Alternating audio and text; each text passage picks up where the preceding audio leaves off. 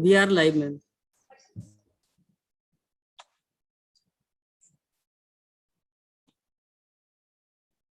Good evening, everyone. Good morning. I hope I'm audible now. Welcome to day 2 of the JGILS Global Insolvency Law Working Paper Series. It's a very exciting time since we were off to a brilliant start yesterday with Mahesh Uttam Chandani's keynote going over data. And we're very privileged to have a second keynote today from Dr. Mukulita Vijayvargiya, who's with us today. Our sponsor partners for this event and collaborators for this event are the Insolvency and Bankruptcy Board of India, Red Intelligence, and Vidhi Center for Legal Policy, particularly their bankruptcy program. Before I welcome our illustrious keynote for today, a few housekeeping rules, please. If you have a specific question for a particular panelist, please write it in the chat box in the Q&A section. All your inquiries will be answered either live or we will respond via email. Please write to us. The purpose of this exercise is essentially to have questioning and to have responses to questioning. And given that we are, just one second, IT, could you please start recording the session? Apologies for the technical hiccup.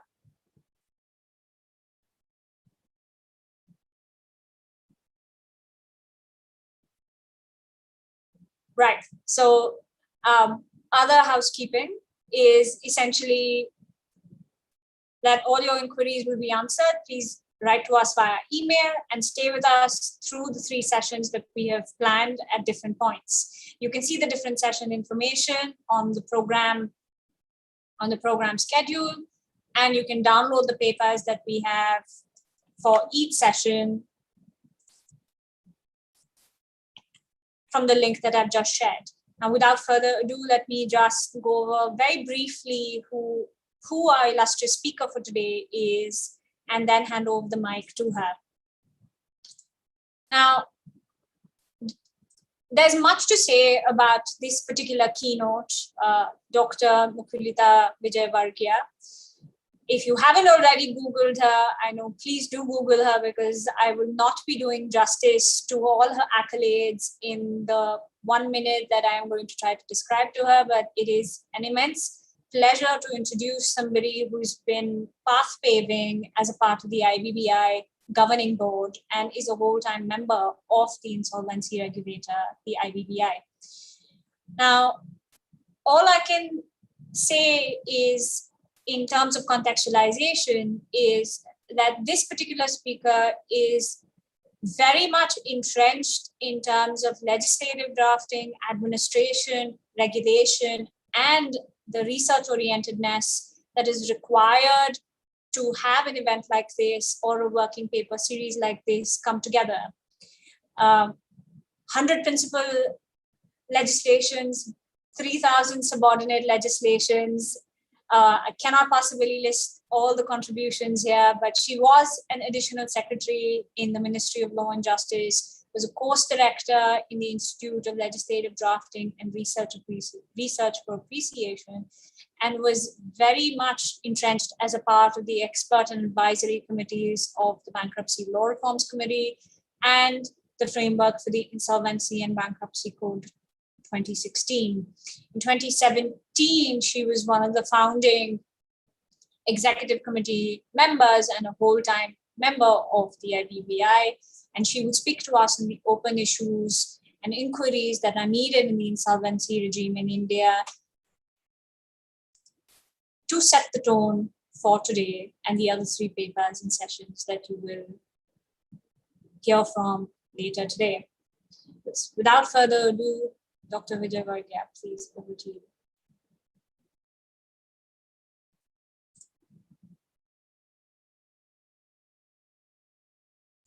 Ma'am, you're on mute, ma'am.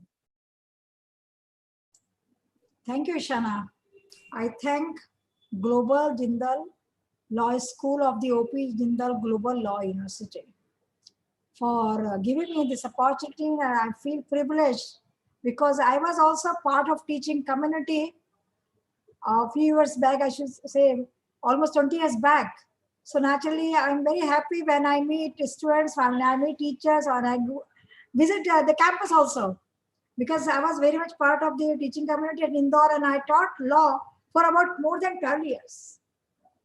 I was a law teacher, I was a practicing advocate also, and researcher at Law Commission and draftsman at the Ministry of Law and Justice.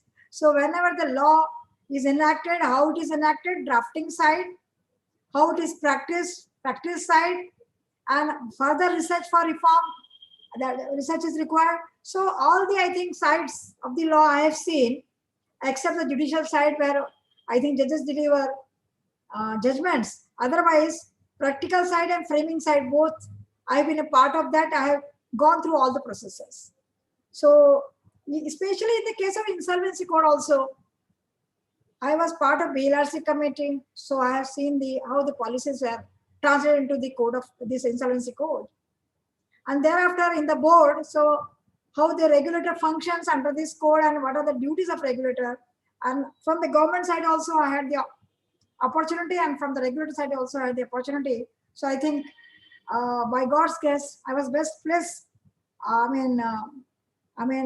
the best place as per my aspirations, but at least for the purpose of this course, no doubt, I've seen the framing and the enactment both. Policy framing and enactment. Now, as far as the insolvency bankruptcy code is concerned, Ishana, how much time I can have for this address? You have 15 minutes, but how many? You have 15 minutes, but okay, you margin for more. No problem. As far as the insolvency is concerned, it is a state of affairs, and it's a global in nature. Everywhere you will find that there are insolvency laws, and insolvency used to prevail across all the countries in the world. It's not that it is a new concept for us.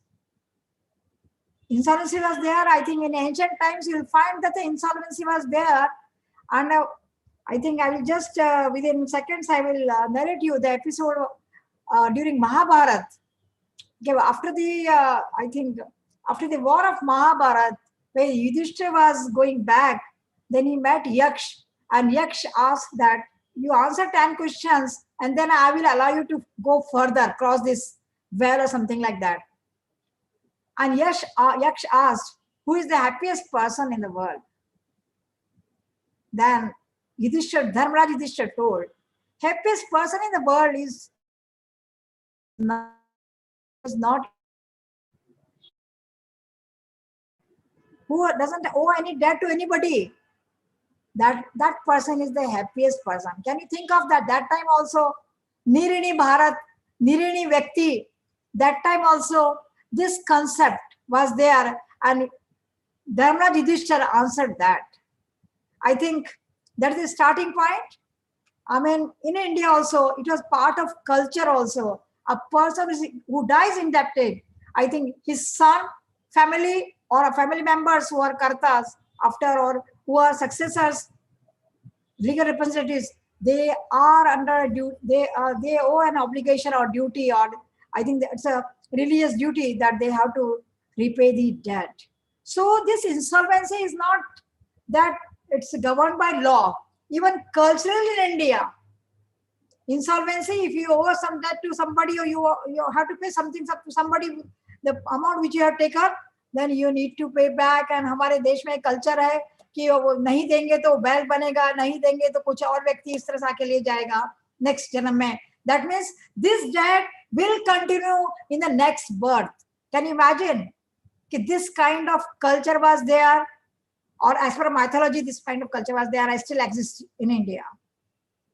And it was a kind of a stigma for, because if the insolvency resolution gets 10 years or 20 years time, or it is resolved within such a long time, then that stigma continues. Nobody will give you advance because, oh, this company is insolvent or this man is insolvent. Oh no, वहां तो नहीं देना हमको, अरे क्या देना उसको पैसा, उधर दिवालिया है. So that stigma continues. So this continuation stigma for a long time required a process, time-bound process. Required a process that this stigma should go away with, so that he can have a fresh start, fresh life. After independence, before independence, we had two laws: Presidency Insolvency Act of 1909 and Provincial Insolvency Act of 1920. Those laws were adopted under the Constitution by presidential order after independence. As far as the corporates are concerned, provisions were there in under the Companies Act for winding up. And one of the grounds for winding up was inability to pay debt. It existed since 1956 Act also. And later on, it was found in 2013 Act. But with the enactment of the Insolvency Code on 28th May 2016, that ground of inability to pay debt was omitted from the Companies Act. And then, because the special law was enacted for this very reason, inability to pay debt under the Insolvency and Bankruptcy Code of 2016. You'll find that this insolvency is global state, and it is found both in individuals and the corporates. Corporates are juristic persons. So I should say it is found in all kinds of persons. Corporate insolvency or the individual insolvency. For your information, you all must be knowing that at present, under the code, we have two parts, part 2 and part 3. Part 2 deals with the corporate insolvency and part 3 deals with the individual insolvency. And we have enforced the corporate insolvency provisions, but we have not enforced the individual insolvency provisions except the provision related to personal guarantors. Because we don't have infrastructure. I think it's the infrastructure level, the district level or state level is required, which is a hard task. And though the provisions are there, but still infrastructure and other things are required to be, I think, to vary by the government, central government, state and both. In such a case, those provisions have not been enforced. And these two acts which relate to individual insolvency, they still continue. And the individual insolvency is still being continued by this. And we have Surface Act, we have Debt Security Tribunal Act. So both these acts are there. Now you'll find that after globalization, after 1990, it's more than 3 decades, that there is an increase in the global active business activities. We have more activities, even I think outside India also, and we have cross-border insolvency cases also. And Jet Airways and Videocon case, I think they're the best example of the cross-border insolvency, but we don't have the provision regarding cross-border insolvency except sections 234 and 235 in the code, which provides for bilateral treaty or agreement. As far as the insolvency is considered, resolution of insolvency, in earlier days or prior to the enactment of the code, the insolvency resolution it used to be through the recovery process only, which was provided under the Debt Security Tribunal, or it was provided under the Surface Act. But after studying the debtor in possession model, BLRC committee came to a conclusion that since independence, we have debtor in possession model, but it has not served the process. Time taken is too long. Recovery rate is very, less, 28%, 4.5 years as a recovery time. So it has not served the purpose. And in business, time is the essence. You see the share market, time is the essence. So in business also, every moment, every day counts. And when you take credit, and especially after the consumer culture which developed or which was further promoted by the liberalized economic policy, this consumer culture led to the development of the credit culture. आप गाड़ी खरीदते हैं, आप कोई भी सामान खरीदते हैं, एसी खरीदते हैं, you have a loan system. Banks promote that, please इसको लोन से आप खरीद लीजिए. There is a system of, finance system जो देश का है, whatever system we are having for the purpose of GDP increase, there is a system that you spend more. And in this connection, you'll find that there is a lot of insolvencies also. People are not able to repay their debt, especially during COVID times. And when we are celebrating the 75th year of independence, I think we should try and make our all endeavors that we are debt free, or at least we are able to resolve the corporate debts, and corporates should come forward to have the corporate insolvency resolution so that we can have fresh start. When there is a lengthy time of recovery or resolution, what happens? Two things. I think adversely we are affected by two things. First is the asset value gets deteriorated. जो machine 5 lakh की है उसकी कीमत सिर्फ 50,000 रह जाती है. Asset value is deteriorated. The value of any asset which is worth 5 lakhs, it reduces up to 50,000 or 10,000. So it's meaningless. Even if you want to recover, you are not able to recover because of the time factor. Secondly, if the company goes into liquidation, then the livelihood of all the employees or workmen, it adversely affects their livelihood of maybe employees, maybe workmen, maybe other persons also. It also affects the operational creditors because they are supplying provisions, they are supplying articles. So their livelihood is also affected, not only the workmen or the employees of that company. So there is a big unemployment problem. So these are the two socio-economic effects. And because of these two socio-economic effects, actually it ultimately adversely affects the growth of economy also. Growth of economy or the GDP also. In this context, BLRC recommended Insolvency Bankruptcy Code.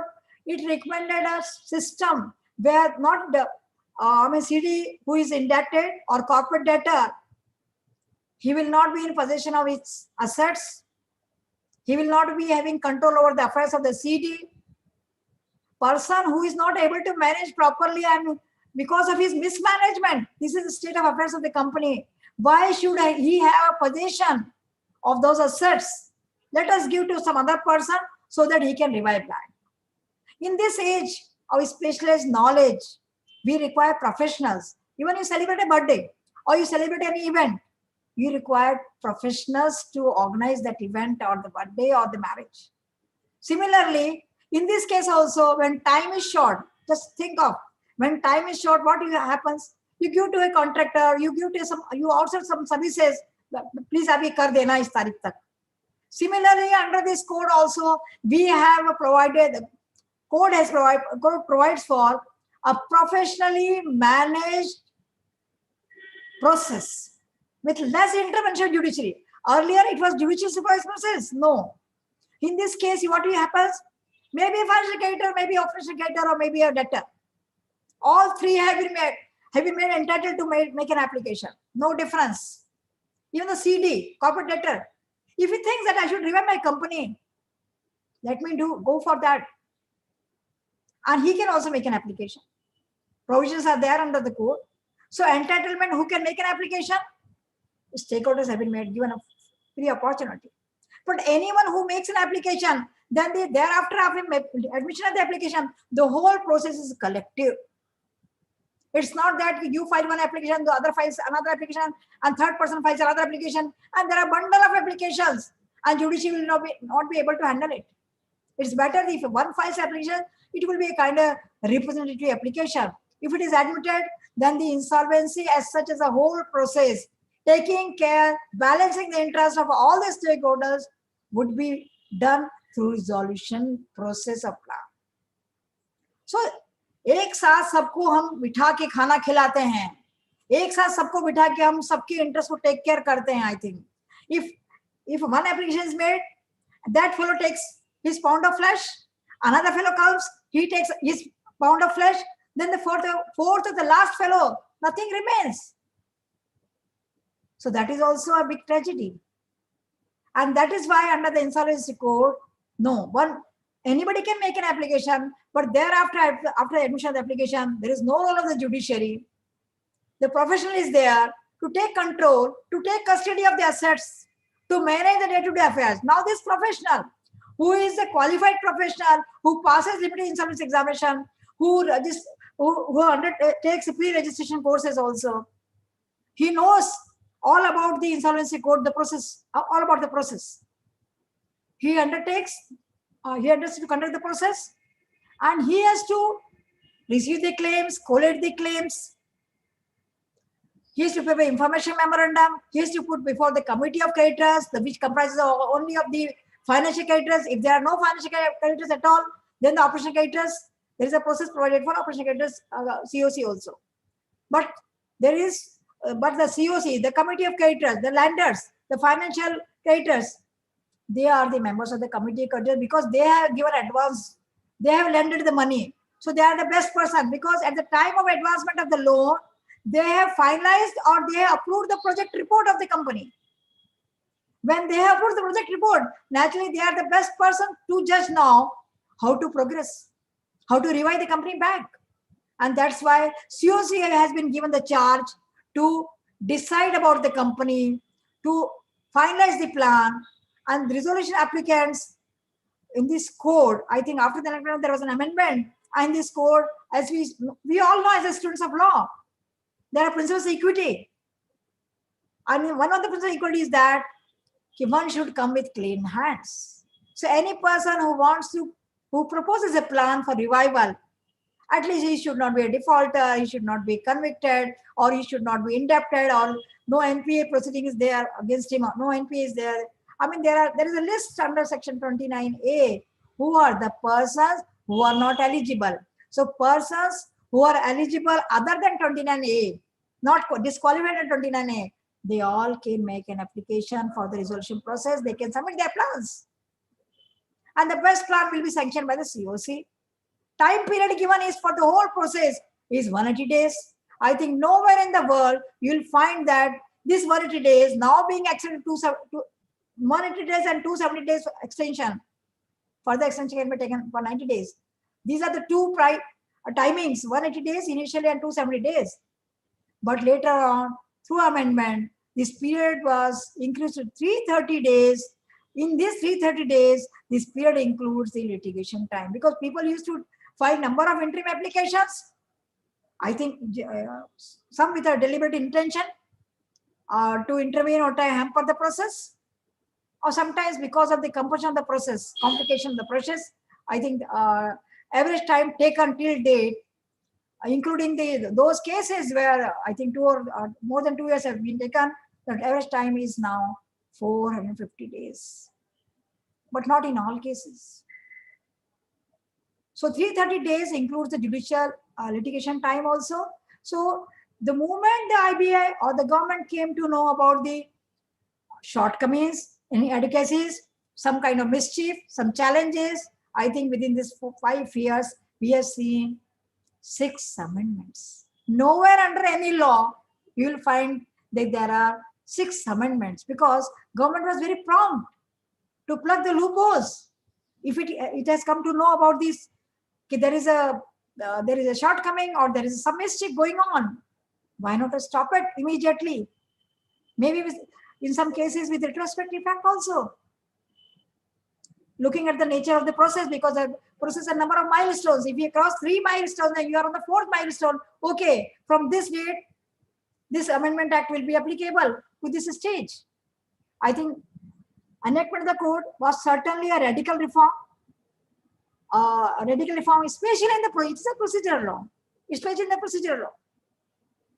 Shift in the paragraph, shift in the paragraph, shift in the process, paragraph shift in the jurisprudence also. Paragraph shift in the, I think it was not adversarial in nature. I will not say that this is inquisitorial also, but it is not adversarial in nature because it is not judicial supervised process. The whole process takes place outside the court, outside the NCLT, which we call it as an adjudicating authority. And thereafter, when COC approves the plan, and imagine the situation, how the judiciary has been proactive to help the validity of this, to oppose the validity of this code, but with the subject to the rider that no judicial forum, High Court or Supreme Court or the NCLT, they can intervene in the commercial wisdom of the plan. If the COC has approved the plan, then nobody can pinpoint that this is right, this is COC, because it's a commercial wisdom COC. For other things, for other violations processes, certainly judiciary can look at it and can pass orders as it thinks fit in the matter. But as far as the commercial wisdom is concerned, it cannot intervene. That means it is a market-driven process. Full flexibility has been given to the stakeholders. You can opt for corporate insolvency resolution process managed by insolvency professional. On failure of that, you can go for liquidation. Even in the liquidation, not the parcel of slump sale or parcel sale, you can go for a going concern sale also. That is also kind of resolution. If it fails because the plan doesn't meet the requirements under section 30, or the plan cannot be implemented, or somebody has violated, or corporate debtor has violated some condition of that plan, or otherwise, then if the plan is not can't be implemented, or there is a failure, or it is not passed within 100 days or 330 days, as the case may be, then certainly the failure of CRP or corporate insolvency process leads to liquidation. There is a liquidation. Your options: parcel sale or slump sale, or I should say going concern sale. So your option, and that same fellow RP is appointed as a liquidator who is conversant with the whole process, in what way to go. Even the security, I think the persons or the creditors, secured creditors, their option to refuse to be part of that. They can sell their own, they can sell their assets to that proportion of the security outside the process also, and inform. I mean, full flexibility has been given, choices have been given. You can go for compromise arrangement of section 230 of the Companies Act. You can go for corporate insolvency resolution process. You can go for fast track process. You can go for voluntary liquidation if there is no situation of inability to pay debt. You can go for liquidation also. So this is the law which provides full flexibility, market-driven process, professionally managed, and it provides for robust ecosystem. Regulator is there for laying down regulations, promoting the professionals. Then you will find that we have adjudicating authority, not the tribunal. Though it is a tribunal, but it is termed as adjudicating authority. It is some certain limited powers. So it's not a tribunal as such. It's an adjudicating authority, and we have appellate authority as a National Company Law Appellate Tribunal, and then we have Supreme Court appeal before the Supreme Court also. High Court has been not being given a jurisdiction except under Article 226, which we have a basic structure. We have as a part of basic structure the Constitution, Article 226. You will find that under this law, there have been more than 400 resolutions within a period of 5 years. I think in the history of India, never under other laws you could find that there have been resolution or there have been recovery within 5 years. So 404 cases, all including 12 big cases, which we in the market call 12 dirty dozen cases, including that also. And secondly, we have more than 1,300 liquidations also. That shows that. One more thing I want to point out to all the law students here, that the purpose of law is twofold. One is implementation for achieving the object or desired goal. Other is compliances. This code and the regulations, together with the technology by information utility, this law provides for a good mechanism for disclosure as well as compliance regime, I should say. We have a disclosure regime daily. I think there is a time limit set. Every professional has to submit online all the details of the process. And there are 7 forms designed whereby he submits, and the IBI gets the know-how about how the process is going on, where there is a default, and there is alert system also and penalty also. Disciplinary action has been taken in 84 cases. You will find that compliance mechanism, purpose of law is to, another thing is that purpose of law is to change the pattern of fashion of the behavior. Now we see that success of law is measured in 2 terms, either change in the behavior, or you will find that in the compliances. You will find that under this law, Whenever it was implemented on the 1st of December 2016, the board was constituted 1st October 2016, and we started this functioning from 1st December 2016, the examination, all those things. You'll find that there have been change in the behavior. People have started withdrawing the applications. They started one-time settlement. This is change in the behavior, because they think that if we go for insolvency, naturally we'll be able to lose it. Okay, fine. We'll improve our behavior. They have come to one-time settlement and they have withdrawn the applications. Number of applications have been withdrawn. That shows the change of behavior. Number of resolutions have been done. This shows the success of the process. So I think this is the first law. Even the IPC, which was under long back, I think during British times, of the law of the contract. But still, we find that those offenses are being committed and that the number is increasing. But as far as this law is concerned, I think behavioral change, robust compliance mechanism, robust disclosure mechanism, and disciplinary mechanism also. That you will find that this law, under this law, IBI could do it, NCLT could also do it, but because of some infrastructure problem, many cases are lying before the NCLT they are waiting in, I think they are in queue for admission. I think in times to come, we will be able to enforce individual insolvency, where also we provide fresh start process for discharge of the liabilities of individuals who are having less income, low means of survival. I think there also we have provision, and there we have individual insolvency also for partnership firm, proprietorship firm, and other individuals also. So I think very soon we will see the day of the light where these processes for individuals gets a good start, and all the citizens, I appeal to all the professionals, all the students, I appeal to the JGILS Global Law School to adopt a village. Can this law school adopt a village? Because you have legal aid clinics, and through this legal aid clinics, the government has not commenced those provisions. But can we start, not these provisions, can we start as a good practice? Because no law is complete without good practices being adopted by professionals. So can the Global Law School adopt a village where we see that we can help illiterate individuals or poor individuals or individuals in the remote areas who can get rid of the liability, or who can resolve their insolvency, individual insolvency after this act comes. After this act, the part 3 of the act comes into force. With these words, I thank all the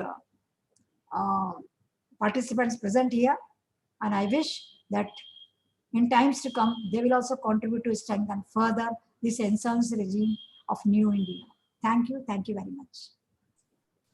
Thank you so much, Dr. Vijay Varghya. That was an excellent overview and a lot of food for thought in terms of how we can clinically engage and take this forward, because the purpose of the research and the conversation that we're trying to table here is also about understanding data, understanding different stakeholders, and very lightly in terms of consumers and personal bankruptcy, as you mentioned, we do have a session planned for it to table that discussion and have that conversation. Taking forward from what you have enlightened us with here, we have Red Intelligence. Says 2 journalists from Red Intelligence, both legal journalists, Gausia Sheikh and Urmika Tripathi, who will be presenting today on the efficiency of the IBC with data and understanding why the IBC is much needed, addressing some of the open issues, and also making a case for insolvency resolution in specific sectors, particularly the spectrum conversation in the telecom industry, which will be presented today by both of them.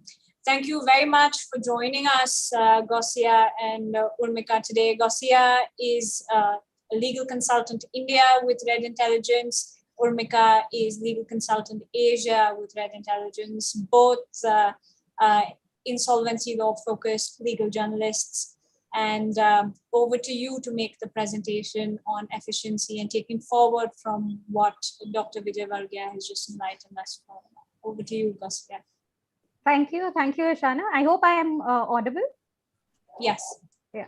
Thank you very much for this opportunity. Thank you for letting us present our research and our work, and also, of course, for giving us the chance to collaborate with you. As a news and research platform, we're always happy to support initiatives like this. And kudos to you. We were there, a part of day one, and I must say it's been going really well. And thanks a lot. And at the outset, I must say it is quite a daunting task to follow somebody as eminent and eloquent as Dr. Vijay Varghya, but we will attempt to take this conversation a little forward. I'll just share my screen, Ishana, if that's all right.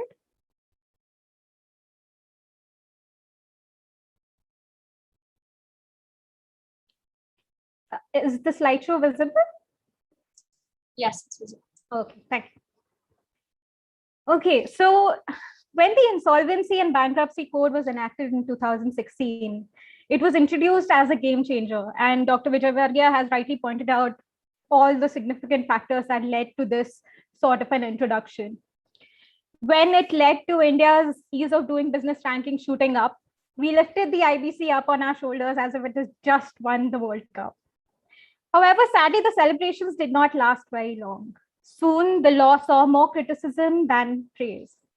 The two primary bones of contention being delays in resolution and low creditor recoveries.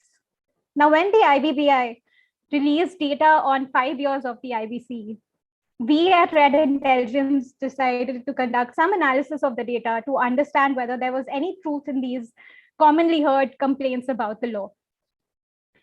So we start with the first in terms of delays. Now, if we look at this chart, it might not seem very encouraging because it shows that around 79% of the ongoing resolution processes have been pending for more than 270 days. As we might know, 270 days used to be the earlier outer deadline for completion of resolution processes. Now, as Pam mentioned, it's 330 days. Now, while this may not be very encouraging, I think what we forget to do is that we do not look at it with the right perspective and the right context and background. So let's just talk about that background a little bit. First of all, when you compare it with the previous regimes, we find that winding up proceedings earlier, and as ma'am also mentioned, took more than 4 to 5 years to be completed. In comparison, IBC proceedings are well under the 2-year mark. So that is in a sense, some form of progress in terms of how the system has changed.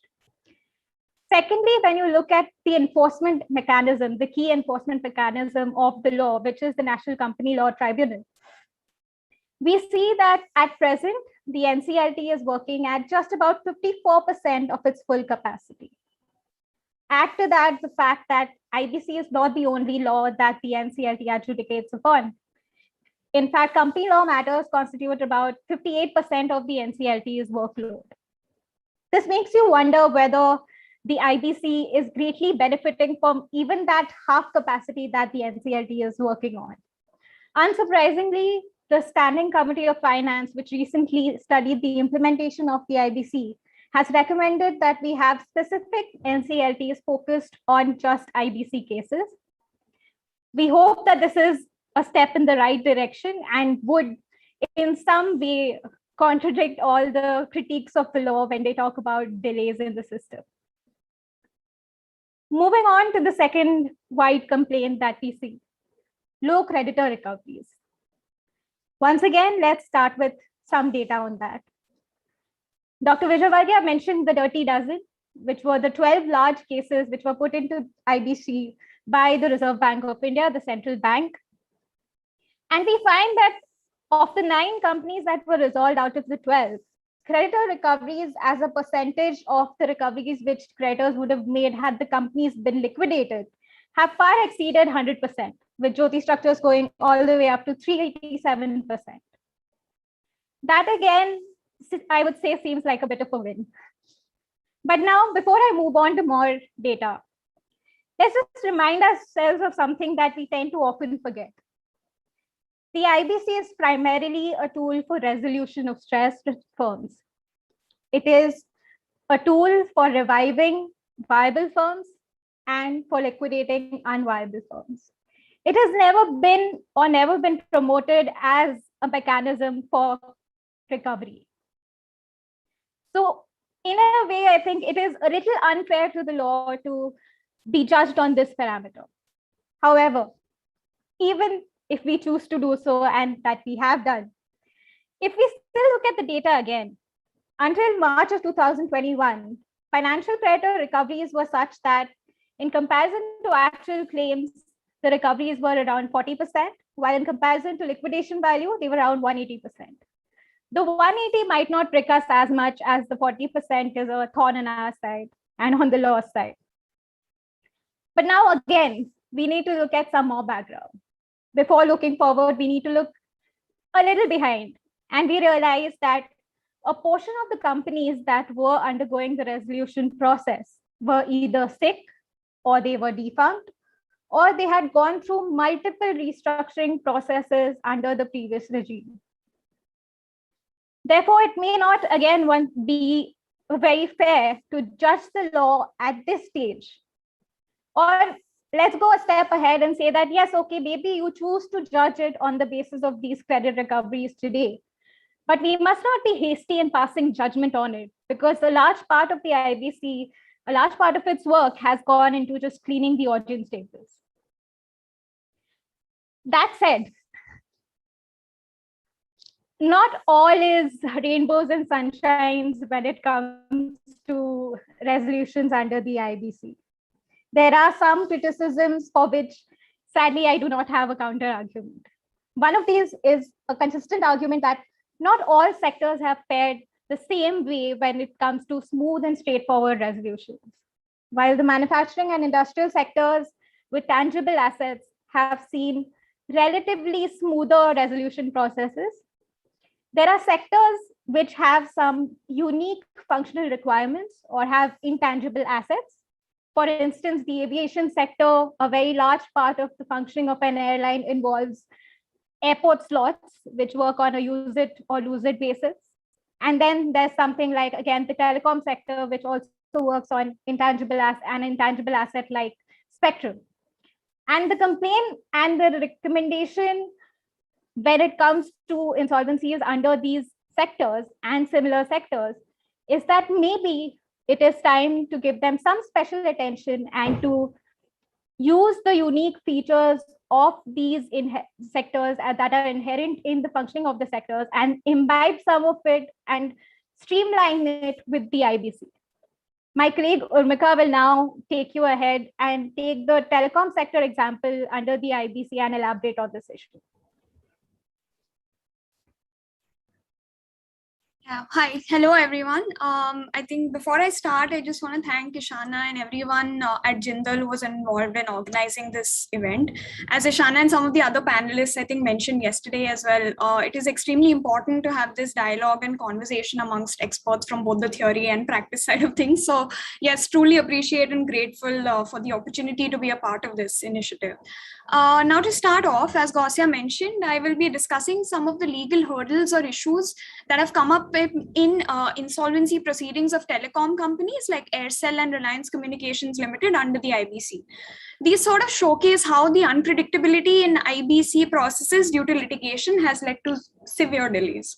Now, discussions on how insolvency proceedings of telcos have fared assumes even more importance right now, given the recent news of Vodafone being one of the 3 major telecom services provider in India also facing a credible insolvency threat. One of the main legal issues plaguing telco insolvency processes is questions around how spectrum usage charges, or what is broadly known as adjusted gross revenue, dues owed to the government for usage of the right to use spectrum, should be treated under the IBC.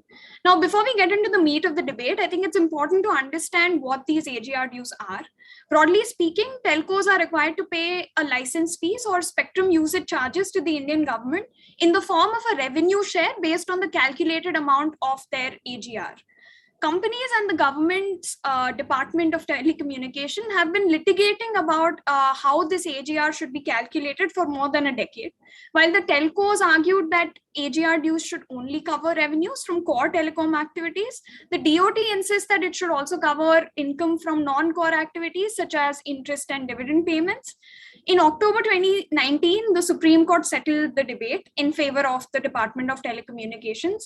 Its verdict meant that telcos had to cough up close to, I believe, INR 920 billion to the government, the calculation of which is still being litigated before the Supreme Court as we speak.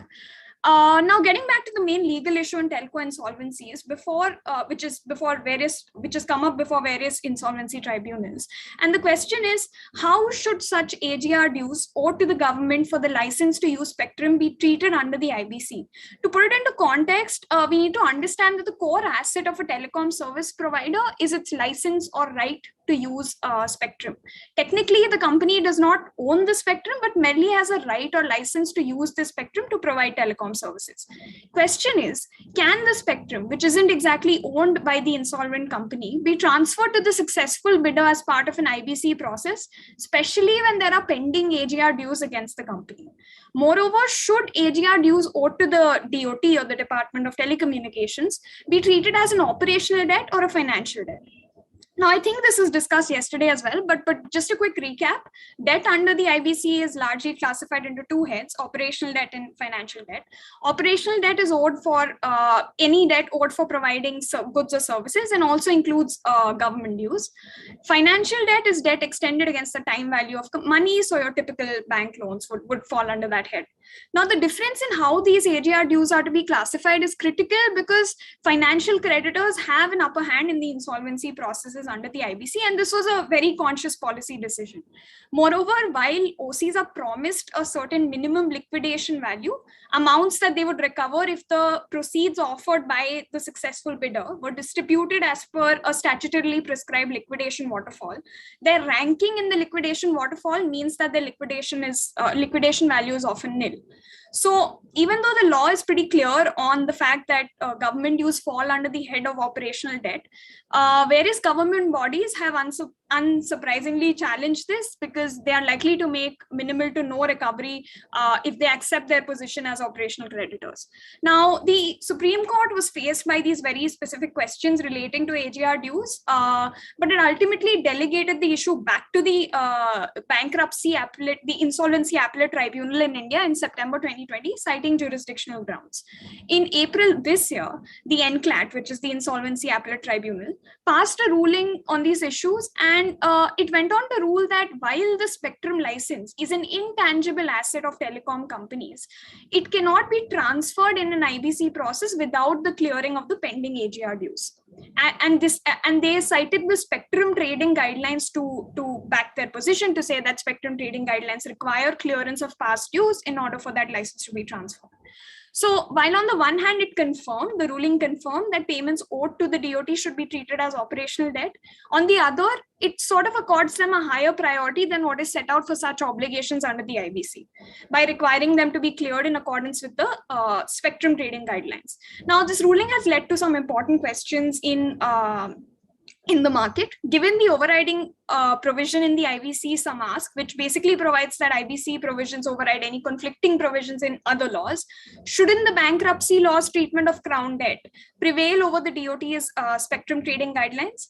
Even if the NCLAT's intention is to accord priority to the government claims relating to, say, concessions for use of natural resources, arguably the IBC currently doesn't treat such outstanding payments differently from any other operational debt. So yeah, this ruling led to a reaction in the market, and these are some of the questions that have come up. I believe this order is currently under appeal before the Supreme Court, and everyone will be waiting for the verdict, not just because of its possible impact on ongoing telco insolvency processes, but also because it could even have an impact on insolvency of other concession-based sectors, such as power or mining, because government bodies there could use the same argument to say that you don't own the asset, you merely have a right to use it, and hence our dues should get priority. So yeah, that's one of the main things that has come up in telco insolvency processes in India. Now, coming to the second issue, which has plagued telco insolvencies, in August last year, the Reserve Bank of India, which is India's central bank, rejected UV Asset Reconstruction Company's bid for Aircel Limited on grounds that SARFAESI, which is the primary legislation which governs asset reconstruction companies in India, only permits ARCs to engage in the business of asset reconstruction or securitization and does not allow them to act as bidders under the IBC. UVARC, on the other hand, argued that IBC expressly contemplates ARCs as a resolution applicant in corporate insolvency resolution processes. Now, this again is pending before, I think UVARC challenged the RBI's position before the Delhi High Court, and I believe the matter is still pending there. In one of the hearings, the Delhi High Court directed the different ministries and the central bank to arrive at a consensus on this apparent conflict between the IBC and the SARFAESI. And RBI, I believe, has also formed a committee to review the working of ARCs in the financial sector, including their role in the resolution of stressed assets. So there's hope that there will be a finality to this issue, at least once this committee comes up with this with its recommendations. Now, while the issue of ARCs bidding in CIRPs will have an impact on other sectors as well, because they're free to bid, they could have bid in other sectors as well. The reason we discuss it here in the telecom case study is because the outcome of this dispute will also be critical to the other major telco which is undergoing insolvency, being Reliance Communications, because UVARC has emerged as a successful bidder in that process as well. So yeah, these are the two main issues that we wanted to discuss in terms of legal issues that have come up in IBC processes of telcos. And that brings me to the end of this. And as I mentioned, I think the market will be keeping a keen eye on these proceedings, especially given the potential ramifications on any future insolvency of not just concession-based sectors, but also telcos, with Vodafone being in the news for that right now. So yeah, that's the end of what we wanted to speak about today.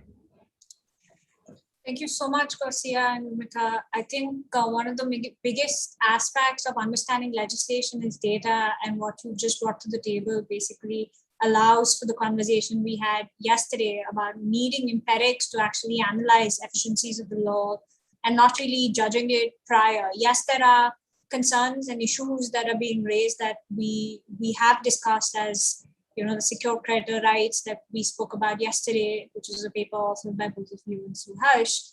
And the next paper that we have lined up today in terms of the interplay of specific laws, such as the Arbitration Act and RERA, which is the next session as well. So that puts a lot of things in perspective and allows us to start the show with the next 3 sessions as well.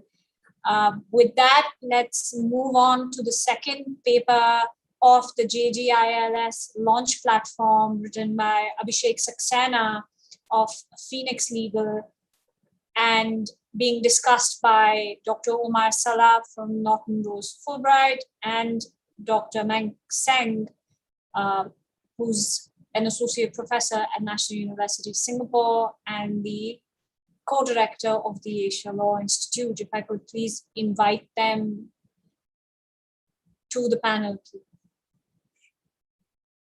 So just to kind of give you a brief introduction of what this paper is about. This paper, titled Arbitration Awards as Debt for Initiating Corporate Insolvency Proceedings in India. Just a minute, I'm just going to check if our panel is ready. We are slightly behind in terms of time. Yeah, I'm here, Shana. All right. If I could request the panel to please turn on their videos. Thank you so much. I know in terms of timelines, spillovers are usual, and I hope and I hope that we're not eating into any other time. But thank you for spending this time with us, nevertheless. So as I was saying, the next paper, which is titled Arbitration Awards as Debt for Initiating Corporate Insolvency Proceedings in India, is written by Abhishek Saxena, who's a partner and a co-founding partner of a leading law firm called Phoenix Legal.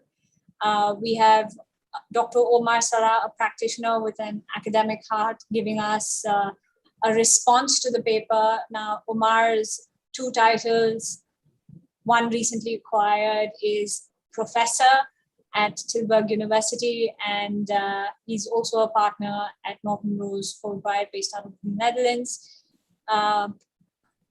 Another discussant on the table who has very graciously agreed to be a part of the JGILS editorial board is Dr. Wimeng Seng, who's a deputy director of the Asia Law Institute and a professor associate professor at National University of Singapore. Now, in terms of the structure, we follow the same pattern. We'll have a presentation by Abhishek, then responded to by Omar, and then Meng Seng. We'll open the floor for discussion after, and I would request that you please write your questions in the chat box so that they can be moderated. So without further ado, I'm just going to share screen and start the PowerPoint. Over to you, Abhishek.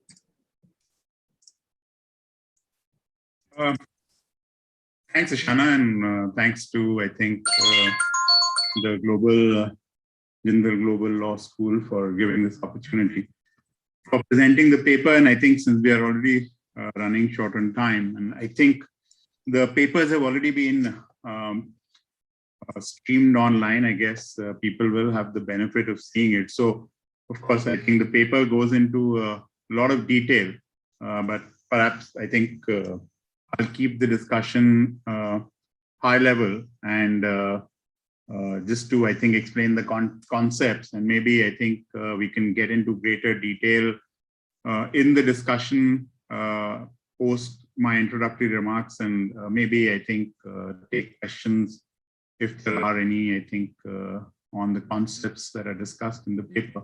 So like you explained, I think the paper deals with the issue of whether arbitration awards can be taken to be proof of debt for initiating a corporate insolvency resolution proceeding in India. And I think, as the audience would be aware, I think India now has a new law dealing with insolvency and bankruptcy, which was brought into effect in 2016. And it both consolidates and amends the law with regard to reorganization and bankruptcy of corporate persons, partnerships, and individuals. What this paper deals with is essentially corporate insolvency resolution process initiated by corporate persons, which are essentially incorporated entity, a company incorporated under the Indian Companies Law, a limited liability partnership, again, which has a corporate personality, and any other body corporate. And the IBC, in brief, for the insolvency and bankruptcy law, provides for corporate insolvency resolution, liquidation, and bankruptcy.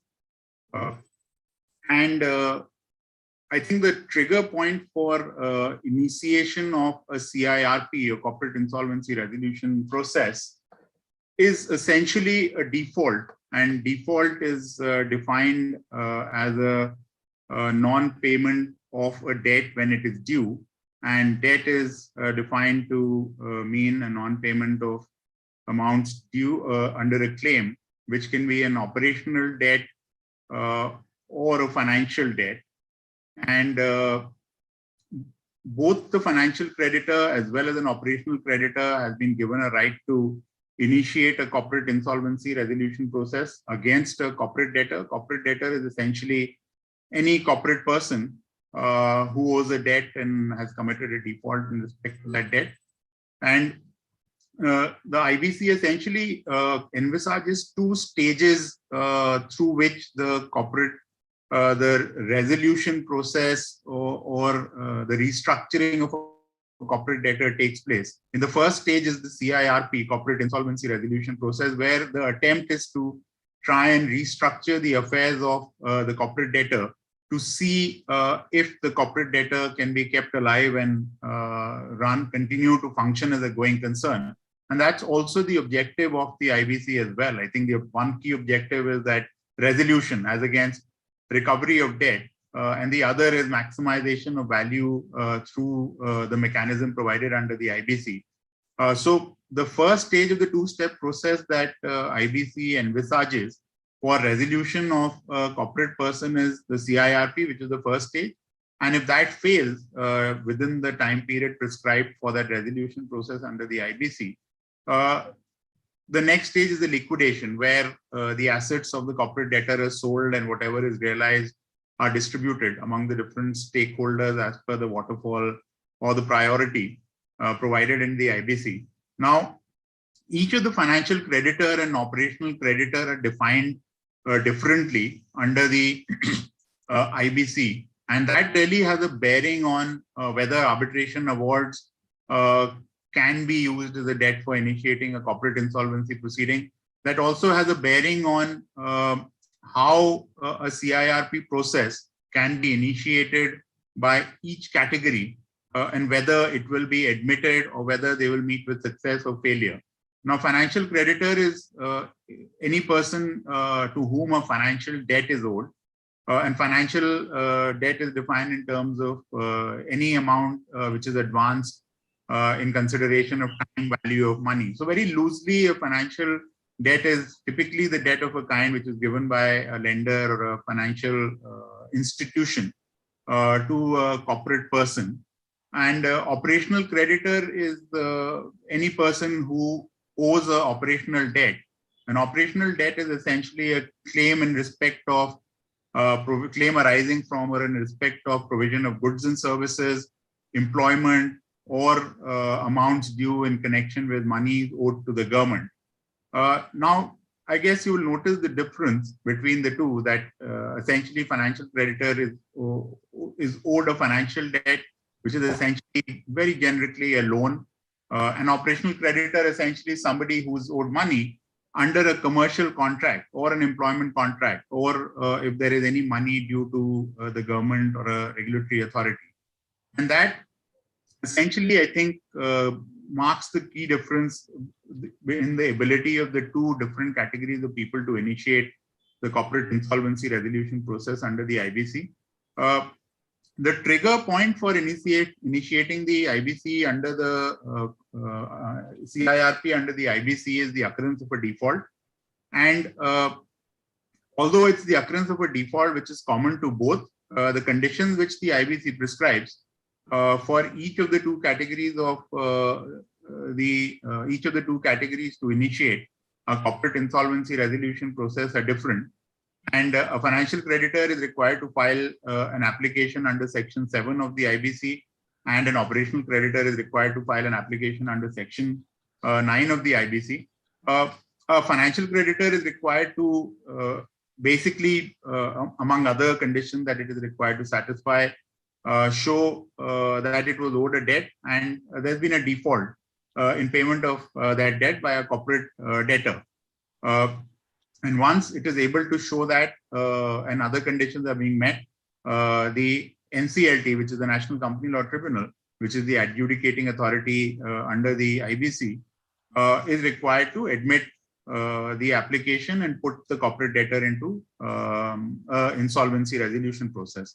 Whereas for an operational creditor, among other conditions, which are also common with the financial creditor for initiating an application, are key two conditions which basically mark the key difference between the rights of the two categories in initiating the corporate insolvency resolution process are that once there is a debt due to it, it is required to send a notice or invoice for the payment due in respect of the debt which it claims is due to it.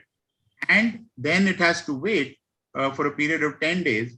And within that 10-day period, the corporate debtor can actually dispute that debt.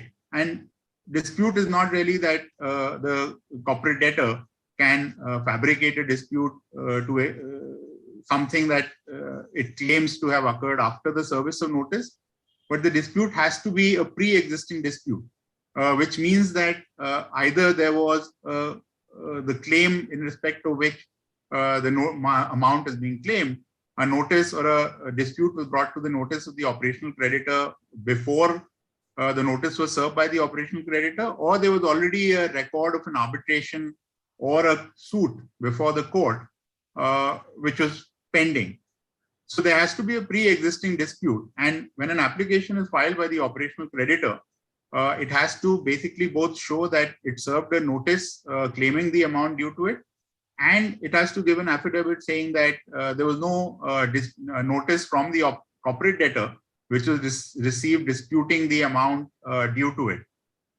And given the difference in how the two categories of creditors can approach the NCLT or file an application for initiating the corporate insolvency resolution process, within that lies the distinction that the law has created in the rights of the two categories. Now, one would think that, look, because the financial debt is difficult to dispute, or either there is a payment or there is a default, and hence it would be like axiomatic for a financial creditor to be able to start an insolvency process against a corporate debtor in case of a default on a financial debt, and hence the application would be admitted and goes through a straight-through process. However, even in case of a financial debt, there could be situations where the corporate debtor might be able to dispute the default, and if the corporate debtor is able to do that, the NCLT is under a duty not to admit the application seeking the CIRP of the corporate debtor, and which, for example, happened in the case of Indus Biotech, which I think started from NCLT Mumbai and ultimately ended up in the Supreme Court, and it's a judgment which was passed this year. Here, I think Indus Biotech was a company which had raised debt from, which had raised equity instruments from Kotak, one of the PE funds managed by Kotak. There was a default in payment of the amounts due under the equity instruments on the due date. Kotak filed an application before the NCLT starting the insolvency process against Indus Biotech. And Indus Biotech simultaneously moved an application before NCLT for initiation of the arbitration proceeding, claiming that there was a dispute. And financial creditor, which was Kotak PE Fund, was trying to argue before NCLT that, look, for financial creditor, you don't need to be concerned with the dispute. As long as it can be shown that there is a financial debt and there is a default, the NCLT must automatically admit the application filed by the financial creditor. However, NCLT disagreed with the arguments of the operational financial creditor Kotak. It said that NCLT is actually duty bound under the IBC to ascertain that there is actually an occurrence of a default. And if there is disputes around the fact which can very clearly show that the amounts which were being claimed were not due at the point in time when they were being claimed, the application cannot be admitted. And in this case, there was a dispute around the valuation of the compulsorily convertible preference shares that were issued. There was dispute around the formula, and NCLT refused to admit the application which was filed by Kotak and disagreed with the interpretation that it was trying to take. Kotak took the appeal, filed an appeal in the Supreme Court, and Supreme Court also agreed with the view of NCLT and said, look, NCLT in the first instance has to determine that there is a default. And even though in a financial creditor situation, the chances that a default can be disputed are unlikely to arise, but NCLT still has to determine that the debt is due and there is actually a default. However, of course, while in the case of a financial creditor, the chances of a dispute being raised about a default are few and will seldom occur, given that what an operational creditor is and the fact that it derives the status from an operational debt, which is essentially a claim in respect of provision of goods and services, employment, etc., meaning that it is arising from a commercial contract largely. Hence, and the fact that the IBC requires a condition for making that application to be notice asking for payment of debt and giving the right to a corporate debtor, disputing the amounts being claimed by the operational creditor.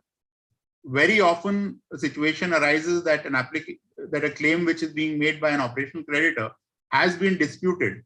And as all of you would be aware that in most of the commercial contracts, the first stage of dispute resolution is provided to be an arbitration, and the contract would have an arbitration clause. And hence, essentially, this paper is concerned with the fact that if there is a dispute between the parties, one of which will be a creditor, operational creditor, would qualify to be an operational creditor, and obtains an award in its favor, can it initiate an insolvency process under the IBC on the basis of a favorable arbitration award in its favor?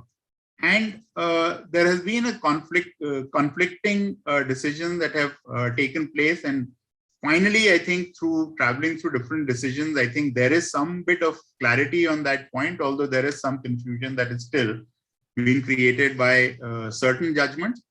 And maybe before jumping into these different decisions, I think it might be useful just to briefly talk about, I think, the scheme of the Arbitration and Conciliation Act 1996, which essentially contains the law relating to arbitration and conciliation in India. And broadly, without delving too much on it, there are two. It talks about two different kinds of arbitration: domestic arbitration, of course, three: domestic arbitration, international commercial arbitration, and arbitration will lead to foreign award. We are perhaps concerned with the domestic award and foreign award. Domestic award is an award which is given under Part 1 of the Arbitration and Conciliation Act, and foreign award is an award given under Part 2 of the Arbitration Act. The key difference being that domestic award essentially is between two Indian parties, seat of arbitration is India. Foreign award generally between foreign parties residing in countries which are parties to the Geneva Convention. And award is given in a territory which the Indian government has recognized as reciprocating territory. And for a domestic award, once an award has been given in favor of a party, the losing party can file an appeal challenging the award under Section 34 of the Indian Arbitration and Conciliation Act. It has 90 days to do so. If it loses that appeal, it has a recourse under Section 37 of the Indian Arbitration and Conciliation Act. And simultaneously, the winning party has the right to file an execution application under Section 36 of the Indian Arbitration and Conciliation Act.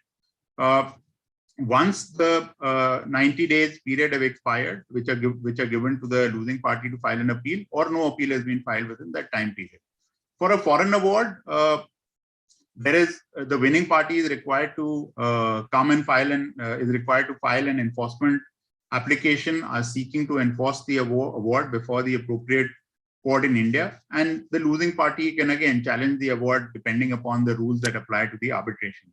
Now, I think, and then these are relevant in terms of this next section of the paper, which I'm going to talk about. So now, like I was discussing, for a financial creditor, if there is an arbitration award in favor of a financial creditor, given that it usually involves the payment of money, and if the subject matter of really the dispute is around payment of money and it's been pronounced in favor of the financial creditor, there can't be really a challenge around it. And if an award has been obtained by a financial creditor, it certainly can form the basis for initiating a insolvency process under the Insolvency and Bankruptcy Code. The interesting bit, and this, which is the subject matter of this, I think, paper, is the arbitration award and their status in relation to operational creditor.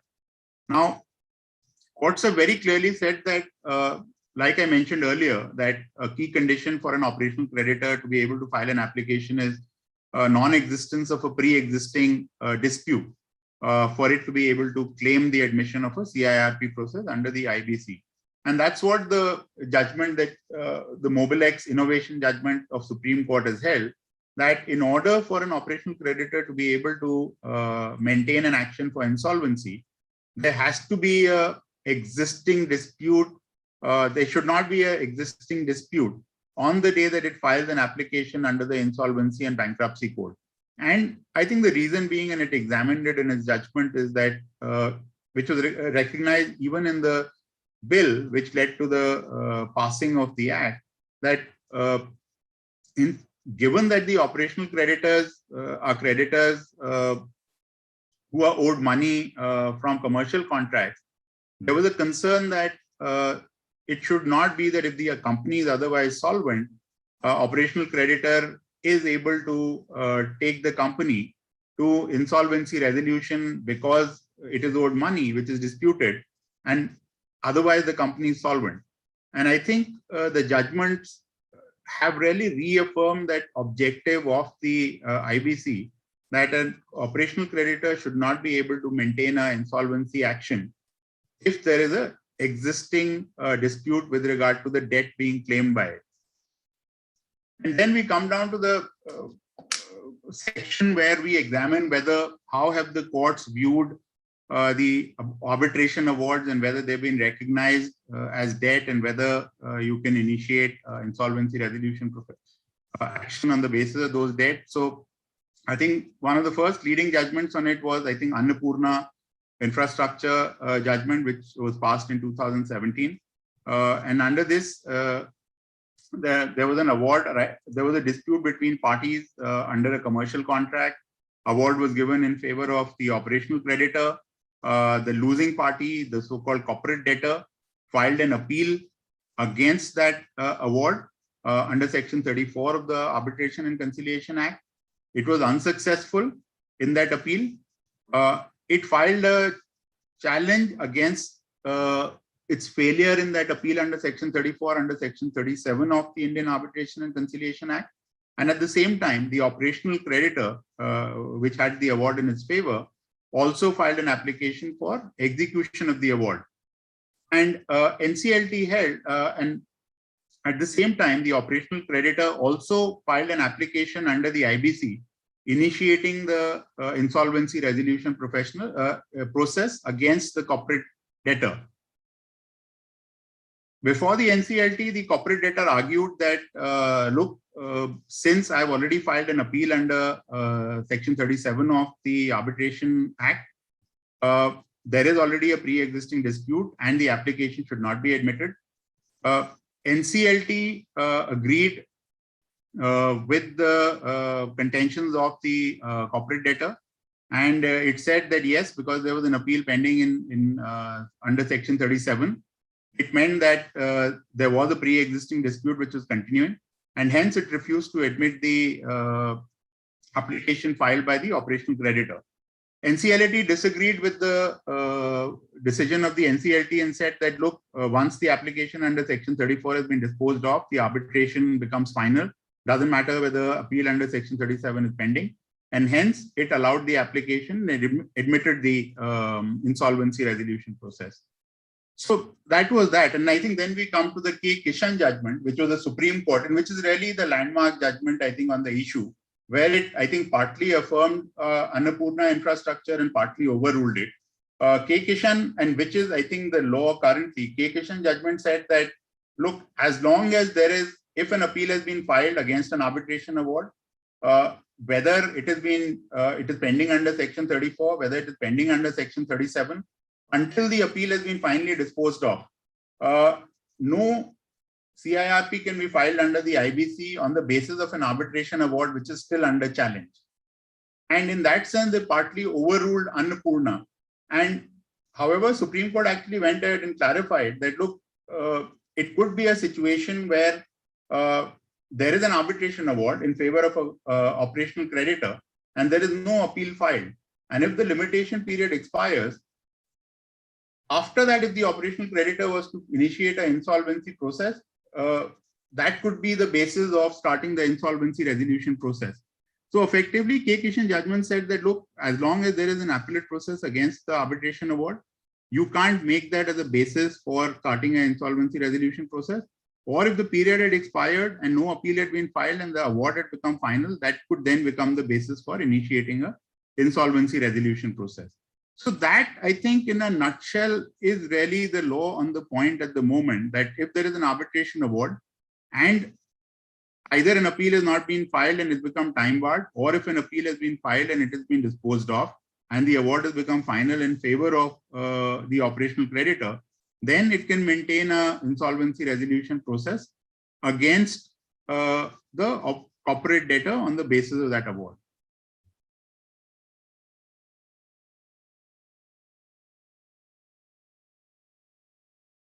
Thank you, Abhishek. Very insightful. May I please invite Omar to give his comments and discuss the paper. 10 minutes for you, Omar.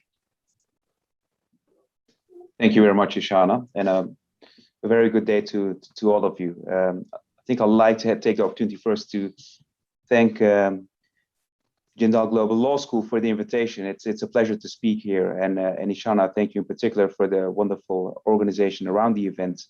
As you mentioned, in my position as a professor of global finance and restructuring law, it's great to be working together with JGILS Global Law School. At the same time, I also would like to thank Mr. Saxena, Abhishek, if I may, for a wonderful presentation and an exciting paper. I've read it with a lot of interest, so thank you very much for that. And in my capacity as a practitioner at Norton Rose Fulbright, where we're actually quite often involved in global restructurings, your paper gave me a lot of interesting thoughts that I would like to share with you today. I'll keep it brief, bearing in mind that Ishana has appointed me 10 minutes, but hopefully that will give us sufficient time to exchange some thoughts on the points that I've identified. Briefly put, there are actually three observations that I would like to make on the paper. Overall, I'm very impressed by the work, by the analysis. The three observations that I have really come from my perspective, which is much more an international perspective, looking at India. I'm obviously not qualified to get into the details of the analysis, but I do think that if I look at it, there are some food for thought from where I stand, being based in Amsterdam. I'll put those observations also in the form of questions, because I do hope that we can have a fruitful discussion on these topics once we move forward.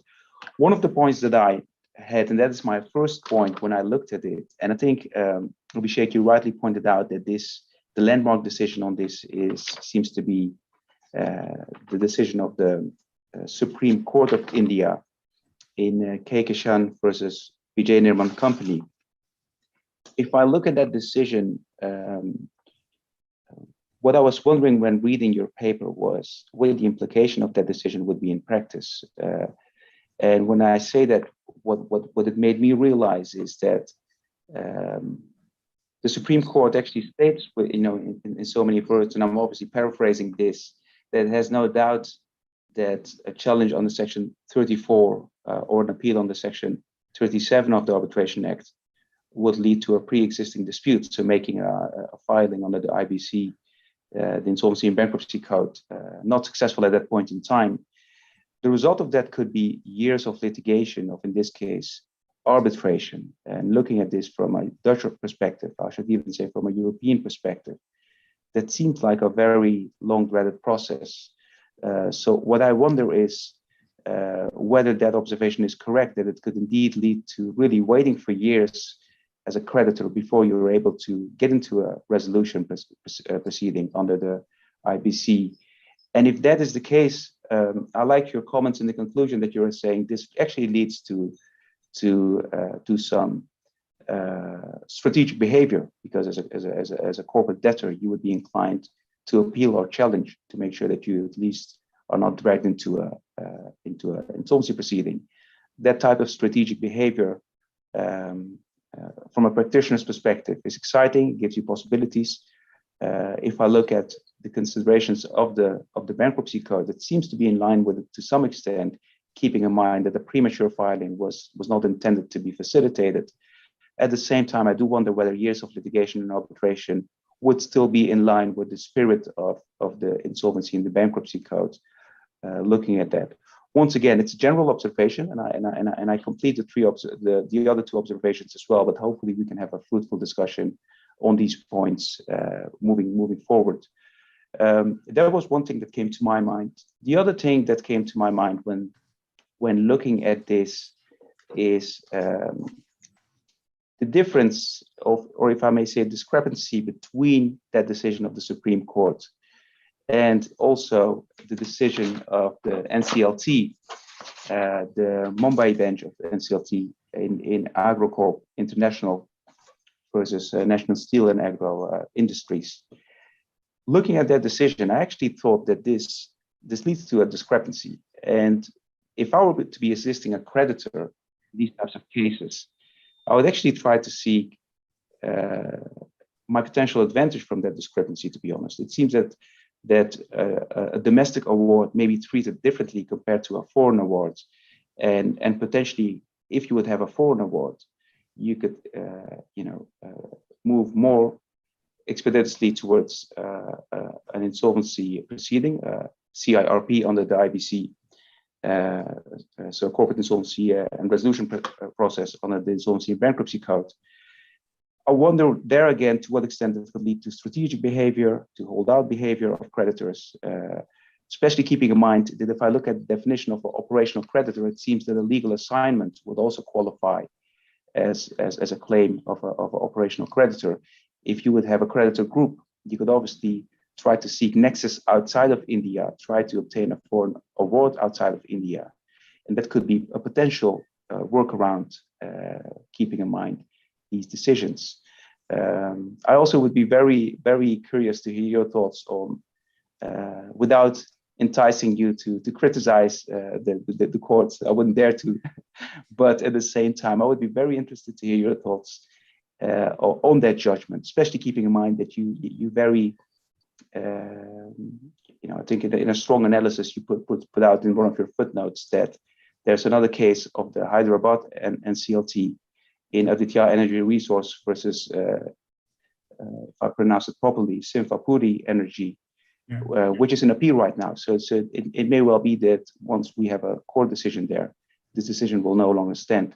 So there, once again, I'm seeing a lot of strategic behavior, which from a practitioner's perspective is interesting, is exciting, but from an academic perspective and also from a policy perspective, I wonder whether that has been the intent of the legislator. So that was my second observation there. And then to complete the points that I have, a third observation that I had looking at this really goes to the cross-border element to basically the Insolvency and Bankruptcy Code, but generally the global restructuring practice. If I look at India, it's obviously a wonderful and a very exciting jurisdiction with large corporates, very large conglomerates, I should say. And many of these international conglomerates have holding companies in the Netherlands, where I'm based, in Singapore, where I was based for 3 years, and where obviously the other distinguished speaker is based. And if I look at this, once again, looking at it from a perspective of a creditor, whether that's an operational creditor or a financial creditor, because I've also taken note of your references to the rulings that financial creditors may also, get into some challenges when seeking to establish that there's a default within the meaning of the Insolvency and Bankruptcy Code. So if you would consider that there's an Indian large group with cross-border activities, holding companies, let's assume based in the Netherlands, assisting a creditor there again, advising a creditor there again, I would really be inclined to say, why not go for an insolvency proceeding in the Netherlands, potentially even a bankruptcy proceeding in the Netherlands, but leaving bankruptcy aside for a bit. I mean, as I hope most of you know, being part of the Global Law School, in the Netherlands, we have this Dutch scheme, the Wet Homologatie Onderhands Akkoord, WOA, which is a bit of a strange pronunciation, but it's basically a resolution mechanism, a restructuring proceeding based on the US Chapter 11 and the UK Scheme of Arrangement, which really provides for international restructurings as well. One thing that you could consider is to really try to open insolvency proceedings in the Netherlands for the holding company of an Indian group, try to create that, use that as a nexus to create, nexus and jurisdiction in the Netherlands, and then restructure the group in another jurisdiction like the Netherlands. Although this may sound a bit far-fetched, we actually have seen in practice that these types of issues may arise. If you look at the Jet Airways case, it even went further with, the insolvency proceeding being opened in India, but at the same time, the North Holland District Court in the Netherlands being willing to open a bankruptcy proceeding for Jet Airways in the Netherlands. So we've actually seen this in practice already, and that was a bankruptcy proceeding, which is actually, much more, I should say, heavy from the perspective of the corporate, right? Because that would lead into a liquidation. And I'm talking about pre-insolvency proceedings for this Dutch scheme, which actually seem to be more realistic. So we may see that type of behavior going forward, keeping in mind that other jurisdictions may have restructuring tools that could be a bit more creditor friendly in this respect, or at least give creditors more options to initiate restructuring proceedings going forward. We can have very interesting discussions on the recognition of that for an insolvency proceeding in India. And maybe that's a topic to leave aside for the moment, because in Jet Airways, we've also seen how cross-border insolvency protocols facilitate, the potential hurdles that we would encounter as part of recognition. So leaving recognition aside for a bit, and keeping this observation in the back of my mind to come to my main point, and that is, do you think that the existing case law right now on this specific topic, the treatment of arbitration awards in India, would put India at a potential disadvantage for cross-border restructurings, because creditors may actually seek to restructure, or at least try to open restructuring proceedings in other jurisdictions, because they may find that doing that through India can be a very difficult process, and maybe difficult is not the right word. Maybe I should say it may take more time to reach the point where the insolvency proceedings will be opened in India. If that were to be the case, that obviously creates a lot of possibilities for other jurisdictions like Singapore in the Netherlands and many other jurisdictions, but it may potentially put India into a disadvantage compared to these other jurisdictions. So that was another observation that I had when looking at this. Fully appreciate that, it's a long time speaking, so you may, when we enter into discussions, I'm more than happy, Abhishek, to repeat these three questions. But generally speaking, when I looked at the paper, these were 3 points which hopefully give us some food for discussion for this webinar, and maybe some further thoughts for incorporation in your paper. But overall, I conclude with saying thank you very much, a well-written piece, and an excellent presentation here as well. Thank you so much, Omar. I'd like to invite Meng Seng to now offer his thoughts on the paper, and then, of course, move on to allowing Abhishek to respond to both Omar and Meng Seng. Yeah, hi. Hi, good day to everyone. Thanks, Ishana and JGILS for inviting me. It is my honor and privilege to be here today. Yeah, I think I agree with what Omar has said, right? I mean, Abhishek has presented an excellent paper, right? And which, of course, I mean, this topic is, of course, extremely important, because the issue of whether, because this is the issue with regards to the initiation of the proceeding, right? So, so if you can't get, I mean, if you don't get this right, then the proceeding cannot start. Now, I think having read the paper, I have a few points which I am interested in, and I hope perhaps Abhishek will have time to address them later. Okay, the first thing is, first is just an observation. I find the distinction drawn in the IBC between financial creditor and operational creditor to be extremely interesting. I mean, this is not done in Singapore and the UK, and I suspect maybe in many countries. Now, I think I do know what Abhishek said earlier, that of course, there are differences between FC and OC, right? In the nature and in the industries are very different. But I would rather think that, this is perhaps more a question, at least in theory, right? This is more a question of degree rather than that you are comparing apples and oranges, right? It is more a question of degree rather than they are totally different types. But I suppose India being a very large and diverse country, right? I mean, whereas Singapore is we are just a city state. So I may not appreciate fully the reasons why you set out these two distinct categories. Although Abhishek also explained just now earlier, right, that even with regards to FC, right, the court will still have to look into, the NCLT will still have to look into whether there is a dispute or not. Okay, so that's my first observation. Now, the second thing is, with regards to the FC, apparently your bill has a clause explaining that you want to draw a difference. The notes on clauses, right, and next to the bill mentioned that operational creditors, their debt claims are usually smaller. Therefore, and also you want to prevent them from putting the corporate debtor into the insolvency resolution process prematurely or to initiate the process for extraneous considerations. Now, I find this very interesting, right? I mean, why should the debt being small prejudice an operational creditor, right? I would have thought that if a company can't pay a $10 debt, right, that is worse than a company which can't pay $1 million, for example, $1 million, right? I mean, if you can't even pay let's say not $10, if you can't even pay $100, that shows that you must be really insolvent, isn't it? I will turn it around to argue that, I don't quite see the reason here, right? And secondly, as for extraneous considerations, well, I mean, it is possible that, of course, the operational creditor may be in competition with the debtor, right, and want to therefore apply for this insolvency proceeding, right? That could be one of these motivations.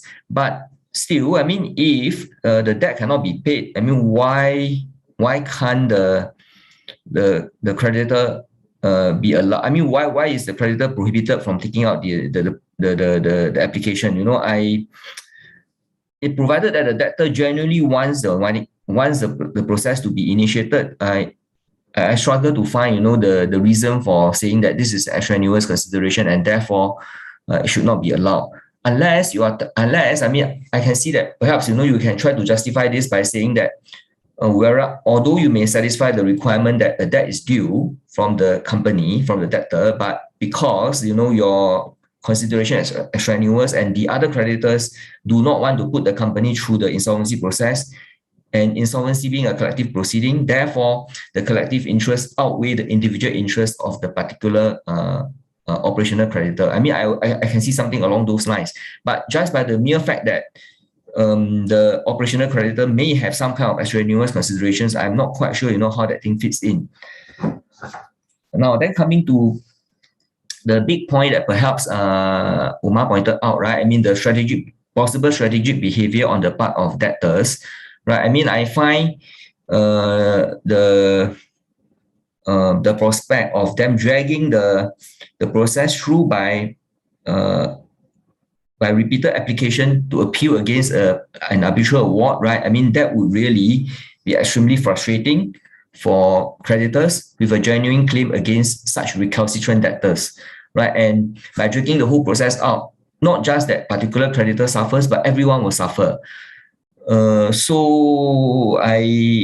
at the same time, I can see why the courts, they want to be very careful there, right? Because here we come into this difficult area of the conflicting interests of debtors and creditors, right? Their interests conflict very badly.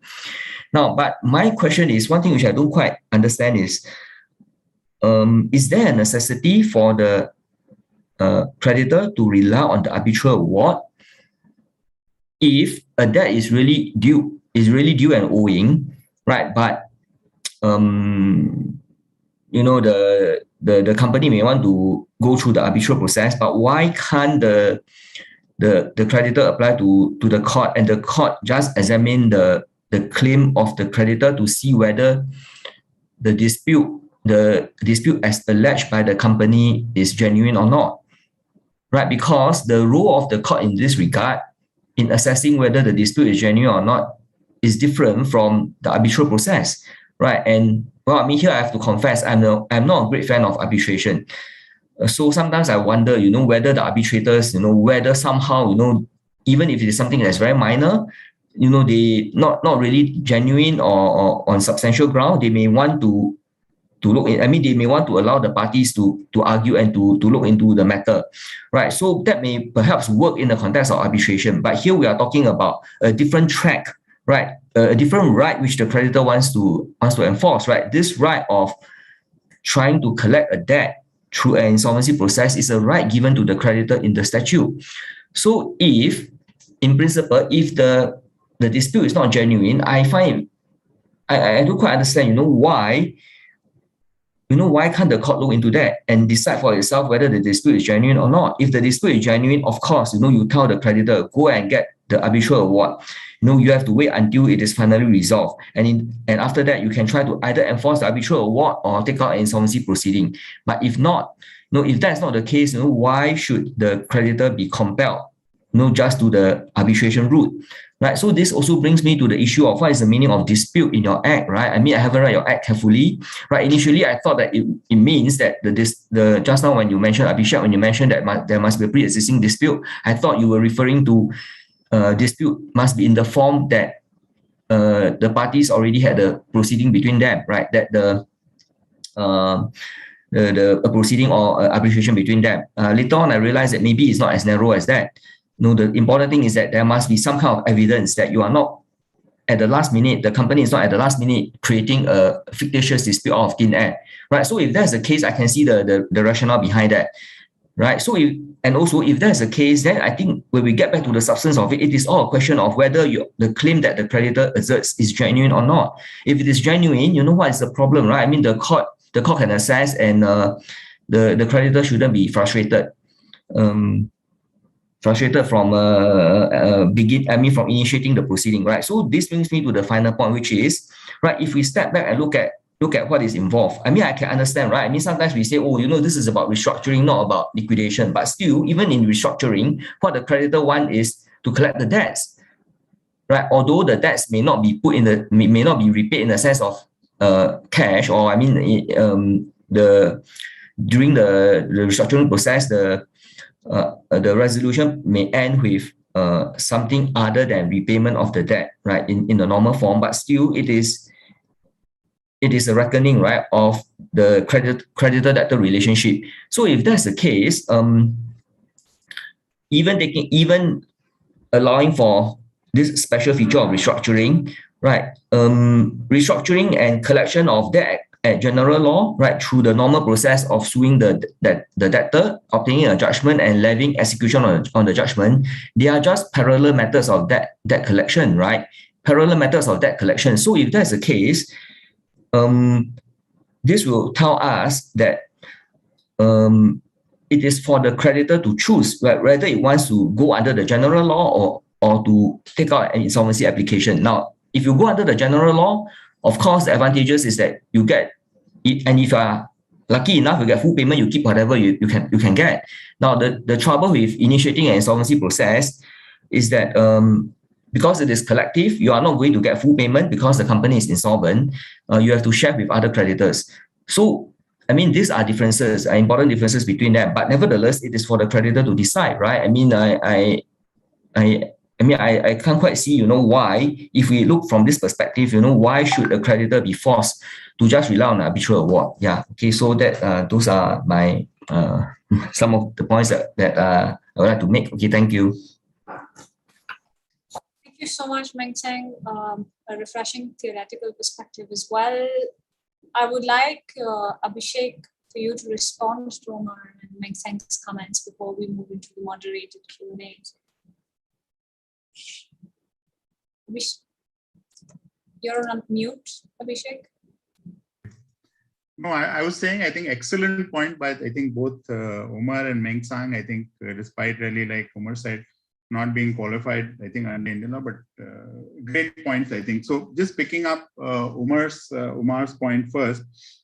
So you're right, Omar, I think delay is a very real issue, I think here, given the fact that if you have to go through the hoops of, I think, finally getting the arbitral award enforced in your favor, certainly, and in India, again, given that it's such a vast country, it also depends upon which part of the country you could be faced with, I think, facing a challenge to an arbitration award or be executing the arbitration award. So yes, I think absolutely right. But I think it comes with, I think it's inherently linked to the scheme of the arbitration, the Insolvency and Bankruptcy Code, which essentially draws that distinction between the financial creditor and operational creditor, because operational creditor being defined as somebody who is owed an operational debt, which is a claim arising from goods and services. And essentially, I think I would guess under all jurisdiction and even under your jurisdiction, I'm sure there would be some stage under your law, like under Indian law, which would establish when does the arbitral award becomes final and binding. And that's what I think the observation that you were reading out, the K. Kishan observation, I think the court said that, look, the pre-existing dispute, the arbitration award is just the first stage of the continuation of the pre-existing dispute. And if under the law, the party has a right to file an appeal and to file a further appeal, which can go in its favor until that appeal is finally disposed of. And the law provides for a limitation period of 90 days, that for a domestic award, likewise for a foreign award, there is a limitation period prescribed within the time period a losing party can challenge that arbitration award. So if a party doesn't make use of that period provided to it to appeal, or if an appeal is filed, I think the court's view is that given the inherent philosophy under the IBC that if there is a pre-existing dispute, the operational creditor should not be allowed to initiate a bankruptcy, insolvency and bankruptcy proceeding. To take it to its logical conclusion, it would mean that that pre-existing dispute should be finally resolved in favor of one party or the other. And in this case, it should be finally resolved in favor of the operational creditor in order for it to be able to claim that it can file a bankruptcy process on the basis of it. Because I'm saying, even if you were to remove, let's say, keep IBC out of the picture for a moment, even before a party in whose favor the award has been given, to be able to enforce and recover the amount due under it and attach assets, so to expect at least the counterparty to pay, it has to acquire finality in its favor. So I think the fact that even under arbitration law, the winning party cannot claim to get the right to get paid until the arbitration award has acquired finality, I think it's an extension of that principle to the IBC to say that, look, because we say that there should not be a pre-existing dispute and because it has not acquired finality, you really are not a creditor finally. And hence, therefore, you can't really take out an application for the under the IBC. So that really, but you're right. I think, and the other aspect is that if you were to look at the empirical data, the financial creditor, the claims filed by them are in an order of magnitude to the claims filed by an operational creditor. And unfortunately, I think generally here as well as globally, financial creditors seem to be given a much better, higher order of priority or a higher priority than an operational creditor, being just a provider of goods and services against being a provider of capital to the business. And hence, I think that also perhaps is, I think, a reason where a financial creditor is given a different treatment, and also given the nature of financial debt, where if you've taken a loan, other than in exceptional cases, the case that I talked about where there was a dispute about valuation of the convertible instruments, and because of which insolvency process was not allowed to be initiated, seldom there is going to be a dispute around a financial debt. Either there will be set dates for its payment, and either you paid or you've not paid. It's very difficult to dispute that a debt which was due on a particular date was not paid by the defaulting party. So yeah, you're right. But I think, like I said, I think the principle seems to be that if arbitral award holder won't get a right to recover until it is finally regarded as the beneficiary of that award, that they've extended the same principle even under the IBC as well. And yes, it does, like I've said in the listing, that yes, it does allow for a strategic decision in the sense that if you do believe, or even frivolously, in both situations, if you do believe that the arbitrators had erred, although there is very limited scope to challenge an arbitration award if it is a reasoned award, but if you do think at least you will buy some time and maybe use that time period as a process to get the counterparty on the table and try and negotiate a settlement. Agrocop decisions, again, you're right. And I think, as you rightly picked up, Aditya case of the NCLT Hyderabad took a different line. I think respectfully, I think, like I mentioned in the paper, that aspect about the difference between a foreign decree and the foreign award perhaps was not argued. And maybe enough emphasis was not, or the K. Kishan case was not highlighted in its entirety, or I think it might not have been argued well, because I think, I don't know about other court, but in India, it's basically given the nature of how the litigation is done, it all depends upon how a case is prosecuted or how a case is argued. And if a particular point is missed, and unfortunately, because of the workload, if that point is missed by the judge as well, you might end up having an argument which might get corrected by a subsequent judgment. If it is somebody will point this out and they'll say, oh, look, it was per incurium, and hence they might want to take order differently from what a prior judgment would have done. Because where I think they missed the point is that it was argued that, look, because it was a foreign award, hence, and it was given in London, which India recognizes as a reciprocating territory. So they mixed up the Arbitration Act and the Code of Civil Procedure. Because under the Code of Civil Procedure, if the decision is given by a superior court in a reciprocating territory, that can be enforced as a judgment of an Indian court. But whereas if it is an arbitration award, the Arbitration Act very clearly says that it has to be enforced. It has to go through that enforcement process.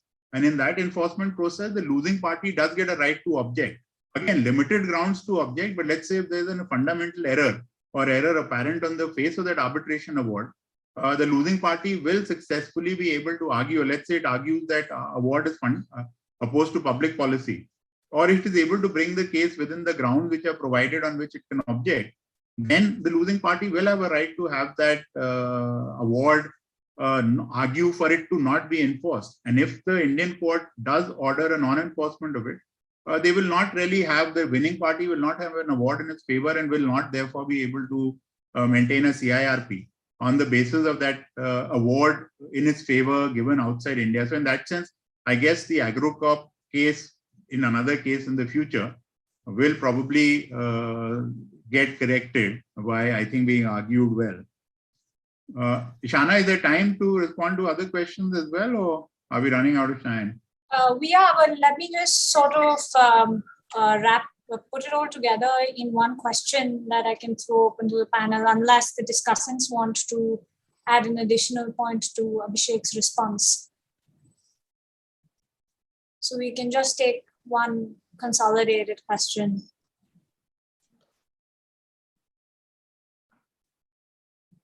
All right, so to Mengsang, Omar, and Abhishek as well, thank you for that very insightful perspective.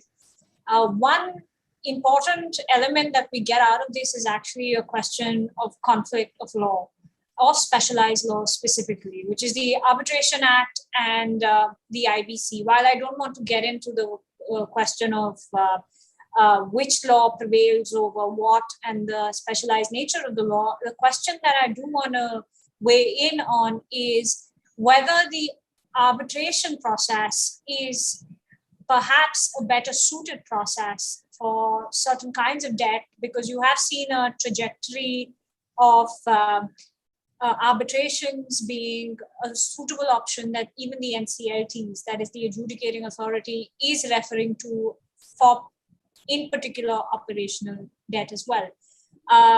Then it becomes the question of, do we really need to get into arbitral awards, their treatment as debt, and whether we need to even bring arbitration and arbitration awards as a part of the periphery of the insolvency resolution process, because there's much conversation and debate as to not having arbitral awards as a part of the IBC law in the first place for this very reason. Yeah, that's why it was only decree holders that were introduced as the IBC in the IBC. So just sort of getting an international perspective on how arbitral awards are treated as a part of the insolvency resolution process. Can you initiate on them? What is the viewpoint of a different jurisdiction on the treatment of the arbitration process and arbitral awards? Let me just sort of go around the table with the discussants, start with Omar, then Mengsang, and get to you, Abhishek, for a final thought. Thank you for that, Ishana, and Abhishek. Thank you very much for responding on the other 2 points. Very, very clear, and I'm with you on the content.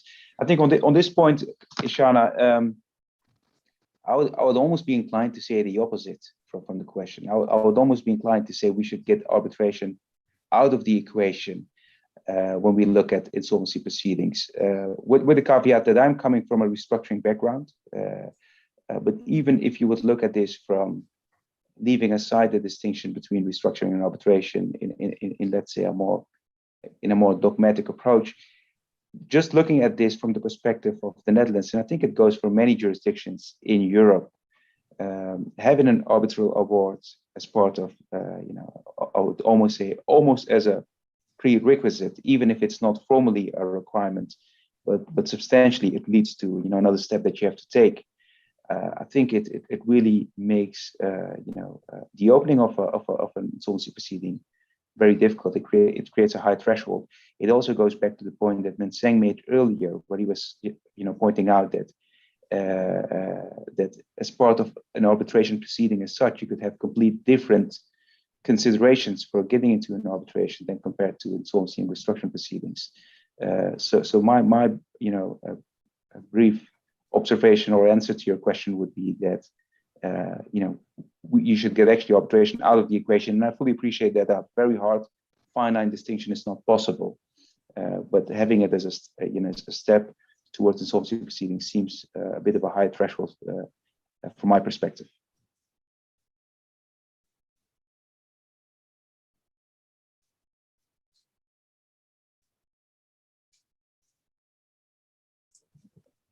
Menseng, over to you. Yeah, okay. Thank you. Yeah. First, actually, I should say that when I said earlier that I'm not a great fan of arbitration, but my country is a great fan of that.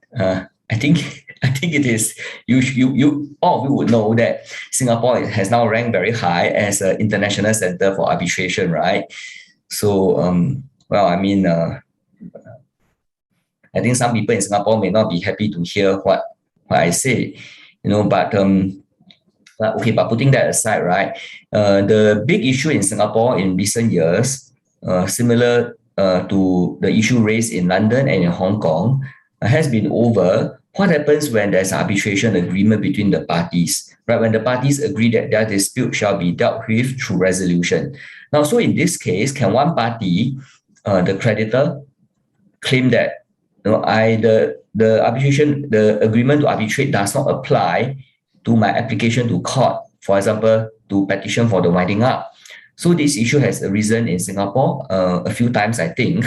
And in one recent Court of Appeal judgment, the Court of Appeal gave a very complicated reasoning, right, to this issue as to how does the agreement to arbitrate, how does that impact on the creditor's ability to, in a way, to ignore the arbitration agreement and just simply apply to court, right? Especially arguing on the basis that whatever may have been provided for in the arbitration, however I may be constrained by the arbitration agreement, the debt is owed by the company, and the company has no bona fide defense, has no defense on substantial ground.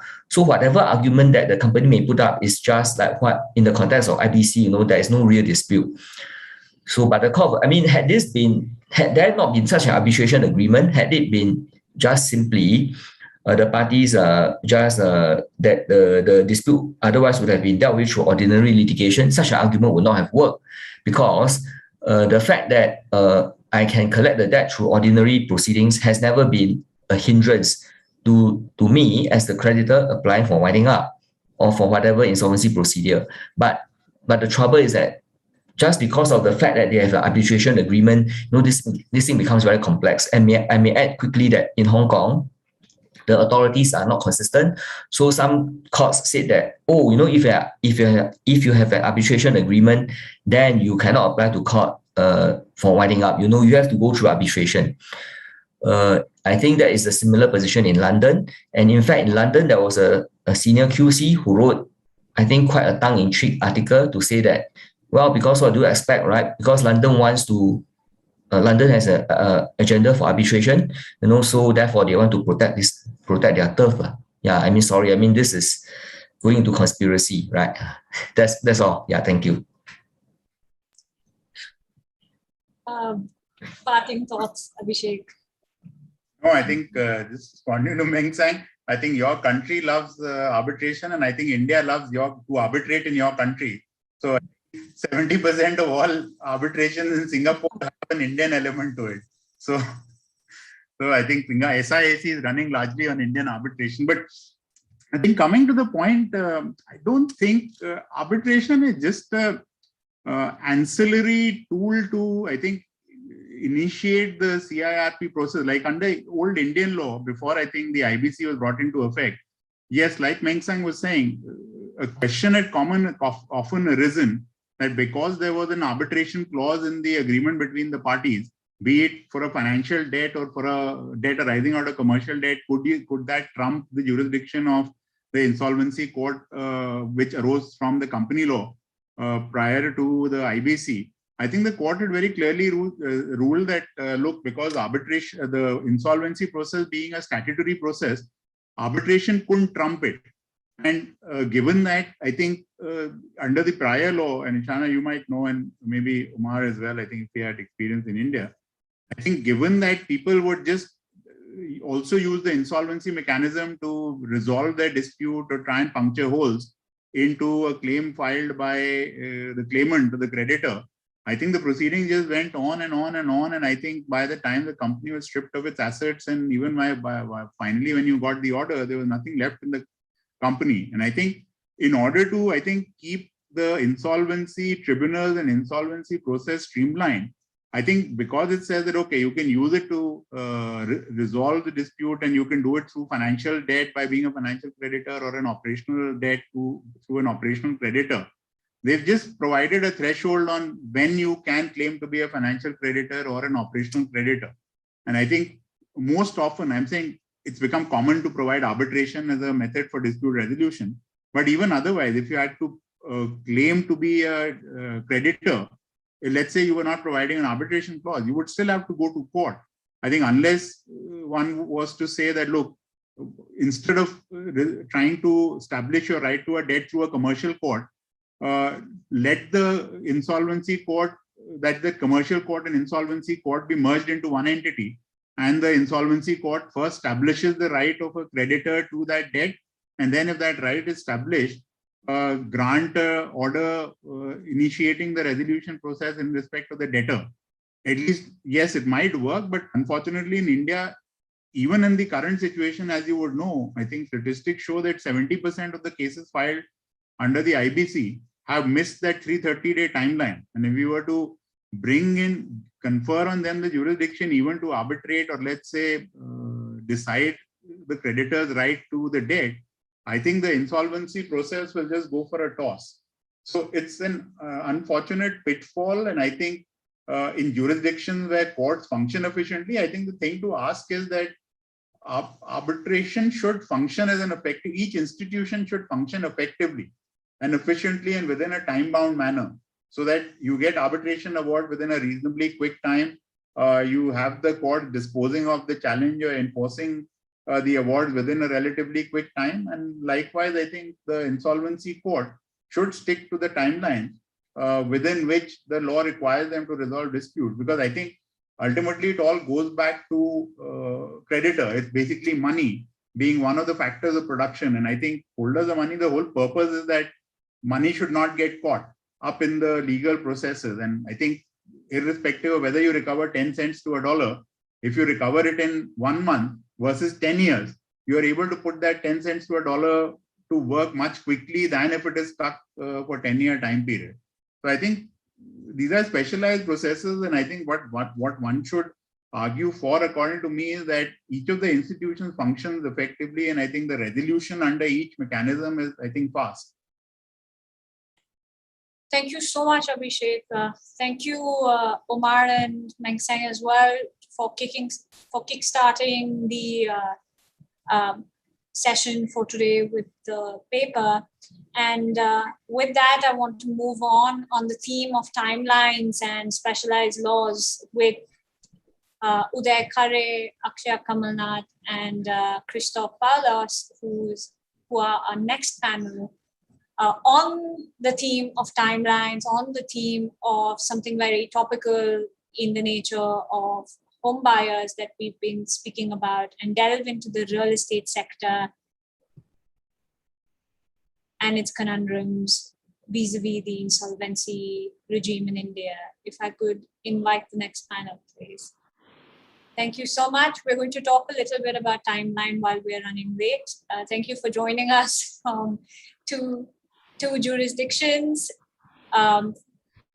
Europe and Australia, and hope for like a consolidated perspective. Very briefly, to introduce the panel, Uday Khare is a partner in the project finance team of Cyril Amachand and Mangal Das.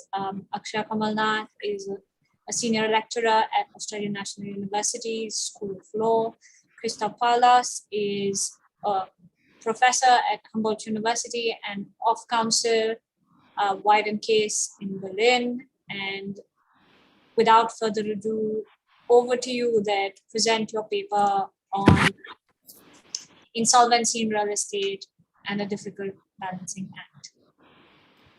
Thank you, Ishana, and hello to yourself, to Christoph, and to Akshay, and to everyone listening. I'll try and keep it brief, seeing as we are running behind schedule, and timelines are important both in the IBC as well as in our event today. So this is a sort of very specific paper and topic, as Ishana has already mentioned, and essentially I look at how the IBC has evolved to take care of the concerns of real estate allottees or home buyers, as they're more commonly known. The first 5 years of the IBC saw a lot of real estate insolvencies, mostly around North India, but also in different parts of the country, in Mumbai, in Bangalore. And I will sort of, in brief, trace the legislative evolution of how the IBC responded to the home buyers and their plight.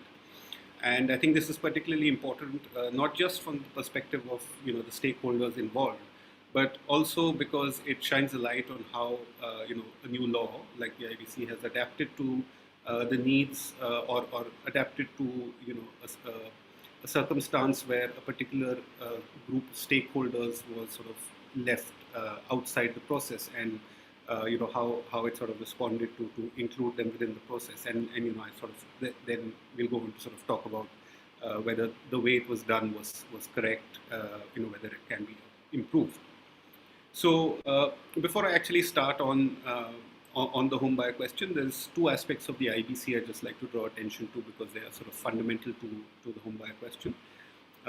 One is, of course, the distinction between operational creditors and financial creditors, and more particularly the sort of unequal distribution of rights and privileges between them. So the financial creditors are the only creditors on the committee of creditors, which drives the resolution process. The operational creditors have essentially only a guarantee that they will get paid their minimum liquidation value. And also financial creditors are usually secured creditors as well. So even in liquidation, they are higher up in the waterfall. The other key aspect which is also very fundamental to the IBC is the concept of the time-bound resolution. So under the Act, if within 330 days a resolution plan cannot be approved, the company must mandatorily be liquidated. And this was, of course, brought in part to sort of counterbalance difficulties we had in the insolvency and winding up space previously, where companies languished for a long time in winding up, and previously in that under the SICA regime. And the Bankruptcy Law Reforms Committee report sort of made it clear that one of the main focus items for them when drafting this new law was to prevent delays, as essentially delays lead to value destruction and and therefore an inefficient process in terms of resolving insolvent companies.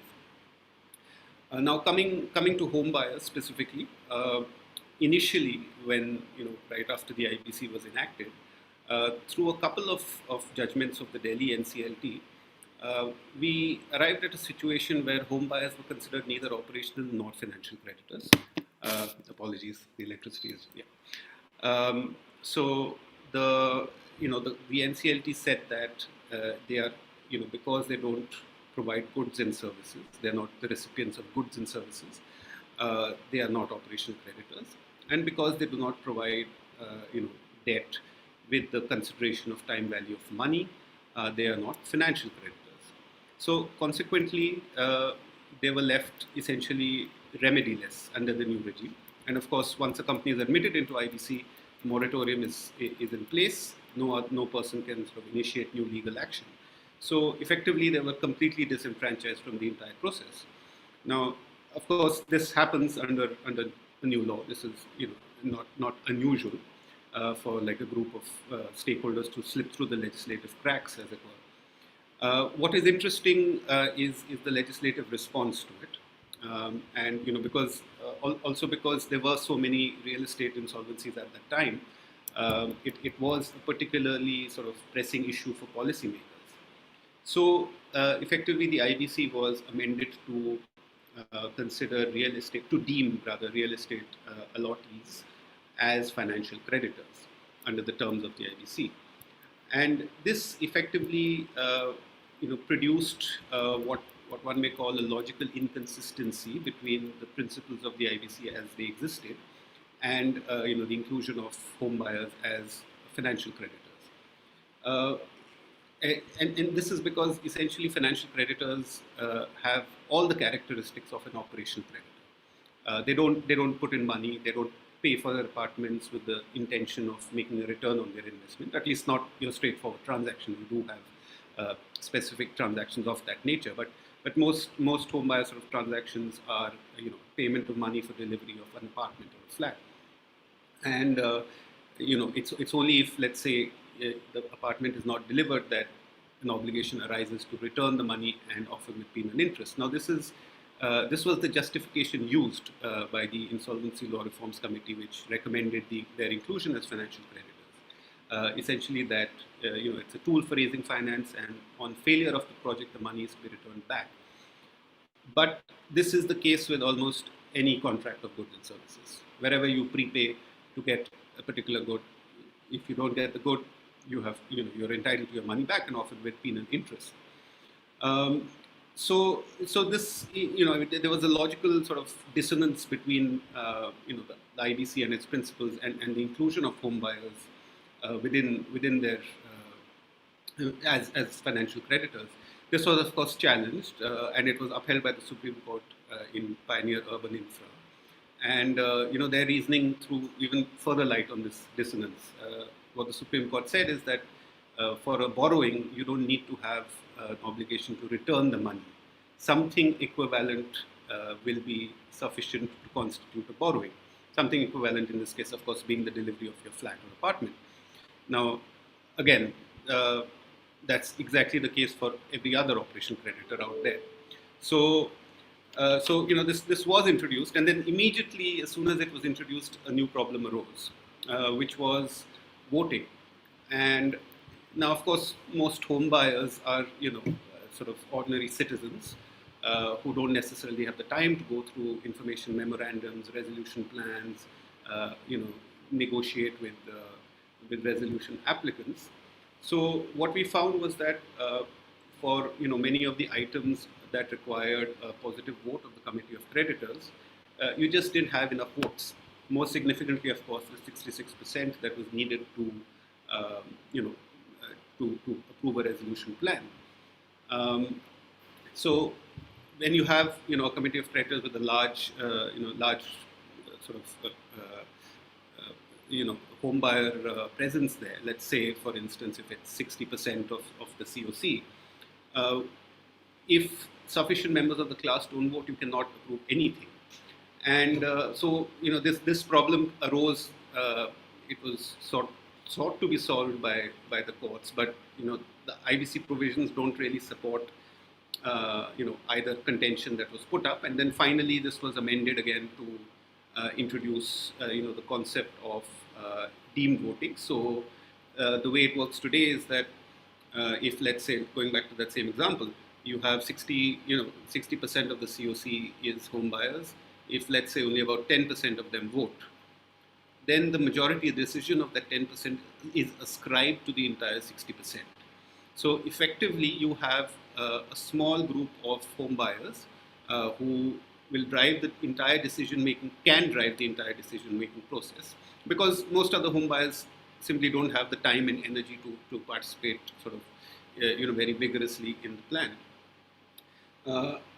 There are also other sort of many practical difficulties. So there is one authorized representative in the COC for all the home buyers. And of course, for a large company, this can mean thousands and thousands of people. And it's very difficult for that one person to coordinate with so many people. So effectively, what happens is the home buyers themselves sort of organize into different groups, usually through the resident welfare associations. So you have numerous groups with numerous sort of views and opinions. And that diversity of views and opinions can't really be represented in the COC, because there's the lines of communication between the home buyers, the RWA representatives, and the one single member in the COC are just not clear enough for for there to be sort of meaningful dialogue. So that's kind of where we are today. That's how that's where we are in the real estate insolvency restructuring today. And I guess the question that we are here to sort of ask is whether this is correct, is this efficient, can this be done in a better way? And what I'll do is perhaps highlight some of the difficulties that have arisen as well as are foreseen for resolution in the current framework, and then I'll sort of turn it over to my fellow panelists to get their views on how how they see it in other jurisdictions and their perspectives from there. So first of all, if we take a typical COC of a real estate company, usually you will have home buyers, and typically your other big class of creditors is your banks and financial institutions. Now and their interests are not necessarily aligned. Again, this comes out of the nature of stakeholder/creditor that they are. Banks and financial institutions, of course, the primary concern is the best recovery. Who can sort of give them back the most on their debt, and the quickest, who can give them back the quickest on their debt. Whereas for home buyers, it's typically, I mean, you can't generalize across the board, but typically the main interest is in getting the apartment back, or getting the apartment that you were promised, and the quickest you can get the apartment that you were promised. So there is perhaps an inherent sort of interests are not really aligned between those two stakeholders. And a resolution applicant, potential resolution applicant, therefore has to sort of, if they have a finite, level of resources, has to choose where to allocate it. Do I pay the banks? Do I, put the money into construction and try and deliver these houses as quickly as I can? Now, this is, this is sort of not unrepresentative of misaligned interests in the COC generally, but I think here, considering that this amendment was made essentially to try and include home buyers and to protect their interests, one can question whether this is really a protective measure. It actually, because your voting power on the essentially your ability to decide the outcome of the restructuring or the insolvency depends upon your voting power in the COC. So if, let's say, home buyers are less than 34% of the COC, they'll have no power to sort of block a resolution or block a liquidation.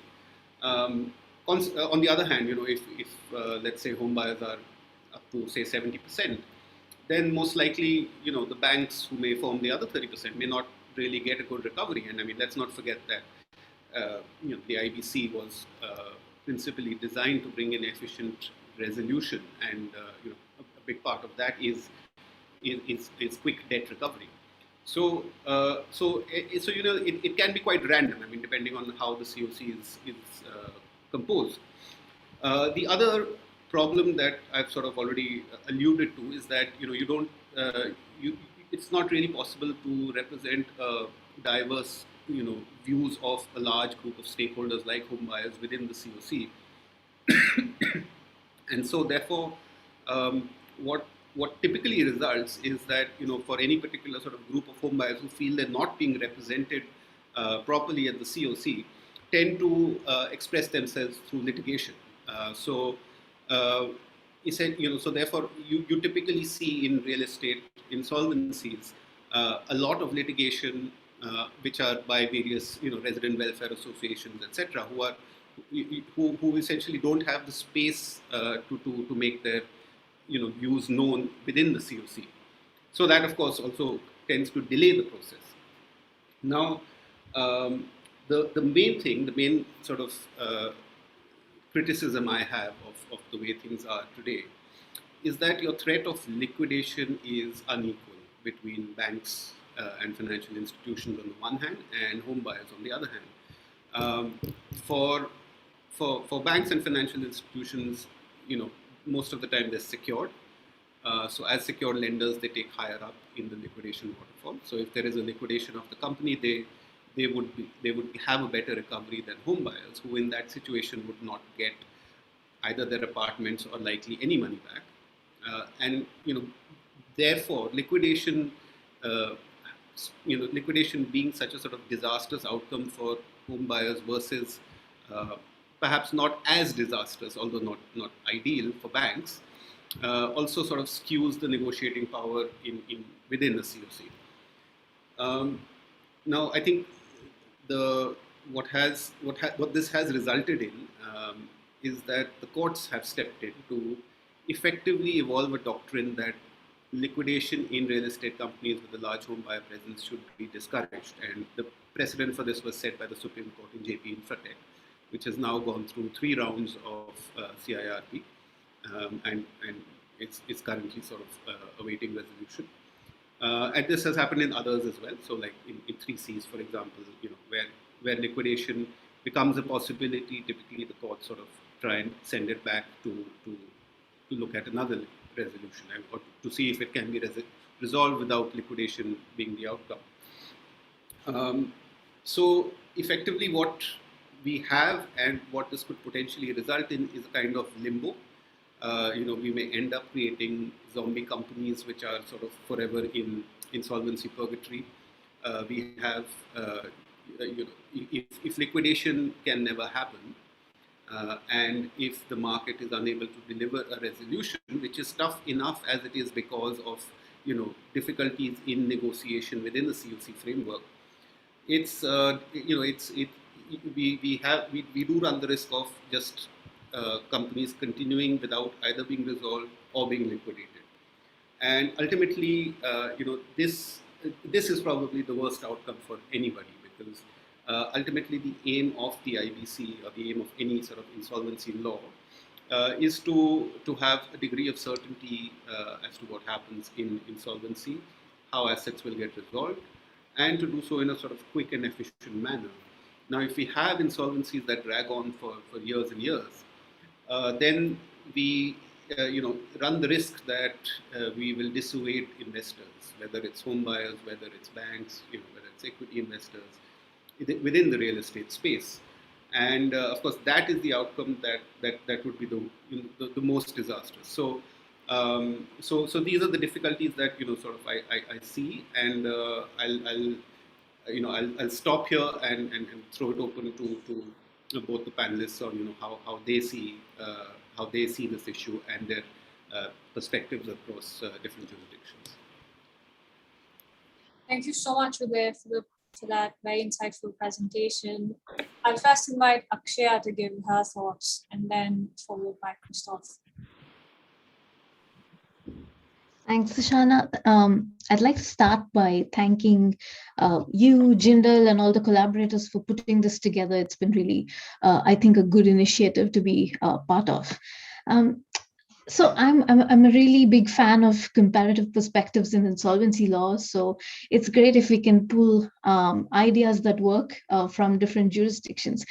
So I enjoyed reading your paper. It gave a really good practitioner's perspective, and I follow developments in India, but it's been hard to catch up on all the developments in this area because, as you've said, there's been so much. Every other day there was something new, so it's been really great to read your paper. I am largely sympathetic with your arguments, so my comments will be more suggestions in terms of how to push further. So just to begin with, I think the paper which Ishana has made available in the chat starts very nicely with the theoretical foundations, which kind of goes to what I was talking about, the aims of insolvency. And it's an important question to consider before you think of any problem, right? So in the context of the type of arguments Uday was making about incentives in the bargaining process, I would actually commend the article by Professor Anthony Casey, who talks about Chapter 11 in the US being a kind of gap-filling exercise or a process that facilitates negotiation. And if we think in terms of that framework, we're really trying to think of the IBC corporate insolvency resolution process as providing an opportunity for stakeholders to kind of renegotiate certain terms in the contracts that don't work. And I think the paper also talks about how the home buyers specifically have these sort of unequal bargaining power in their contracts to begin with. So you kind of have an opportunity to deal with that situation here as well. So one thing I'd consider is incorporating mediation into the process, or even a kind of semi-mediation type situation where we take everyone's views, and rather than trying to negotiate for a zero sum, how much can each of us recover, think about how best we can collaborate and find a win-win solution, because we're kind of talking about a situation where we want to continue as a going concern, right? So we still need all the stakeholders. So thinking along those lines, and specifically because we have this problem of home buyers not really having a place in the IBC in terms of not being financial creditors or operational creditors, I actually thought of the Canadian cases, very distinctive cases where they considered social stakeholders. And this doesn't happen in every case, but specifically in cases where stakeholders, like I think there was a situation where there were an airline that was servicing a remote area, so the people of that remote area didn't have any other way to access the rest of the country. So very unique situations where you consider and allow social stakeholders to participate. And when I say participatory rights, it's not like how we've in India given them voting rights, but rather just to make representation in the court, put their views on the table, so creditors are able to take that into consideration, and even the person proposing the plan, whoever's proposing the plan, can take that into consideration.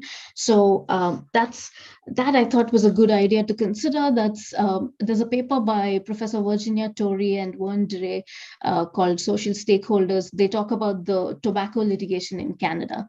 That's something to look at. And I think in terms of the coordination problem that you were mentioning with real estate home buyers, right? It's so real that whose views do you consider? And I've thought of the class actions where you try and certify, usually there's different law firms trying to say that for the same matter we want to be the class representative. So maybe in this context, you can have the court actually play that role and figure out who can be the appropriate representative, and that representative is able to come and make views of the committee heard, views of the home buyers heard. And you're right, there's a huge collective action problem, not enough incentive to participate, etc. So I think if we think this sort of thing kind of solves the problem of the real estate sector itself being affected, right? Because the bankruptcy system is important to have hold up the industry. To kind of think about whether the kind suggestions or directions I'm pushing you towards goes really against the spirit of IBC. I think the IBC has something about the court thinking about whether all stakeholders' interests are considered while approving the plan. So I'm just kind of saying, let's think of that a little earlier on in the day.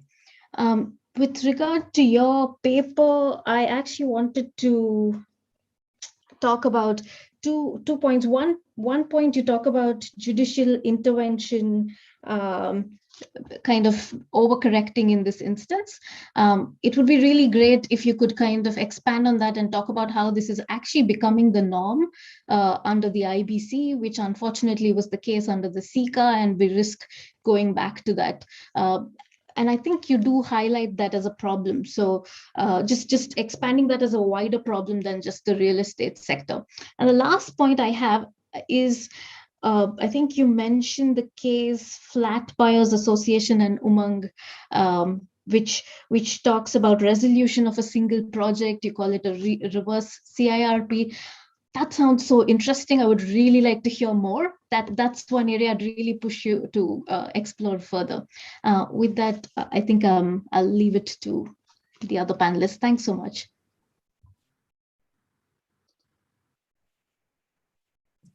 Over to you, Christoph. Excellent. Thank you very much. First of all, thank you very much, of course, for inviting me to this panel, which I really, really like. And I learn a lot, I have to say. And that brings me to your paper, Uday, that I read it with greatest interest. And I should make clear right from the outset that I'm now speaking as someone who comes from another planet and who has known so far little, if anything, about the Indian insolvency law, in particular the new IBC. So having said this, I want to concentrate my remarks on more fundamental issues about how do you design an insolvency proceeding or an insolvency law. And that is what makes me really puzzling about what is the intellectual background, what's the idea behind the split of financial creditors and operational creditors. Because it's an invitation, so to speak, to go into an insolvency proceeding, because there, as a financial creditor, you can gain some advantage over the other creditors. And this is a disincentive if you look at it from a market point of view. But to begin with, first of the topic as such, when I was confronted with it, when Ishana, who was friendly enough to invite me to speak here on this panel, when she gave me the topic of your paper, I was thinking about, well, this has a long tradition, of course, but that's the wrong approach to insolvency law, because when you talk about a particular set of creditors, then you address immediately compassion in the ears or in the eyes of the consumers, of the readers or listeners. Because we all identify ourselves with a home buyer, we immediately put ourselves in the shoes of a home buyer who has paid so much money, which was saved for such a long time and which was designed to build up your home. And then you're full of compassion. And then comes insolvency law, and all of a sudden you say, oh, we've got to do something. We have to have this done. Okay, that is true. I mean, it's a perfectly right approach. But when you're talking about insolvency law, when you're thinking about how to best construe an insolvency law for an entire country of 1 point so many billion people, then you have to ignore to a certain degree this fate, at least on a general level, and you have to come from the other side. And you have to ask yourself, what is the main purpose of insolvency? And the main purpose of insolvency, you make some hints to it. I would go even a little bit further, and I would say the main purpose of insolvency law that I see is that it's the legal tool by which you transpose those assets in the economy which are less than optimal used, where their efficiency, their effectivity is less than optimal, that they are replaced to someone or to a place where their use is optimal. So where the best efficient usage is guaranteed. That is this kind of transmission. That is what I see as the main purpose of insolvency. Having said this, I would go further than you. You said that the purpose of insolvency law is to go quickly, to change things quickly. I would say additionally, it has also to be done fair. Brings me back to the approach of the individual, of the home buyer. He or she, of course, is suffering as any creditor in an insolvency proceeding. After all, we are talking about a common pool problem, which means that you as a creditor, anyone as a creditor, has to suffer a loss.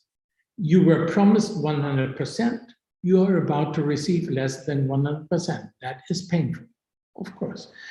Now, when you are in a group put together, the group of creditors, who are all bound by the loss because they have one thing in common, and that is their debtor. The debtor has not sufficient asset to pay you in full or to deliver and provide you with what has been promised in full. Then it seems to me to be a very fundamental, psychological almost matter, that a question of fairness consists in that we all share our losses. And that is the deep wisdom of the pari passu principle, the par conditio creditorum in an insolvency proceeding. If you have, like in the Indian IBC, if you have the distinction between the financial and operational creditors, it might even become attractive for some creditors because they gain there some advantage over other creditors, which they have not outside of insolvency, to go into an insolvency proceeding and to make use of it. And in order to overcome that, the best approach still is to have as few privileges, best would be no privileges at all, as possible. And when you set up principles, to be aware if they are really extremely fundamental. And in this context, that what generally worldwide is accepted to be generally throughout accepted privilege is those of the workers. Because that is so fundamental, because there we are talking about the foundations of billions, of millions and millions of families, and that makes a lot of sense. The next step would be maybe those who have a household, their home, and that is what you are talking about. However, when I was working at the IMF, we were talking about this kind of privilege. Shall we include in our paper a privilege for not home buyers? We didn't have that example in front of us, but of those who are renting, who are lessees of a house or an apartment. Should we protect them? Our response was, we should look more to those countries which are colder than India. And I don't want to be cynical, don't misunderstand me. I see the problem, but you have, when you are setting up an insolvency law, you have to find a regulation for, in your case in India, 1 point so many billion people.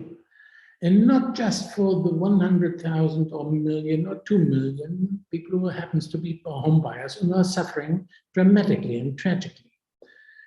So in this context, I therefore am surprised to see that you argue, which is perfectly fine, which is perfectly understandable, and probably also wise. You argue exactly as people are arguing in those countries in which you have already privileges. And I'm right now speaking here from Rome. And now I have to soften my voice because other people on the floor are Italians and they might hear it. Until recently, they had a chain of privileges of 43 privileges. So 43 categories of creditors were privileged as against those creditors who would receive in the end a little something, in most cases, nothing.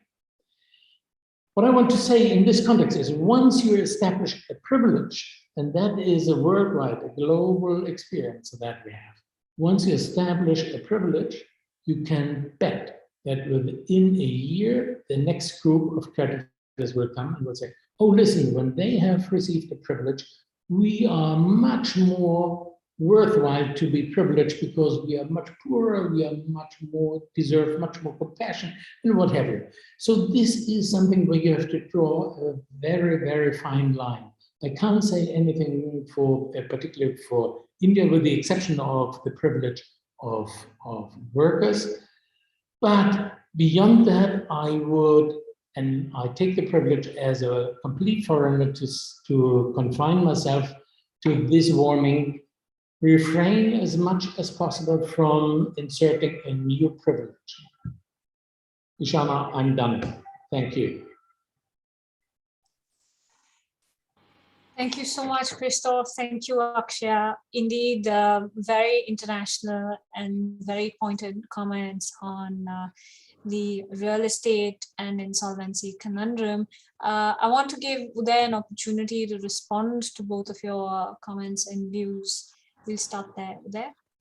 Sure. So thank you both for your insights. Maybe I'll take up the points raised by Christoph first, because I think possibly they are sort of more fundamental, the more fundamental questions. Exactly on the point of fairness and privilege, and it is, and you know, as Christoph already alluded to, there is already a mismatch between financial creditors and operational creditors, and the IBC came into being with a born privilege for one set of creditors over another set of creditors. The question, yeah, exactly. The questions of privilege and fairness are and where, I mean, home buyers really are just an example here, to be perfectly honest. But we're talking about something much broader than that. We're talking about the ability, to what extent should privilege be granted. The distinction or the privilege granted to financial creditors to begin with, this was introduced by the IBC under our sort of previous, winding up regime. You don't have this distinction, and I don't think you have this distinction in most other countries in the world either. The only sort of distinctions that we used to have were between secured and unsecured creditors. So now suddenly we have created these two sort of unequal sets of creditors. The justification for it, which I'm not sort of advocating, the justification for it was that financial creditors would be in a better position because this is their business to evaluate the question of restructuring of a company as a whole. It's a distinction very much based in what is the perceived reality in India. I have my own sort of reservations around it. I have my reservations around the justification for it. I don't really think it stands up. I mean, we've had cases where you've had financial creditors who've been sort of something like 10 million, and you've got one operation creditor sitting with a 50 million claim, who has no sort of say in the resolution. So I don't think it's an ideal situation to begin with. And then on top of that, when you sort of look to introduce, what I find concerning, and I'm echoing Christoph here, is if you're seeking to grant privilege to a certain group of stakeholders or creditors, and you're doing so by putting them into class A and saying they're as opposed to class B. So you already have an existing inequality, and if the solution to it is going to be, I will put you in class A, I will put you in that group rather than that group, then I think even more so, even more than just being granted privilege, I think that's what everyone is going to aspire to. So the next group of creditors, or the next group of stakeholders who are looking at seeking a greater voice and a role than they have today, will ask for exactly that. And the justification for including home buyers as financial creditors, given your entire FC, OC distinction is anyway thin. So the next time this may well be how it transpires. What I actually so I mean I agree. This is not something that is inherently fair to begin with, and I think the means of trying to protect a particular class of stakeholders is by essentially just making them a privileged class. So I think the question is still sort of open as to, is there a better way to protect them? Employees and workmen, for example, another vulnerable class, are their protections are sort of pretty consistent across many insolvency jurisdictions, in that they are entitled to preferential payments from a liquidation in many cases, or from a resolution plan. I don't think you can replicate that for home buyers, simply because the amounts are too vast for home buyers. But potentially, there may be other means to do it. And here, maybe I'll sort of talk a little bit about the reverse CIRP, which Akshay had talked about. And it's an interesting judgment. It's a bit of a it's a buccaneering judgment, in that it completely sort of ignores the actual regulations and the actual procedure, because the entire IBC is around the insolvency of a company and not a particular project of a company. So what's your question going to be? Yes, you have a resolution professional who look at the company, but will he then take over the whole company? Will he take over the project? How will he interact with the existing sort of management, who under the IBC is supposed to be out as soon as the resolution professional is in place? But I agree, it's an interesting idea, which could be legislatively provided for. The main merit I see in the idea is that you then maybe localize the impact of a particular insolvency. So if there's one particular project in trouble as opposed to the others, then you can deal with it separately without needing to drag the company's creditors, all the other sort of home buyers into that particular restructuring. But I fear that it may not be necessarily useful in all situations, because to have a situation where you have one project which is in trouble and you allow sort of the home buyers to get together and build a project and invite sort of bids by themselves, it's not a situation you'll face too often. So because the sort of big insolvencies we've had, the company is insolvent, so the impact is felt across projects. Nevertheless, I think it's a good idea. I think it's a good idea for to try and go the other way from a group insolvency to something that is more specific to a particular asset of the company. I'll just touch upon also the judicial overreaction that Akshay mentioned. Yes, you're absolutely right. I mean, this the whole question or the whole resistance to liquidation is not unique to the real estate space. And there is a judicial reluctance, which I think is a reaction to the sort of hard-nosed, highly proceduralist model that the IBC has prescribed. 330 days, no resolution plan, you're done, liquidate, right? So we already see courts sort of granting extensions due to various events. Of course, during the pandemic was one of the main sort of reasons for extension. But if you can convince the court that just give us another 30 days, 40 days, we have XYZ offers, we can sort of resolution is possible here. Courts are generally are more inclined to allow that. And I think that I think the fundamental reason why courts have sort of reacted this way, well, two fundamental reasons. One is, of course, the role the courts have always played. So the IBC also sort of seeks to change the role of the judiciary within an insolvency, and try to limit their role as much as possible to just check A, B, C, D. If the resolution plan satisfies these, pass it. If not, liquidate. Time is up. That's it, right?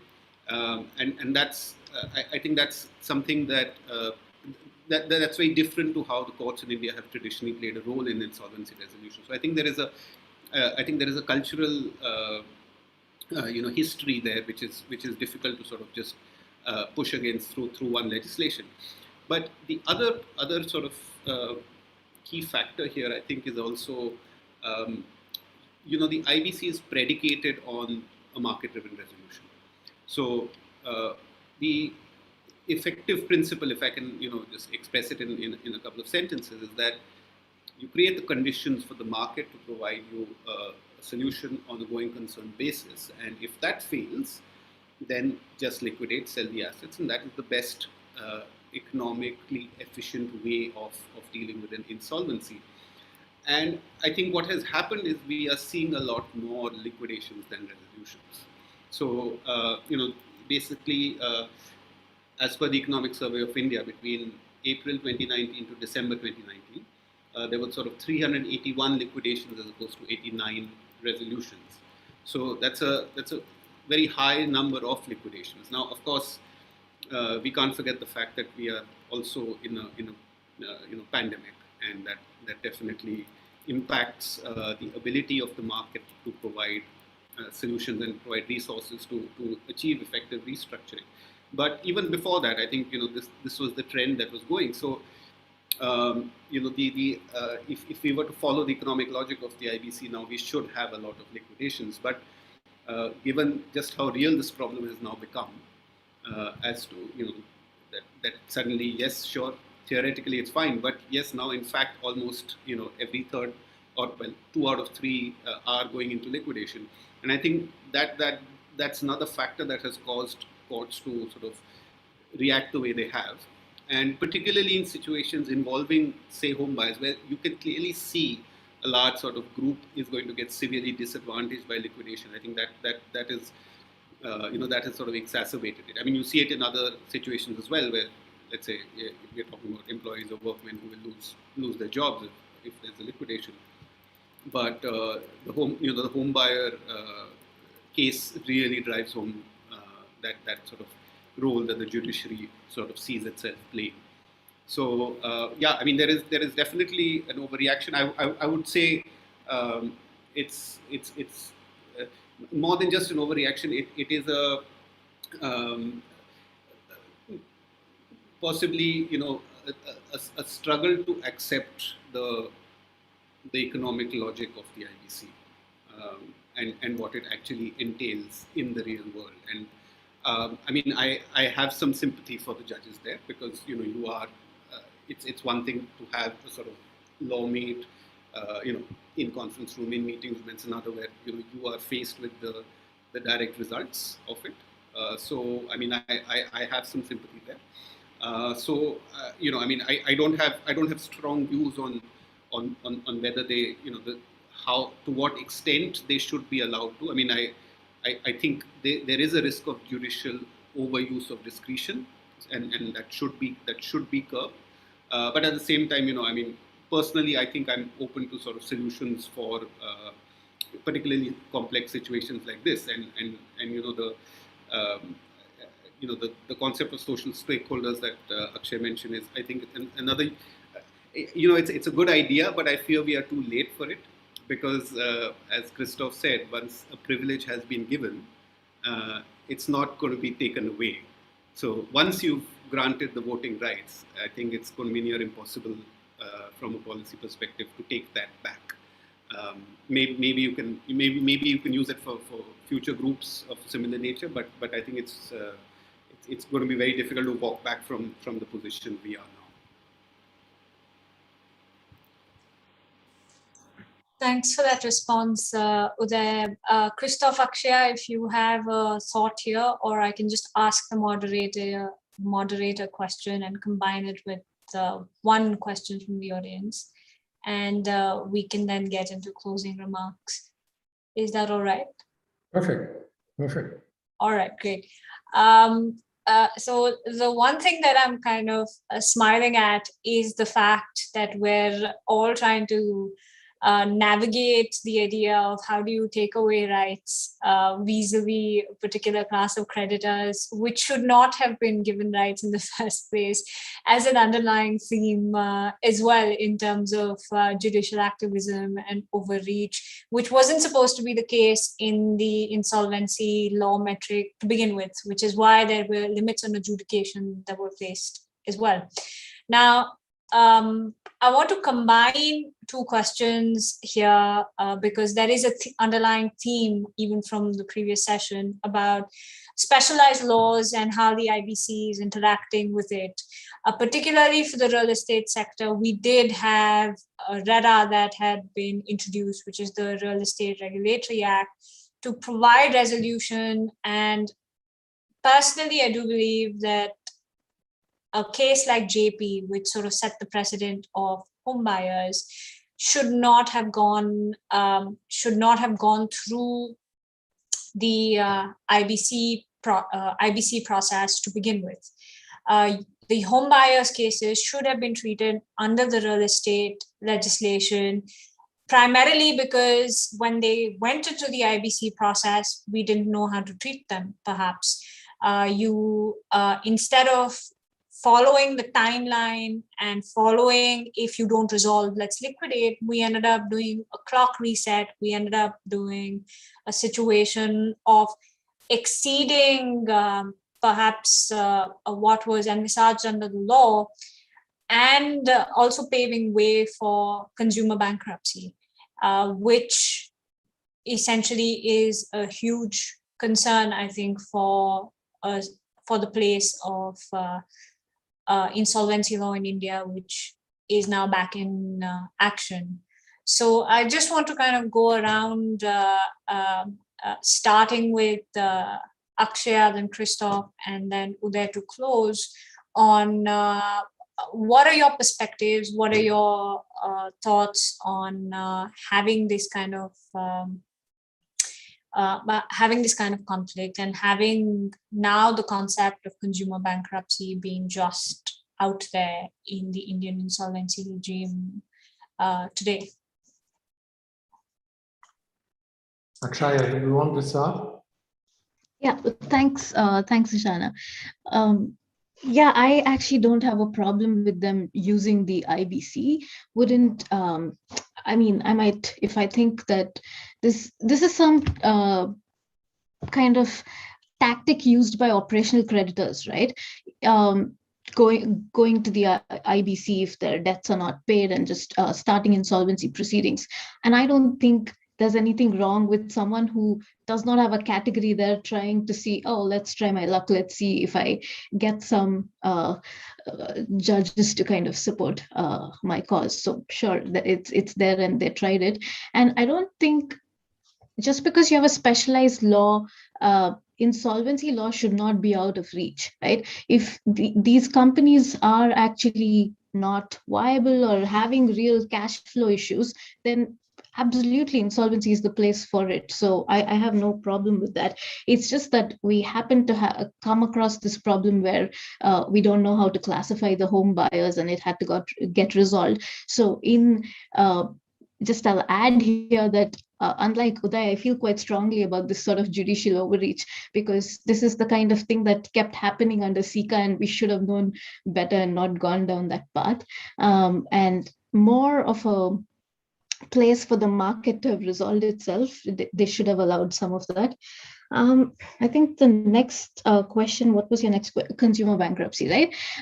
Again, I was thinking, yeah, to one extent, I think if I think of it as two different points, right? If the home buyer as a consumer becomes bankrupt because of this money owed, losing this amount of money, and then we're trying to think, oh, do we have a good effective personal bankruptcy regime in place? On the other hand, what is the role of these if there's a huge class of a certain type of stakeholders that are affected?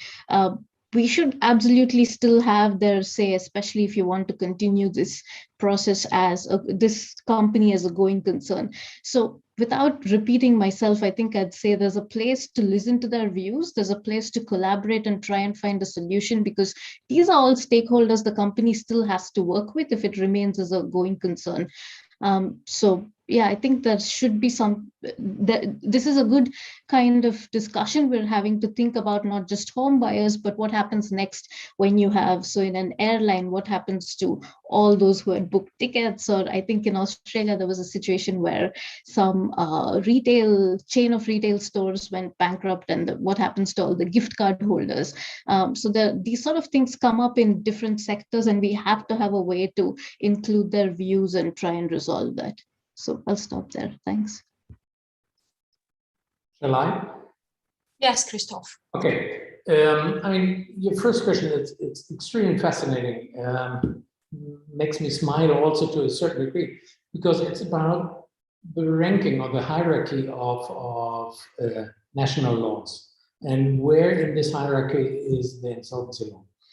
It used to be at the end very down on the pyramid. So it was seen as something, the cleaning up procedure, and I mean, that was at least the predominant sentiment in Germany and in huge parts of Europe, that insolvency, you don't deal with insolvency law, and if you do, you are some way, somehow crazy. You are the cleaner up, the cleaning person. This has shifted. This has shifted in the last 25 years, and the initial starting point for that has been the East Asia crisis in the end of the 90s. There they discovered the centrality for the functioning and the financial stability of any nation and economy. And if you now look up, and that's an immediate consequence of the G7 meeting, which took place, I think, in 1998. The consequence was that the Financial Stability Board was founded. And if you look at the website of the Financial Stability Board, you find now 12 key factors for the financial stability of any nation. And one of the key factors is insolvency law. So they found out that you need to have, in order to have your economy clean, so to speak, and viable, you need to have an effective insolvency law. And for that reason, coming from this approach, I would say it's not a question of a specialized law somewhere dealing with the real estate. It is the question of, it's the area of insolvency law. That is exactly where insolvency law is developing its power, and it has to be given the chance to develop its power. So therefore, I would, like Ashana, I would clearly vote also and plead for the preponderance of insolvency law.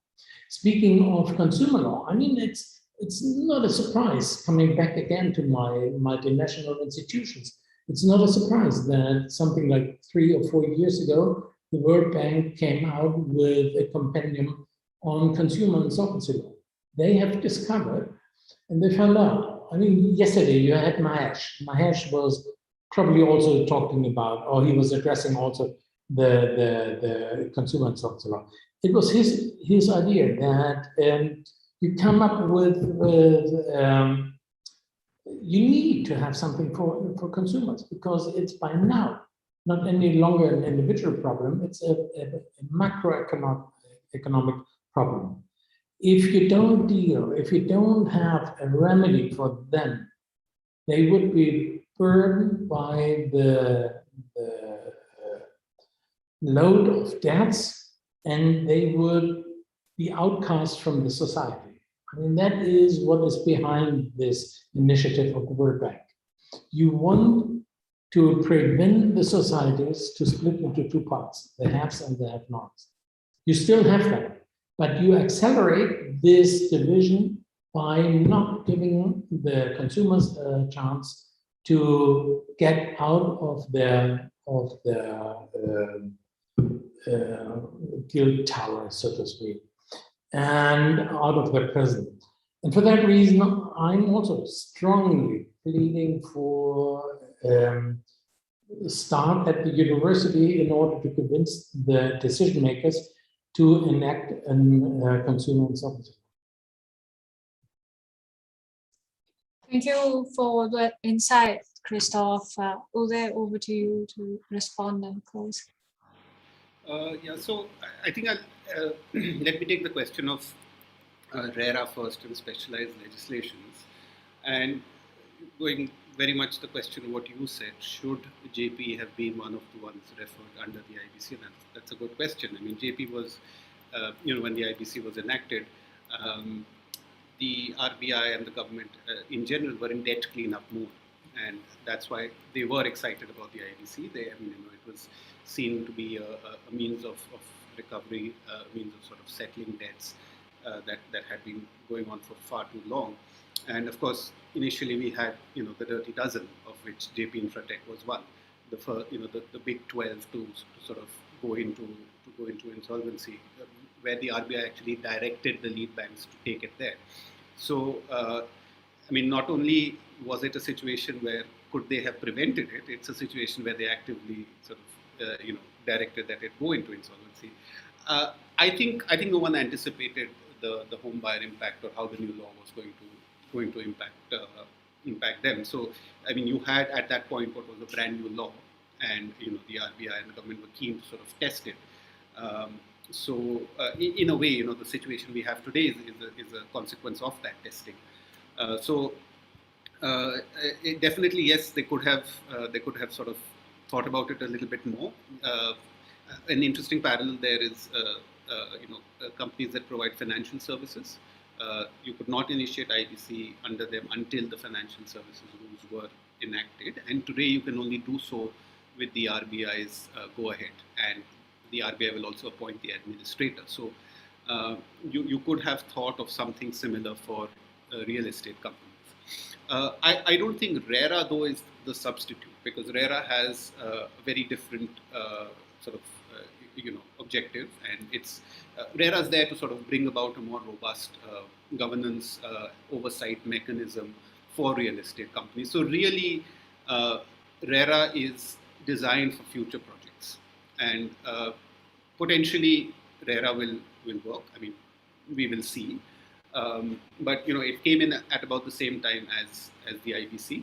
I don't think RERA could have at that point of time solved the large insolvencies that were going on in the existing real estate companies. So I don't see RERA and the IBC as conflicting in any way. They are legislations designed for different purposes, and hopefully if RERA succeeds, you will have less insolvency under the IBC. But of course, once you hit the point of insolvency, there your insolvency law has to take over.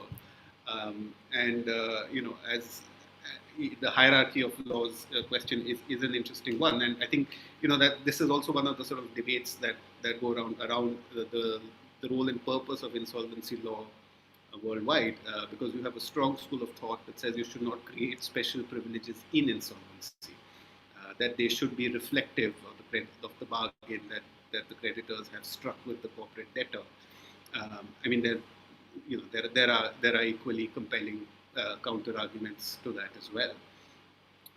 But I think the primacy of an insolvency law cannot be avoided, particularly given we are currently in a situation of financial crisis, and I think COVID is going to exacerbate this even more. I think for the time being, I think what needs to happen is to make the insolvency process as efficient and smooth as possible, because you cannot avoid it at the end of the day. Coming to your second question on consumer protection, and you're absolutely right. That's what home buyers are. They are consumers. They're a specific class of consumers, but as such, they are no different from every other consumer. And I think this is why I feel some sympathy to the need to take urgent action to protect home buyers. Although, of course, I I can see absolutely no reason why you should protect a particular class of consumers versus other consumers. I mean, I think we should have something more holistic. But as any consumer, you are in an unequal bargaining position with the credit, with the corporate debtor. Very similar to, as Akshay pointed out, airlines. And in fact, interestingly, after the pandemic, when a lot of because of the lockdowns, when flights cancelled, flights had to be cancelled, monies had been collected. The question of what to do with those refunds became quite a thorny issue as well, and that went up all the way to the Supreme Court, who has, ultimately, in a way, the Supreme Court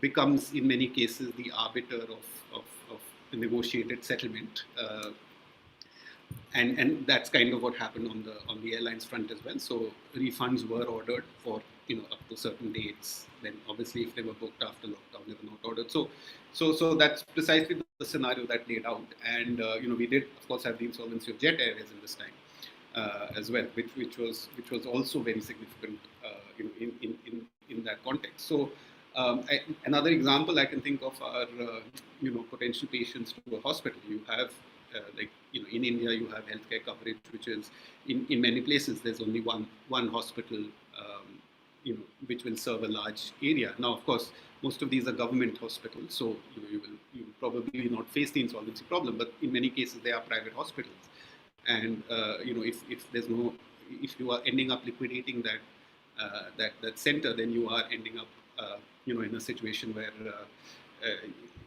essentially it's consumers who are suffering. So I think there is some scope, potentially at government discretion to step in and to sort of take actions to protect a particular class of consumers without necessarily changing the rules of insolvency law or adding new privileges, etc. I mean, you do have government rescue, which is something else which, the IBC, of course, sought to provide purely capitalistic market-driven solution to all matters insolvency. But like in the real estate space, actually, you had NBCC, which came, the National Building Construction Corporation of India, which is the government owned, which actually came in JP in Amrapali. So it is possibly a recognition that the formal systems or mechanisms of insolvency resolution have not worked. So possibly there is scope for government rescue. Now, I think the real debate is whether we should whether these kind of protections should be something that are concretized into law, into the formal legal system, as they have done with home buyers, or whether this is something that possibly should be left to to be dealt with as they arise in a manner that is not going to cause your insolvency resolution process itself to sort of come to a halt or to get frustrated. Wow, that's a lot of food for thought to close this panel discussion. I want to thank Christoph. Thank you very much, Akshay. I know it's very late in your time zone, for providing insights on insolvency in real estate. And of course, Uday, the combination of narrative and theory is quite excellent and allows us to segue into another panel where that is narrative and descriptive, that is combined, which is our last panel for today. I'd like to invite Satish Kumar Gupta, Devanshu Mukherjee, and Robert Hainer to discuss the last paper of the launch series, which is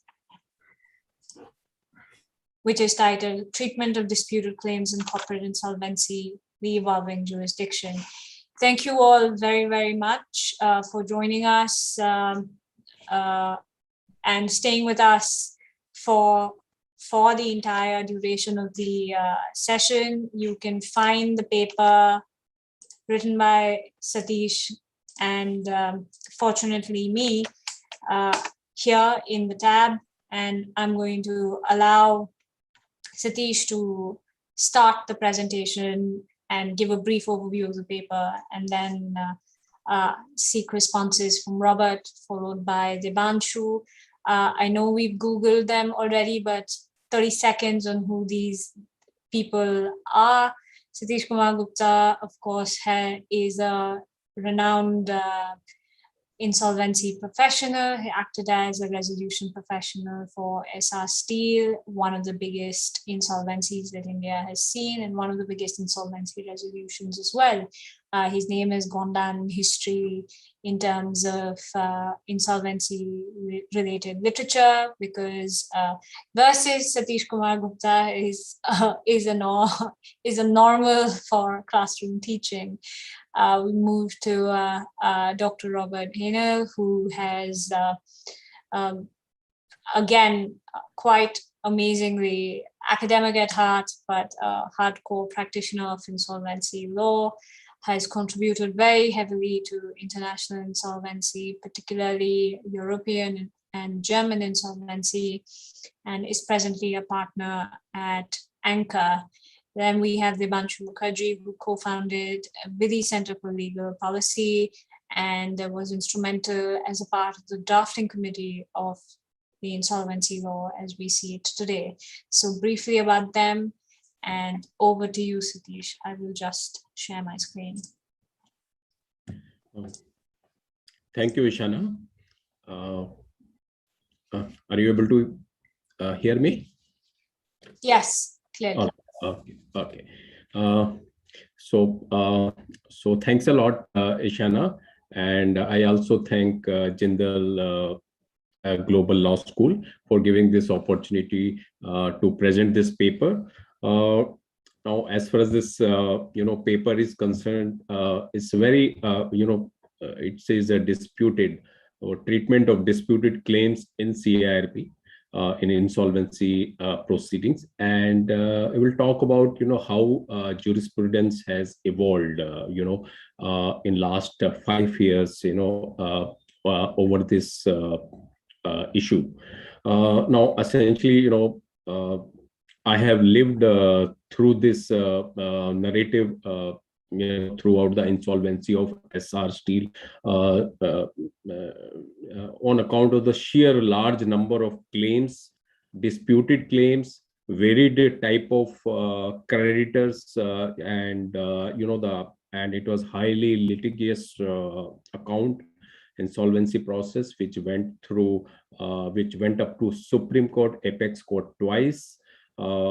And almost 100 days of litigation, and I will say continuous hearings, almost day-to-day hearings in NCLT, NCLAT, and Supreme Court.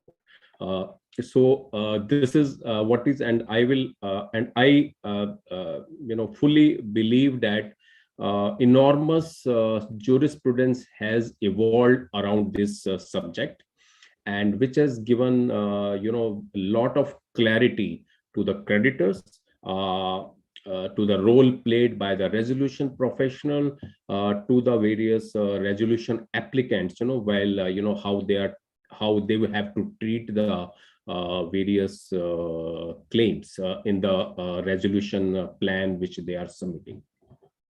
So with that, this is the background, and I thought this working paper, the narrative, the theory, and how some of the international jurisprudence has been used, and some of the unique features which has been arrived at through this jurisprudence which is completely unique to India.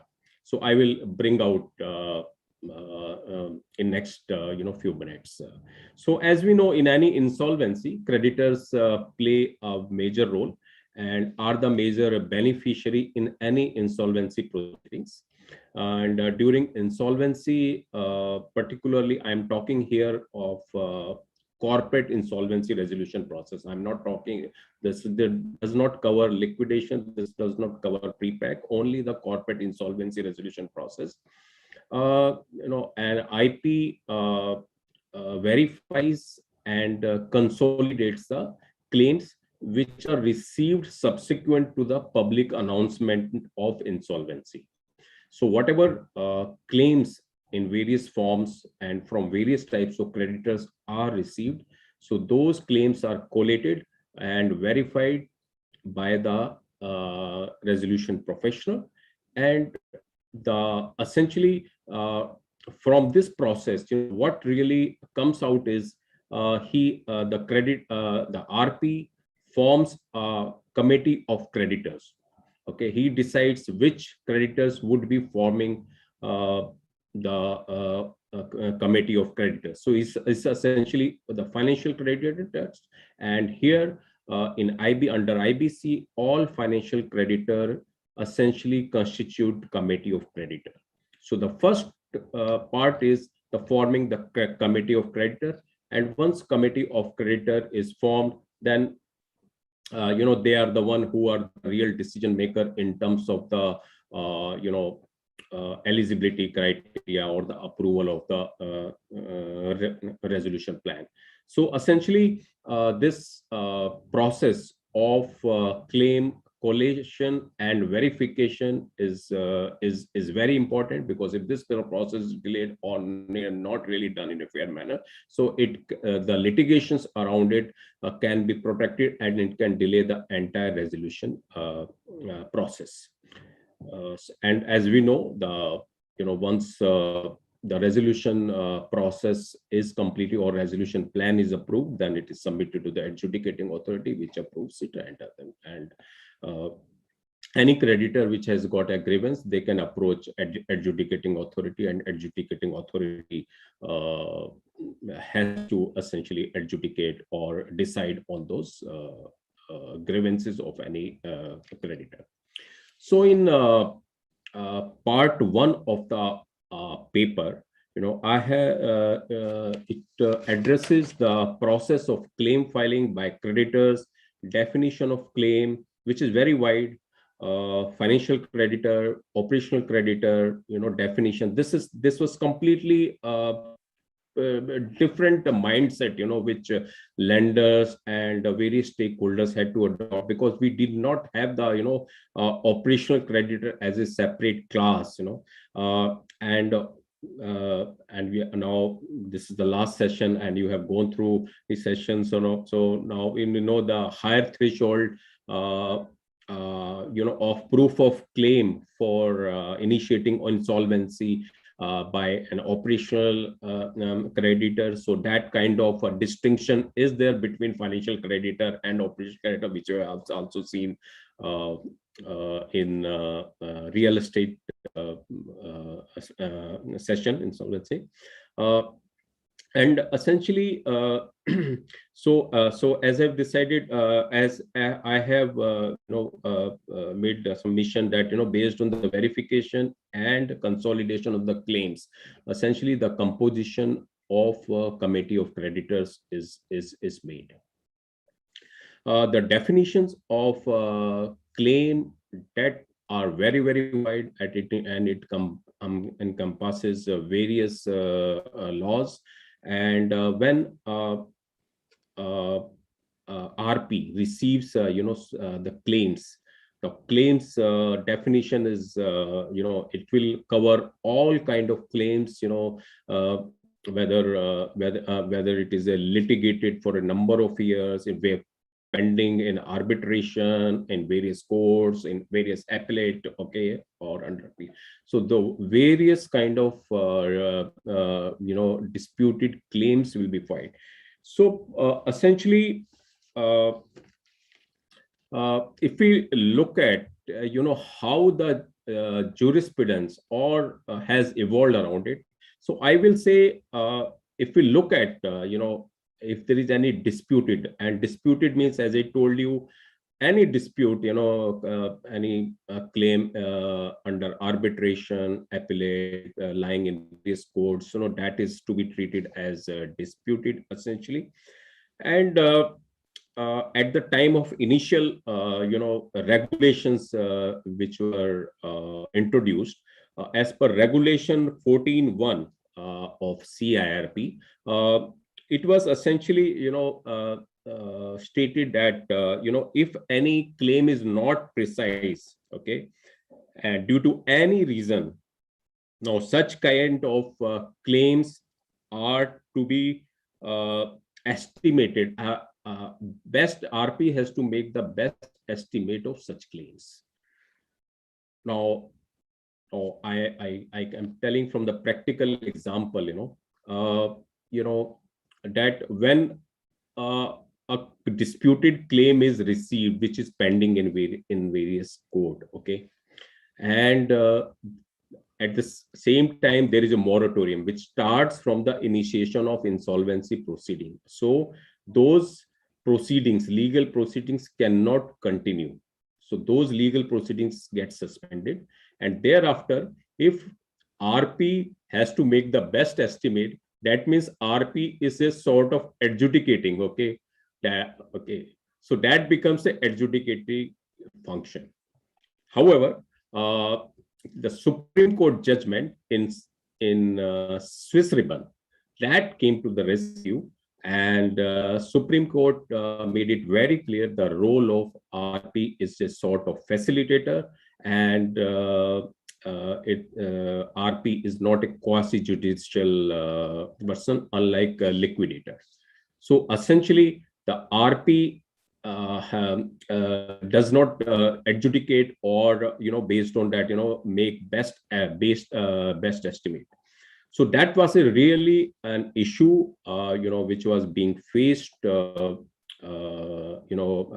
me as RP, that how to decide. This is a humongous amount of disputed claims, okay, and the admitted claims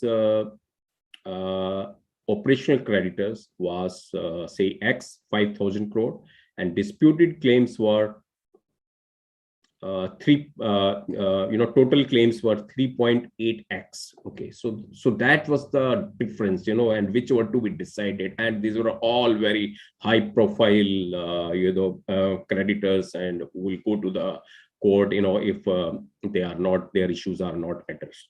So first, as I said, yes, Supreme Court in Swiss Ribbon case decided that RP does not have quasi-judicial function, so they cannot decide on the quantum of the disputed claims. So there is no best estimate to be made. So under that circumstances, I had to find a solution. And so the solution, so I had to look at the precedents which were available internationally. So one is, I saw that unilateral legislative guide on insolvency, and which provided for a claim, disputed claim, to be admitted provisionally at a notional value. And similarly, secondly, I saw refer to precedents in common law jurisdiction, such as UK and Australia, which also in certain cases had provided for ascribing value of disputed claim at $1.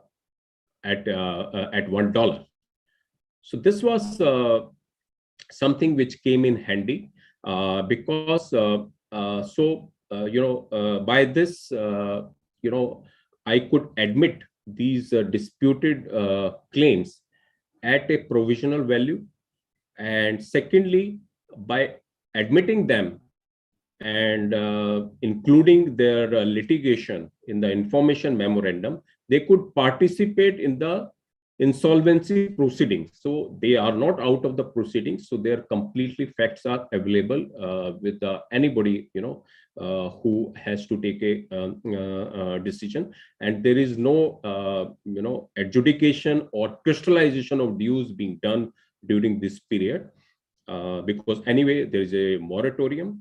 And secondly, during CIRP process, insolvency process,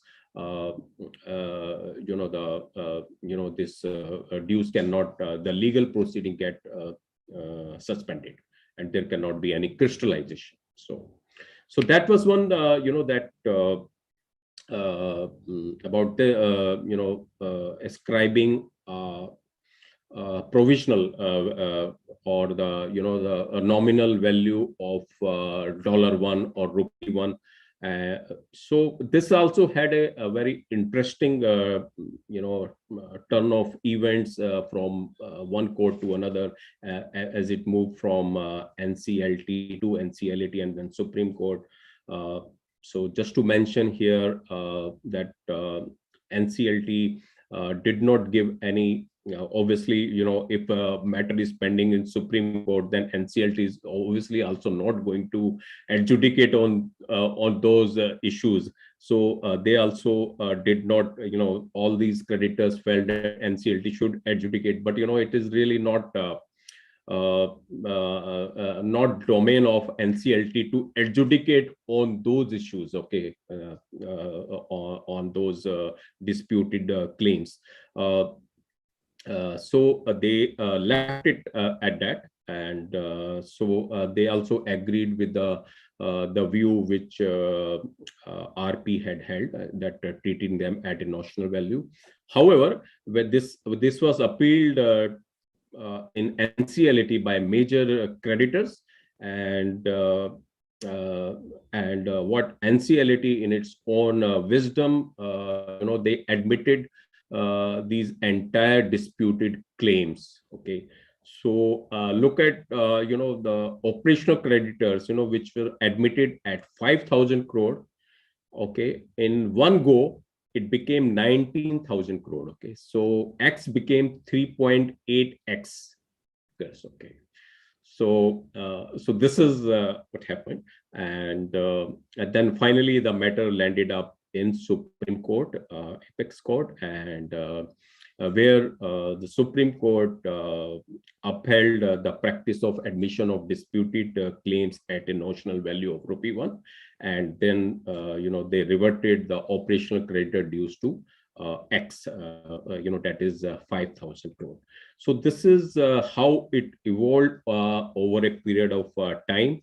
So the judgment of SR Steel is also very important, from two other angles. Second, so first I mentioned, practice of admission of disputed claims at a notional value of ₹1.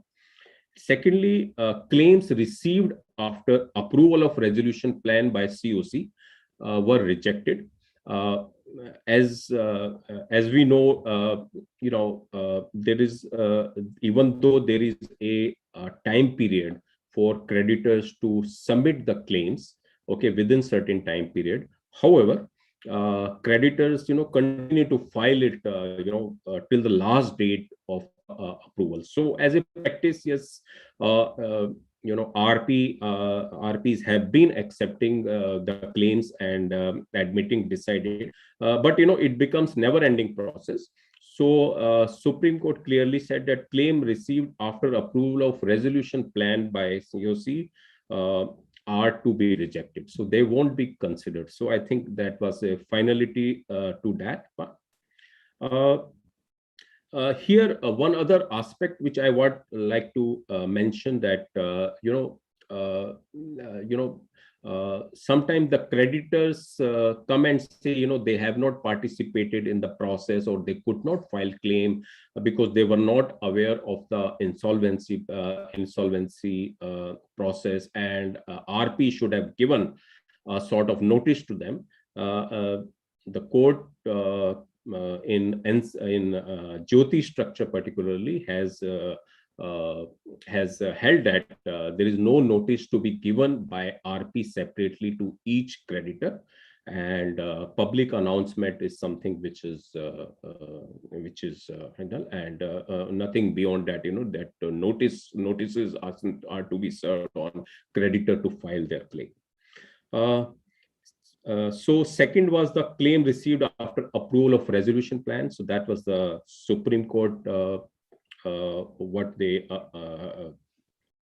held, and most importantly, we'll say, and which is completely unique to IBC in India, is that claims which are not covered in the resolution plan are extinguished, and thus providing a clean slate to the new resolution applicant who is coming in. So the claims which are dealt with in the resolution plan, so which are not filed, are completely extinguished. And this led to the doctrine of clean slate. And this was a major breather for resolution applicants, potential resolution applicants, because they clearly saw that protracted litigation subsequent to the approval of resolution plan, at least, that would be limited, So the and this is something, most of the resolution applicants are very happy about the doctrine of clean slate. Subsequently, this doctrine of clean slate was tested in 2 accounts, and 2 creditors had challenged in 2 different high courts, and who gave different views on this clean slate aspect also. Subsequently, again, Supreme Court dealt with these similar issues in Ghanshyam Mishra case, and which reiterated the clean slate principle, which iterated the clean slate principle, and it clarified position that no disputes which are part of a resolution plan or claims which are not filed or which we have not participate in the resolution plan, they cannot agitate in future. And I think that settled the issue. I think after it was clear earlier also. However, there was certain confusion or I will say some interpretational issue. So that has also been settled by Supreme Court in Ghanshyam Mishra case. And so this issue is clearly more or less now settled as far as the creditors' claim, disputed claims are concerned. Now, to strengthen the further this clean slate principle, amendment to section 31(1) was also introduced, which again reiterated from the government, okay, that statutory dues, essentially, and the government or the state dues, they are lower in priority, and that is there in the statement of object and reasons also, which where it makes it very clear that the prior and section 53 of the code, the priority of dues of the central and state government is lower in priority. So I think the government has not really wavered in that aspect. Okay, and 32A, introduction of 32A, which specifically extinguish the criminal liability of the corporate debtor. So that is also strengthens the clean slate principle and overriding power of IBC. So I will say that in the end, in short period of 5 years, there is a significant evolution and concrete jurisprudence which has emerged with respect to disputed claims, admission, treatment, claims not filed during CIRP, question of continuance of proceeding under section 60 subsection C after resolution plan is approved, so etc. Is now has its finality. Okay, and doctrine of clean slate is definitely unique, and however, I will say here that in under present position, question before disputed claimants, okay, or the operational creditors which have these disputes going on for a number of years, they face the question of is now the evaluation of these protected legal proceedings and whether any benefit is getting accrued or they should settle, okay, or otherwise in future if there is any insolvency, they may get very little or they may not have their participation fully, or they may not get paid. So with this, I So over to Shana. Thank you so much, Satish. That was quite excellent, but let's hear from the discussants and see what they have to say. We'll start with Robert.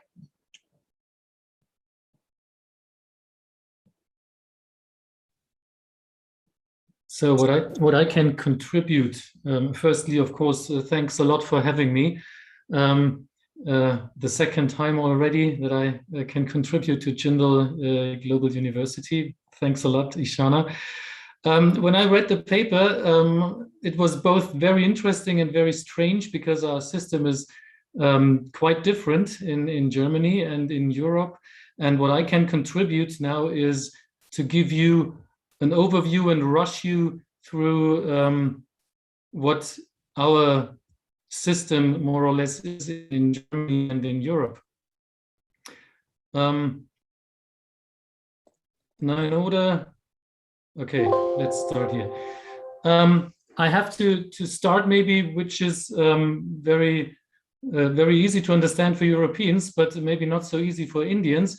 We have 27 countries and different jurisdictions and different insolvency systems in Europe, without the United Kingdom, which after Brexit is not a part anymore. And this creates a lot of problems, and this creates, of course, a lot of differences between the systems. What I'm going to show you now is the German system, which is quite easy to understand, I think, and is kind of an example maybe how insolvency proceedings can go. The unique feature of the German system is that you have one uniform insolvency proceeding. You don't have different proceedings for restructuring or liquidation. It is decided within the proceeding what happens. And just to rush you through the proceeding very briefly, you have an application for the proceeding, then you may have securitization measures in a provisional insolvency proceeding, then you have the insolvency proceeding with a potential insolvency plan proceeding, which can be restructuring plan, but not necessarily. It can also be liquidation. Both proceedings can go to liquidation or restructuring.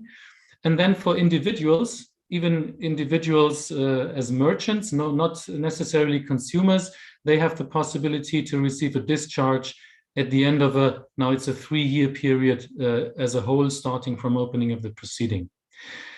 As for the court involvement, the court doesn't have much to decide in German insolvency proceedings, except for appointing the insolvency practitioners. And so the judge is responsible in the preliminary proceeding, where you have securitization measures and stuff to take. But after that, he's only in charge in an insolvency plan proceeding. And apart from that, it's a registrar of the court. Because what the insolvency court does is more or less just record what's happening and well, take an eye on everything happening correctly in a formal sense, but the court doesn't make any material decisions within the proceeding. You can have that kind of proceeding both in a regular proceeding with an insolvency administrator and in self-administration of the debtor. So it's a debtor in possession proceeding, and then you can have that preliminary self-administration, which sometimes is called a safeguard proceeding, and that's a special feature. And what the court does, already mentioned it, the court appoints the practitioners, which are the administrators in the regular proceeding, provisional and final administrator, and a custodian, which is kind of a watchdog in the self-administration proceeding. Now to come to treatment of claims. Regularly, what always happens is that the court will determine a deadline for the filing of claims, which in Germany is not an exclusive deadline. You can file your claims all through the proceeding until the end. In other countries in Europe, it's different. You have exclusive filing date. If you are filing, then out of the end, well, you can drop your claim into the rubbish bin. The court also defines a date for the verification of claims, which can be a hearing in court, which can also be in the written proceedings, just a fixed date where the claims are verified. In Germany, regularly, the administrator has the task to inform all known creditors, and the court will publish opening of insolvency proceedings under that address in the internet, which I stated here, and will also invite the creditors not only to file their claims, but also to announce the securities they claim. There are special EU provisions for the claim filings, and that is that every member state creditor should receive a special filing invitation in different languages and special filing form, which I must say is rather confusing. It's easier to use the administrator's form, but you're obliged to do that. And then there is a minimum filing deadline of 30 days for foreign creditors from other EU member states. And all EU member state creditors have the right to file their claims in any official language of the European Union. So the filing process in Germany looks like that. The creditors file their claims with the insolvency administrators or with the custodian in self-administration. And then the administrator prepares a table of the claims, and he deposits that table together with the filing documents with the courts.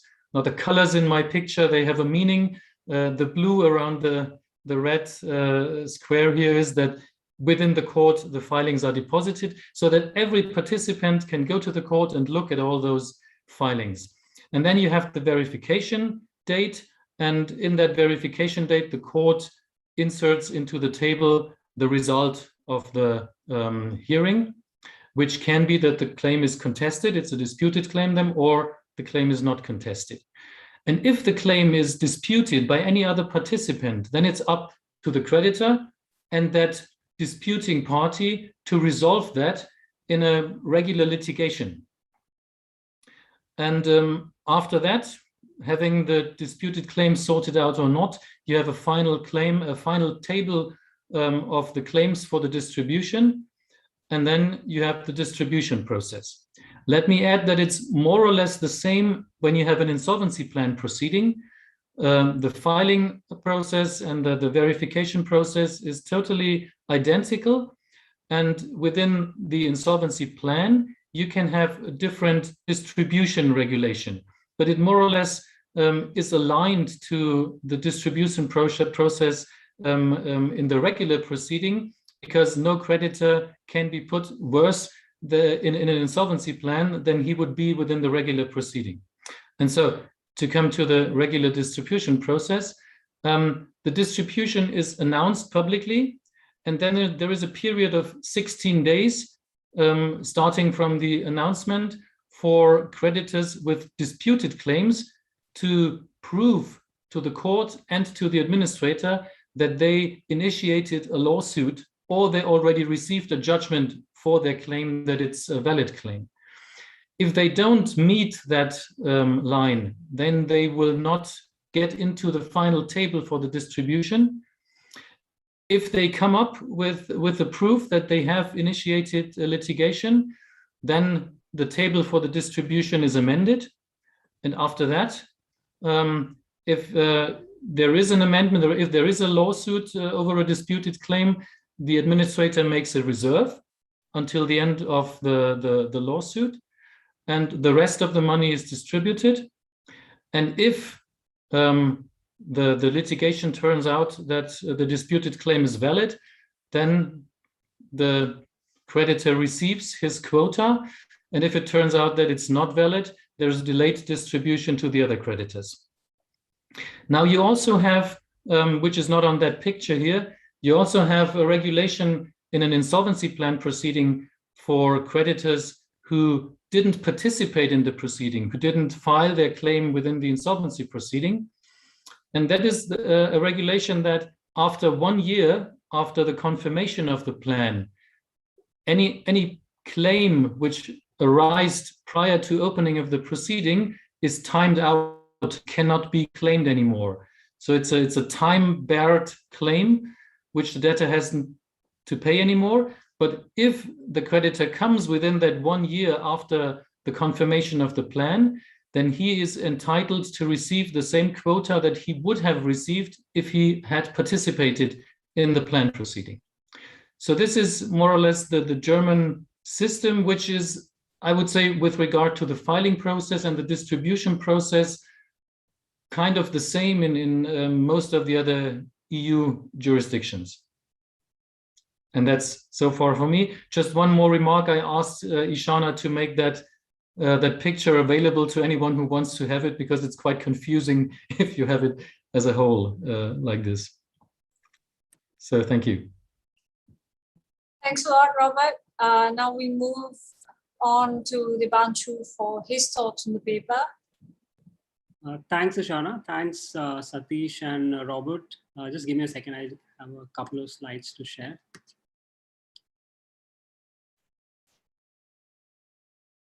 Okay. Yeah. So so broadly, I agree with Robert. It seems like a very comprehensive paper, covers the evolution of the law very well. So congratulations to the authors. Just my comments would largely be limited to the policy background, because that's where we contributed. So I just wanted to say that a lot of people have said that our law is very uniquely designed, and that's largely because all our previous laws were largely copy pasted from other jurisdictions without much contextualization, and that they proved to be big, huge disasters. And therefore, this law is tailor-made for the Indian situation, and that's why a lot of things seem unique, or also possibly also unfair on the face of it. But there are justifications for all of that. And as far as disputed claims are concerned, if we divide it into three parts: the admission process, the claims collection process, and the post-plan approval process. So the disputed claims are relevant for all three parts. And as far as the admission process itself is concerned, the pre-IBC system, the liquidation regime that existed before the IBC, it was almost impossible for a creditor to have its case admitted in a court, because it was very, very easy for the debtor to dispute the claim. Like, it was very, very easy. And therefore, when the law was being designed, there was this intentional effort to make sure that it should not be so easy for the debtor to dispute a claim, and therefore kind of albeit or throughout the proceedings.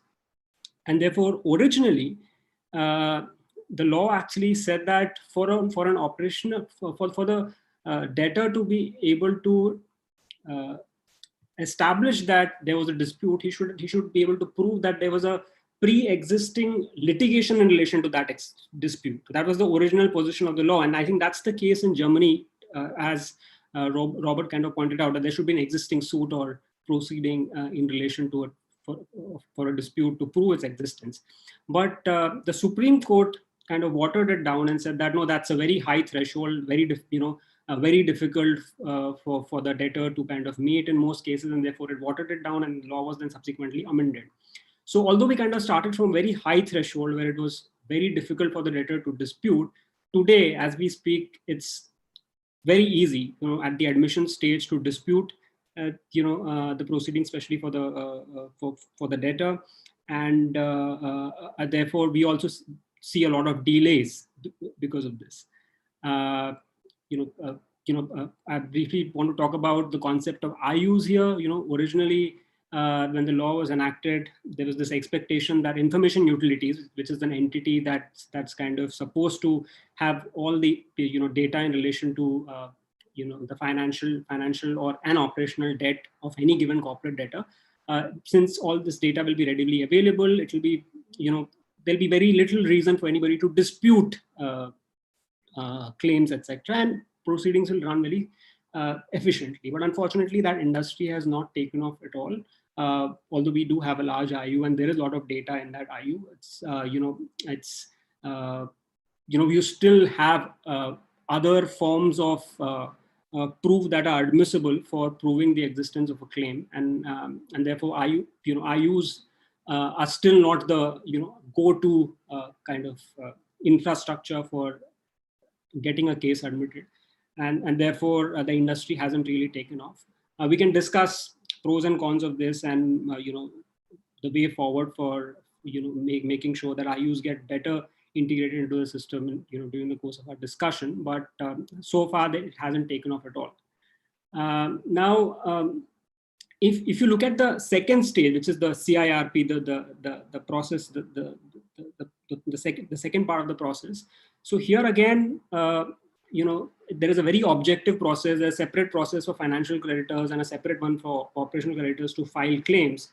And again, there was a lot amount of, before the IBC was designed, we had this advantage of looking at the history of frivolous claims under the liquidation regime, where it was rampant. Like, people used to file frivolous claims in almost every case, and not just frivolous claims, claims with no basis whatsoever, fake claims, so to speak. And therefore, when the claims collection process was being designed, it kind of had a very unique feature, where in addition to the face value of the claims, the insolvency professional was required to verify the veracity of the claims from the books of the corporate debtor. So it's actually a statutory requirement. So therefore, a double check, so to speak, and that's because of the history, because it was you had these frivolous claims that used to be filed as part of the liquidation process. Now, as Satish pointed out, if a claim is disputed, typically the practice is to accept it at notional value. But I also understand that in a lot of cases, while this notional value is useful in the beginning, where at least that guy kind of gets a seat in the COC if it's a financial creditor, because his name gets registered. In a lot of cases, there is commercial settlement that takes place as part of the resolution plan. So while it might be 1 rupee at the time of acceptance of the claim, but in the plan, he might still get treated better. Maybe Satish may want to respond to that during the course of the discussion, but I understand that a lot of this happens. And maybe this is a market-driven solution to this problem of the system kind of now being heavily loaded in favor of the non-disputing party. So here there is some safeguard that if the committee of creditors determines that a creditor who's disputing or who has a disputed claim is really, really useful for the business going forward, then let's commercially settle with him as part of the resolution plan. So a lot of that is happening despite this admission at notional value. So maybe Satish can talk about it during the course of our discussions. And again, lastly, IUs, could have been relevant here also. Like, during the claims collection process, claims could have been filed through information utilities, but this piece also remains completely underutilized. Like, I understand that both for financial claims and operational claims, this isn't really used much in practice. That is using IUs for this purpose. Then lastly, Satish talked about the clean slate theory and the fact that once a plan is approved, it should be binding on everyone. Here, I just want to give a brief background. When Section 31 was being drafted, the government was aware that we don't want a situation where after a plan is approved, you have other claimants coming back and asking for more than what was given to them as part of a resolution plan. Because this used to happen a lot under the previous system, especially under the Sikh Industrial Companies Act, where there was a lot of litigation after approval of a plan. So the government, if you look at the original language of Section 31, it said that the plan shall be binding on all relevant stakeholders involved in the resolution plan. It was a very broad wording. And the intent was very clear that even tax authorities and other kind of claimants were supposed to be bound by this. But as Satish kind of pointed out, they kept filing their claims despite this provision, which kind of said that the plan is binding on everyone. You really can't come. But they kept coming back and asking for their claims. And then the Supreme Court and SR kind of clarified that you can't do that. And then, subsequent cases have also done that. And now the law has been amended specifically to say that the plan is binding on everyone, including statutory authorities, tax authorities, etc. And I just want to mention briefly here that when the law was being designed, the government was aware that the folks who have the maximum exposure to non-performing assets and who need to recover are large public sector banks. That's also public money. So you need to balance that interest with the interest of tax authorities who are also collecting public money. But so then the government took this call that, in this law, it will be, we'll give, a higher position to financial creditors, most of whom are big public sector banks, and the tax authorities and government will come below. And therefore, and that's the logic that needs to be respected. And thankfully, that's now been clarified with this latest amendment, where I think the clean slate theory has been given a specific statutory recognition. But my question to Satish is, has it really helped? Because from my conversations with lots of people, I understand that these authorities still keep coming. They still keep coming despite these amendments and despite these rulings, and they keep, asking for their dues after a plan is approved. And here I also want to briefly mention that this is not a new issue. This issue was alive even in 2008, where one of our old committees on financial sector reforms in 2008 had recommended that, in the context of old bankruptcy law, that authorities should go and recover their dues when the business is doing well. Once the business is insolvent and it's in the insolvency proceedings, they should know where they stand in the scheme of things, in the hierarchy of priorities, and take and do whatever they can ex ante, and not wait for insolvency proceedings to conclude and then go and ask for their claims. But it's been 12-13 years since that observation, and I think they, at least practically, not much seems to have changed. And lastly, we can again discuss this as part of our subsequent discussion. Is the current system on disputed claims fair to all stakeholders? My assessment is that I think at the admission process is broadly fair, although it's fairly easy for the debtor to dispute claims. There are kind of safeguards in place, and at least the Supreme Court has said that it has to be genuine debt, etc., and a genuine dispute for the debtor to be able to dispute it. And it's much better in comparison to the situation in the past, where everything was disputed and there was no movement whatsoever. And then as far as the CIRP process is concerned, I think that process works really well. And thanks to the insolvency professionals who've kind of done this part of their role very, very well, where the entire ecosystem has a lot of confidence in an IP's ability to run the claims collection process efficiently, and so the entire ecosystem kind of trusts the IP to do this effectively, and I think that's reasonable. That's worked really well. But the only problem is if someone's claims gets accepted at notional value, and he had a very legitimate claim, then is it fair to then say that because of clean slate theory you are gone? Whatever, if the plan gives you notional value, then we are sorry, that's the best that can be done. Like, is this outcome fair for the creditor in question? And so and I think the clean slate theory broadly is fair, and especially in the interest of efficiency. But what about genuine disputes? Like, if it's a really genuine dispute, at least in German law, as Robert indicated, you have a period of 1 year within which you can come back and claim something. But is our system a bit too oriented in favor of efficiency and a bit unfair, so to speak? Yeah, so that's all I have to say. Stop share. Thank you for that response, Devanshu. I'm going to first allow Satish to respond to both Robert and Devanshu's comments, and then ask a question and throw it open to the panel to close out the ceremony, and then invite our executive team. Go over to you, Satish. Okay. Okay. Thanks. Very, very insightful, Robert. You give the German insolvency process, and Devanshu, for giving us how this laws were drafted and what was the thinking behind, while these laws were being enacted. So the couple of points which you have raised, Debanshu, one is that, yes, these authorities keep coming back, even after resolution plan has been approved by adjudicating authority, or it has gone through that level. Yes, I think it's a learning process. And as you know, these central government and state government authorities, there are,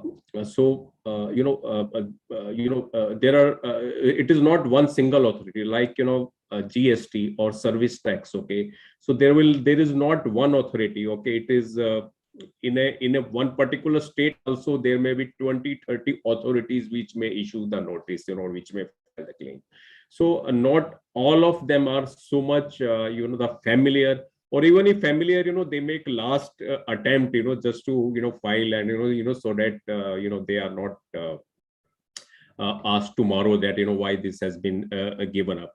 But I think from what I understand, and if you go through the annual accounts of the companies whose resolution plans were approved 1 year or 2 year back, okay, and how they have reflected those claims which have been extinguished, and these have been accepted finally, whether it is the excise duty, service tax, GST, or some other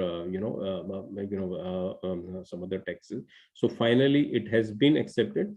And a lot goes to, because these authorities have also filed, they keep on going to various authorities, and these and now we have enough number of precedents which are quoted to them, and then now, and some courts have also said that, and it's a sort of frivolous, and that you keep on coming to us. So that is one thing. Other is that regulators also, I think they are doing a lot of programs and advocacy, and to apprise them that, okay, what are essentially the rights, and in terms of the filing of the claim at the right time, and then what will be the impact. So a lot of time, they think that they are statutory bodies, so they don't have to file also, claims. So so last month also I got a call from one of the the one of custom that I have to file the claim. I said, thank you, sorry, it cannot be done. So but if you look at yes, and how the annual accounts, and I think this has been accepted, and mostly now it is settled. And if I'm sure if any issue goes to any court, or high court or Supreme Court now with this Ghanshyam Mishra, then issue is settled. So that is one thing. Other is how these disputed claims are really dealt with in the resolution plan, and how COC will look at from the commercial wisdom point of view. Yes. One is first of all, these disputes or litigations are disclosed in the information memorandum. Resolution applicant has to assess, what sort of litigation is it. So they would like to settle it, they would like to continue, get it crystallized, and then pay off, or they want to extinguish. So that is the first step. And it is also possible that sometime some of the creditor, these disputed credit, like mentioned, it can be genuine also, and so resolution applicant may like to have a relationship, so kind of giving a differential treatment to that particular creditor. And once a resolution applicant proposes that, and then it is for the COC to approve that in its wisdom, because that is going to be in the interest of the maintaining going concern and maximizing the value.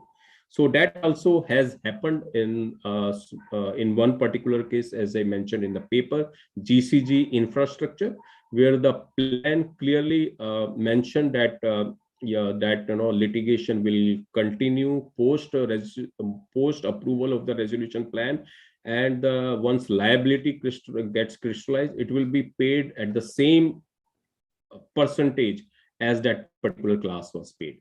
So yes, it will vary from case to case. It can be some creditor who is very essential to the operations. So I think the differential treatment can be made.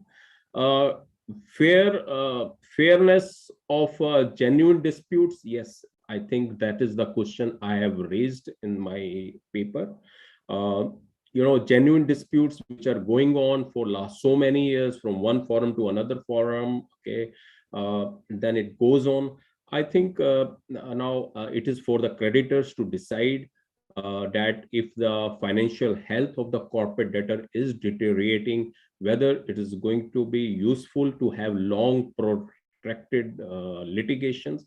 I think this is also a lesson for the these are some of the creditors to really stop at certain point of time, maybe if there is a solution emerging. I think this is what it is, that the protected litigation also is not going to help you, and that relation of the that sort of settlement or mediation will definitely, these creditors would definitely look at. So thank you so much for those remarks, Satish. Just as a closing, because the reason why this panel was kept as the fourth paper and the last paper for discussion was also to sort of do a wind up of the discussions that have happened, because the underlying theme is about parallel, or what happens in the case of a dispute. And while a lot of the inquiries have been answered by this panel, I want to just identify 3 points as closing in terms of the sessions, and go around the table for one final comment before we close the event.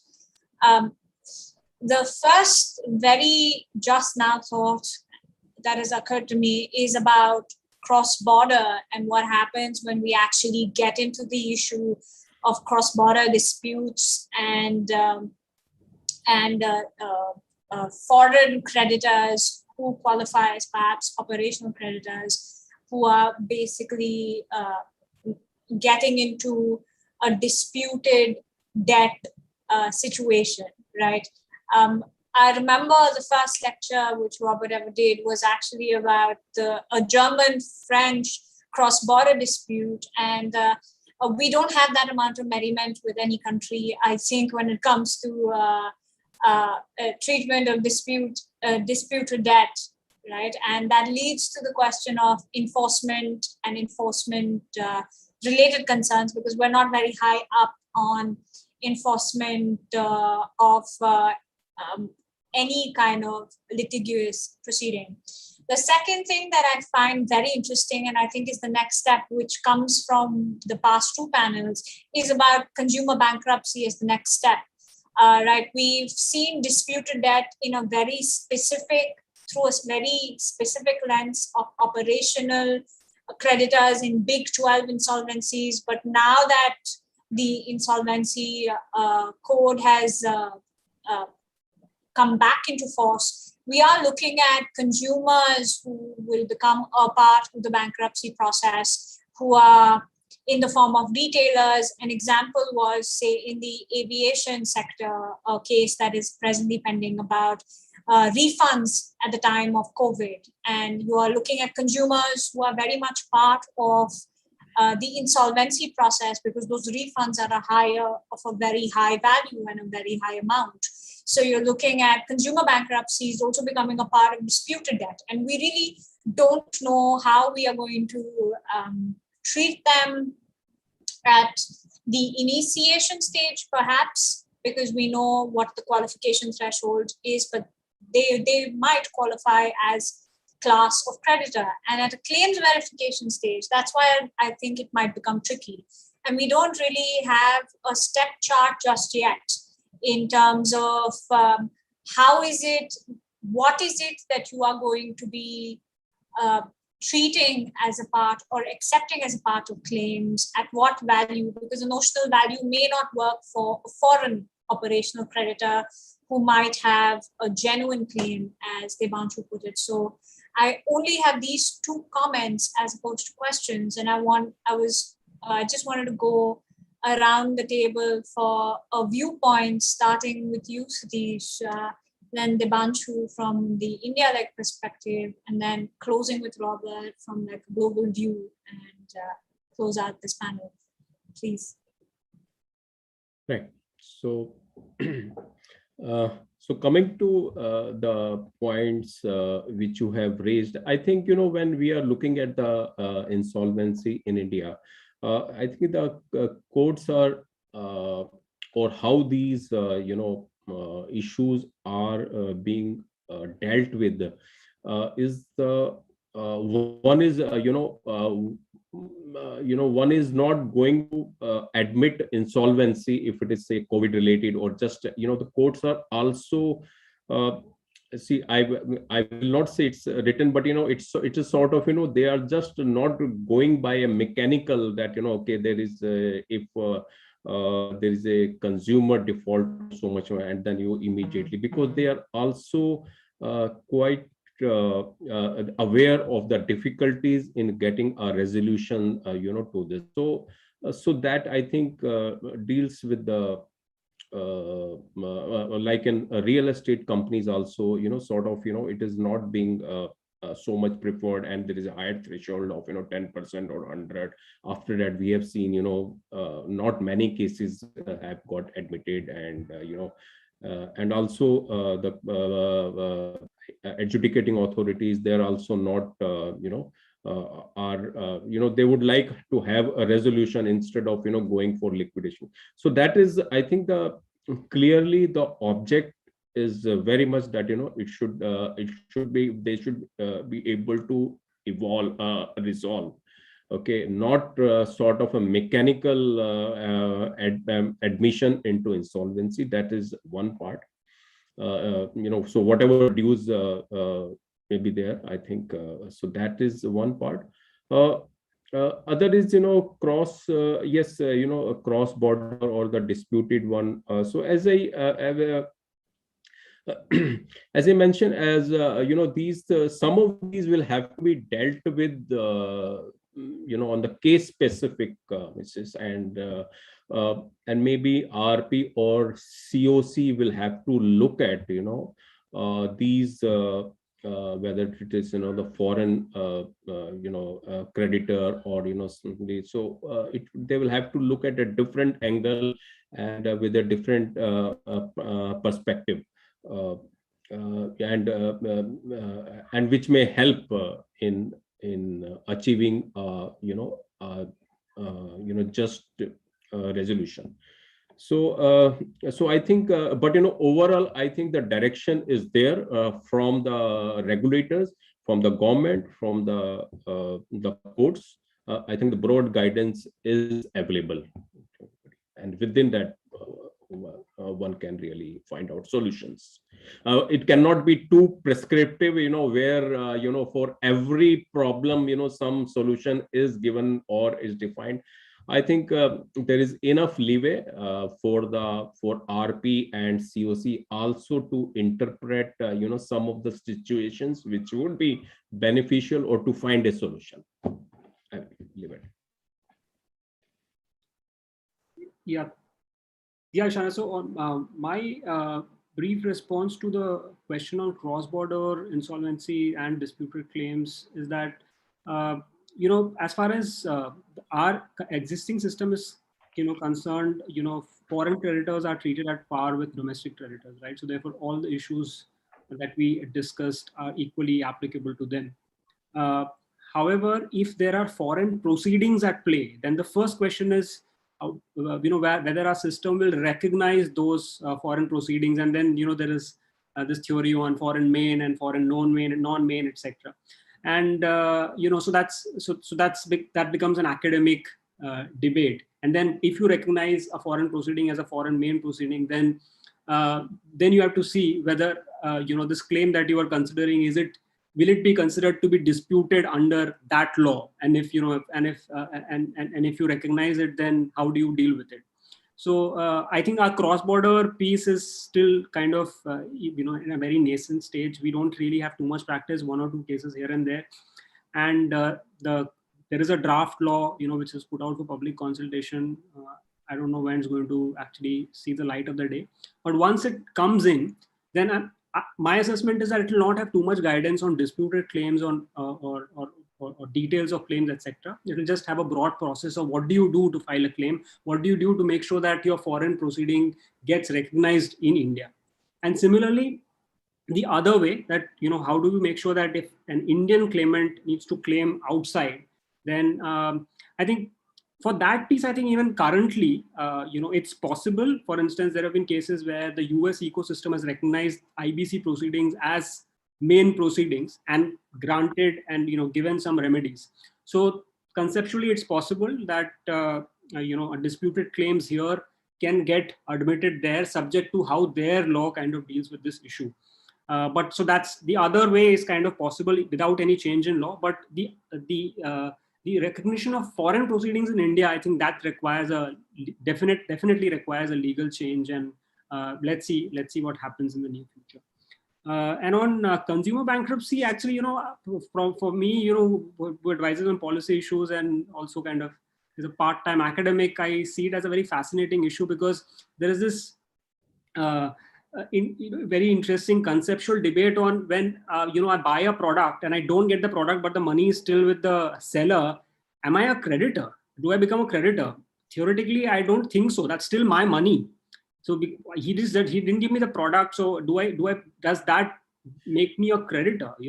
And therefore, the reason I said this is because if it's my money, then when the liquidation estate or when the CIRP estate is formed, I should actually be standing on top of everyone else in the scheme of things, because that's my money. That's not part of the CIRP estate. And therefore, as a consumer, I'll argue that I come before everyone else. The moment you start treating me as a creditor, then you will call me an operational creditor or something else, and then I get treated, then I'm at the mercy of the creditors, so to speak. And therefore, I would say that as a consumer, if you look at the current version of the law, it clearly says that the IP will only take possession of assets and monies that belong to the debtor. And I think consumer's money does not belong to the debtor. I'll argue that. And therefore, even today under the law, there is a remedy. And I actually personally felt that this should have been the case for home buyers also. We just had that discussion where home buyers are essentially consumers, right?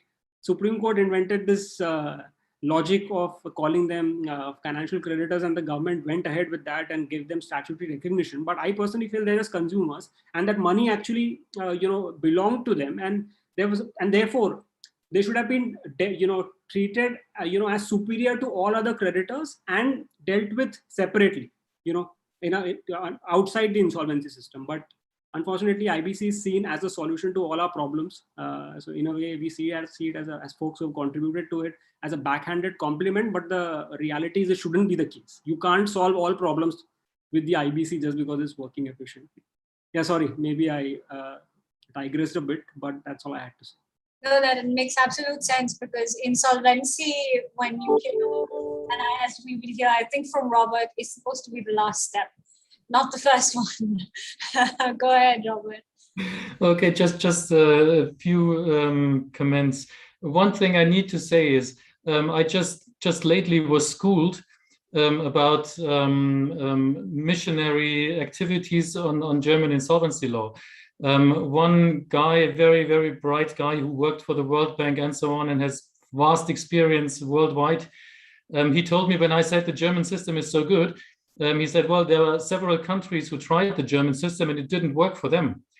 So if you look at foreign systems, if you see something which works there, doesn't necessarily mean it works for you. You have to be sure that it works for your culture, for the history, for your judicial system and everything.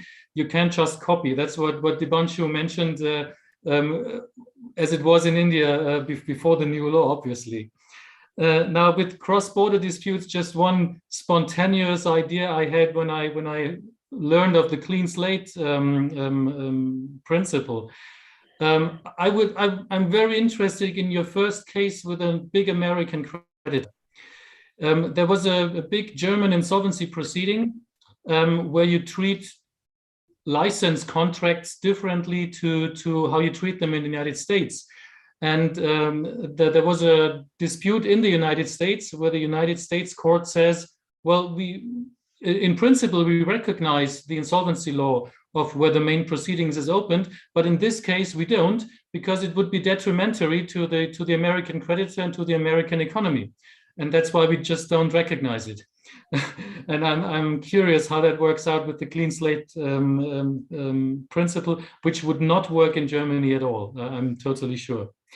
With consumers, I would have said spontaneously, if I have a contract, I have an entitlement, and if the debtor hasn't fulfilled his entitlement, I'm a creditor. That's the German view. So the consumer in your case, Debanshu, would be a creditor, no question. He doesn't need to claim his right, of course, but if he does, he's a creditor like everybody else. And with regard to consumer insolvency, which is of course a different question, in Germany we use the same proceeding for consumers to get them get to their discharge in the end, but there is an initiative in the EU which might lead to streamlined proceedings, because the motivation of the participants is totally different in those small proceedings. It doesn't make sense for the creditors to invest a lot of activity and then decide on things in consumer insolvencies where you don't get anything anyway. It's just about getting the consumer discharged in the end. And so I think it's not the worst idea to have streamlined proceedings, but it's a good idea to have proceedings for consumers to get out of their debts. So that's from my side. That's a very positive thought, Robert. Thank you for leaving us with that in a sense. And obviously, it's a fantastic wrap on that positive note. And thank you very much to the panel to actually leave us with a lot of material to write about and a lot of material to think about. And on that note, I want to invite our executive dean, Professor Dr. Sri Shiji, to close the ceremony and give us his concluding remarks. Over to you, sir. Thank you, Ishana. Thank you very much. Dear everyone, good evening. It's a pleasure to see that the first edition of the JGILS Global Law School Insolvency Law Working Paper Series is being successfully concluded. 2 days, 5 sessions, some of the finest minds in the area of insolvency and bankruptcy, and most constructive conversations. Now, this working paper series is in fact a rational choice from the many options we had. Professor Ishana, Professor Indranath Gupta, and I finally decided to go for a working paper series given the openness it has. Although it's not that counts much in the legal publications market. But the working paper series definitely is, or working paper is a new academic culture, a new form of intellectual exchange which creates the proverbial agora. Hence, we decided to get ourselves swayed by epistemic considerations. The need Professor Ishana Tripathi felt deeply about the absence of constructive conversations on insolvency and bankruptcy law eclipsed all other considerations. While theory is a means to turn phenomena into knowledge, knowing phenomena requires a posteriori knowledge in the form of inputs from practitioners. We wanted the self to meet the otherness, thesis to meet its antithesis, and theory to meet the praxis. The real-time conversations around uploaded papers gives the sense of true conversation and dialogue. I'm certain that the records these conversations would leave behind will be the food for thought and inputs for policymaking and decision-making, not discounting their possibility to become journal articles and research monographs, which will have definitely bigger acceptability. I take this opportunity to thank all the authors of the working papers, the speakers, the commentators, and the keynote speakers of this event. I feel truly honored that JGILS has been supported in this venture by the Insolvency and Bankruptcy Board of India, Red Intelligence, and Vidhi Center for Legal Policy. One of the founding members is with us for this session. Thanks to my colleague, Professor Indranath Gupta, Dean of Research at JGILS Global University, for his support and advice. And I must specifically acknowledge the energy and enthusiasm of my colleague, Professor Ishana Tripathi, for her unparalleled deep feelings and passion for insolvency law. That she has chosen JGILS Global Law School as a site for activities like this working paper series. On behalf of JGILS Global Law School, I remain deeply indebted to her. The school and me will continue to support her in all possible ways. Thank you everyone who contributed to this event and series in one way or other. Thank you for those who have connected to us through our YouTube channel. The website and the working paper series is fully operational now, and the call for papers for the next episode will be relayed very soon. So thank you everyone and good night. Thank you so much for those kind words. Thank you everyone who's joined us on Zoom. Thank you to our last speaker and panel. Thank you to everyone on YouTube. It does take an army, so AV support, thank you for staying with me, and the Research Dean's Administrative Office as well. Thank you so much, everybody. And the call for papers is live now. Thank you to our Executive Dean for launching it. I hope to see you guys in the next sessions, and I hope a lot of you will write for us. Have a good evening, good night, and thank you for staying with us to the end. Goodbye, everyone. Bye. Thank you, Ishana. Thank you, Ishana. Thank you and good night.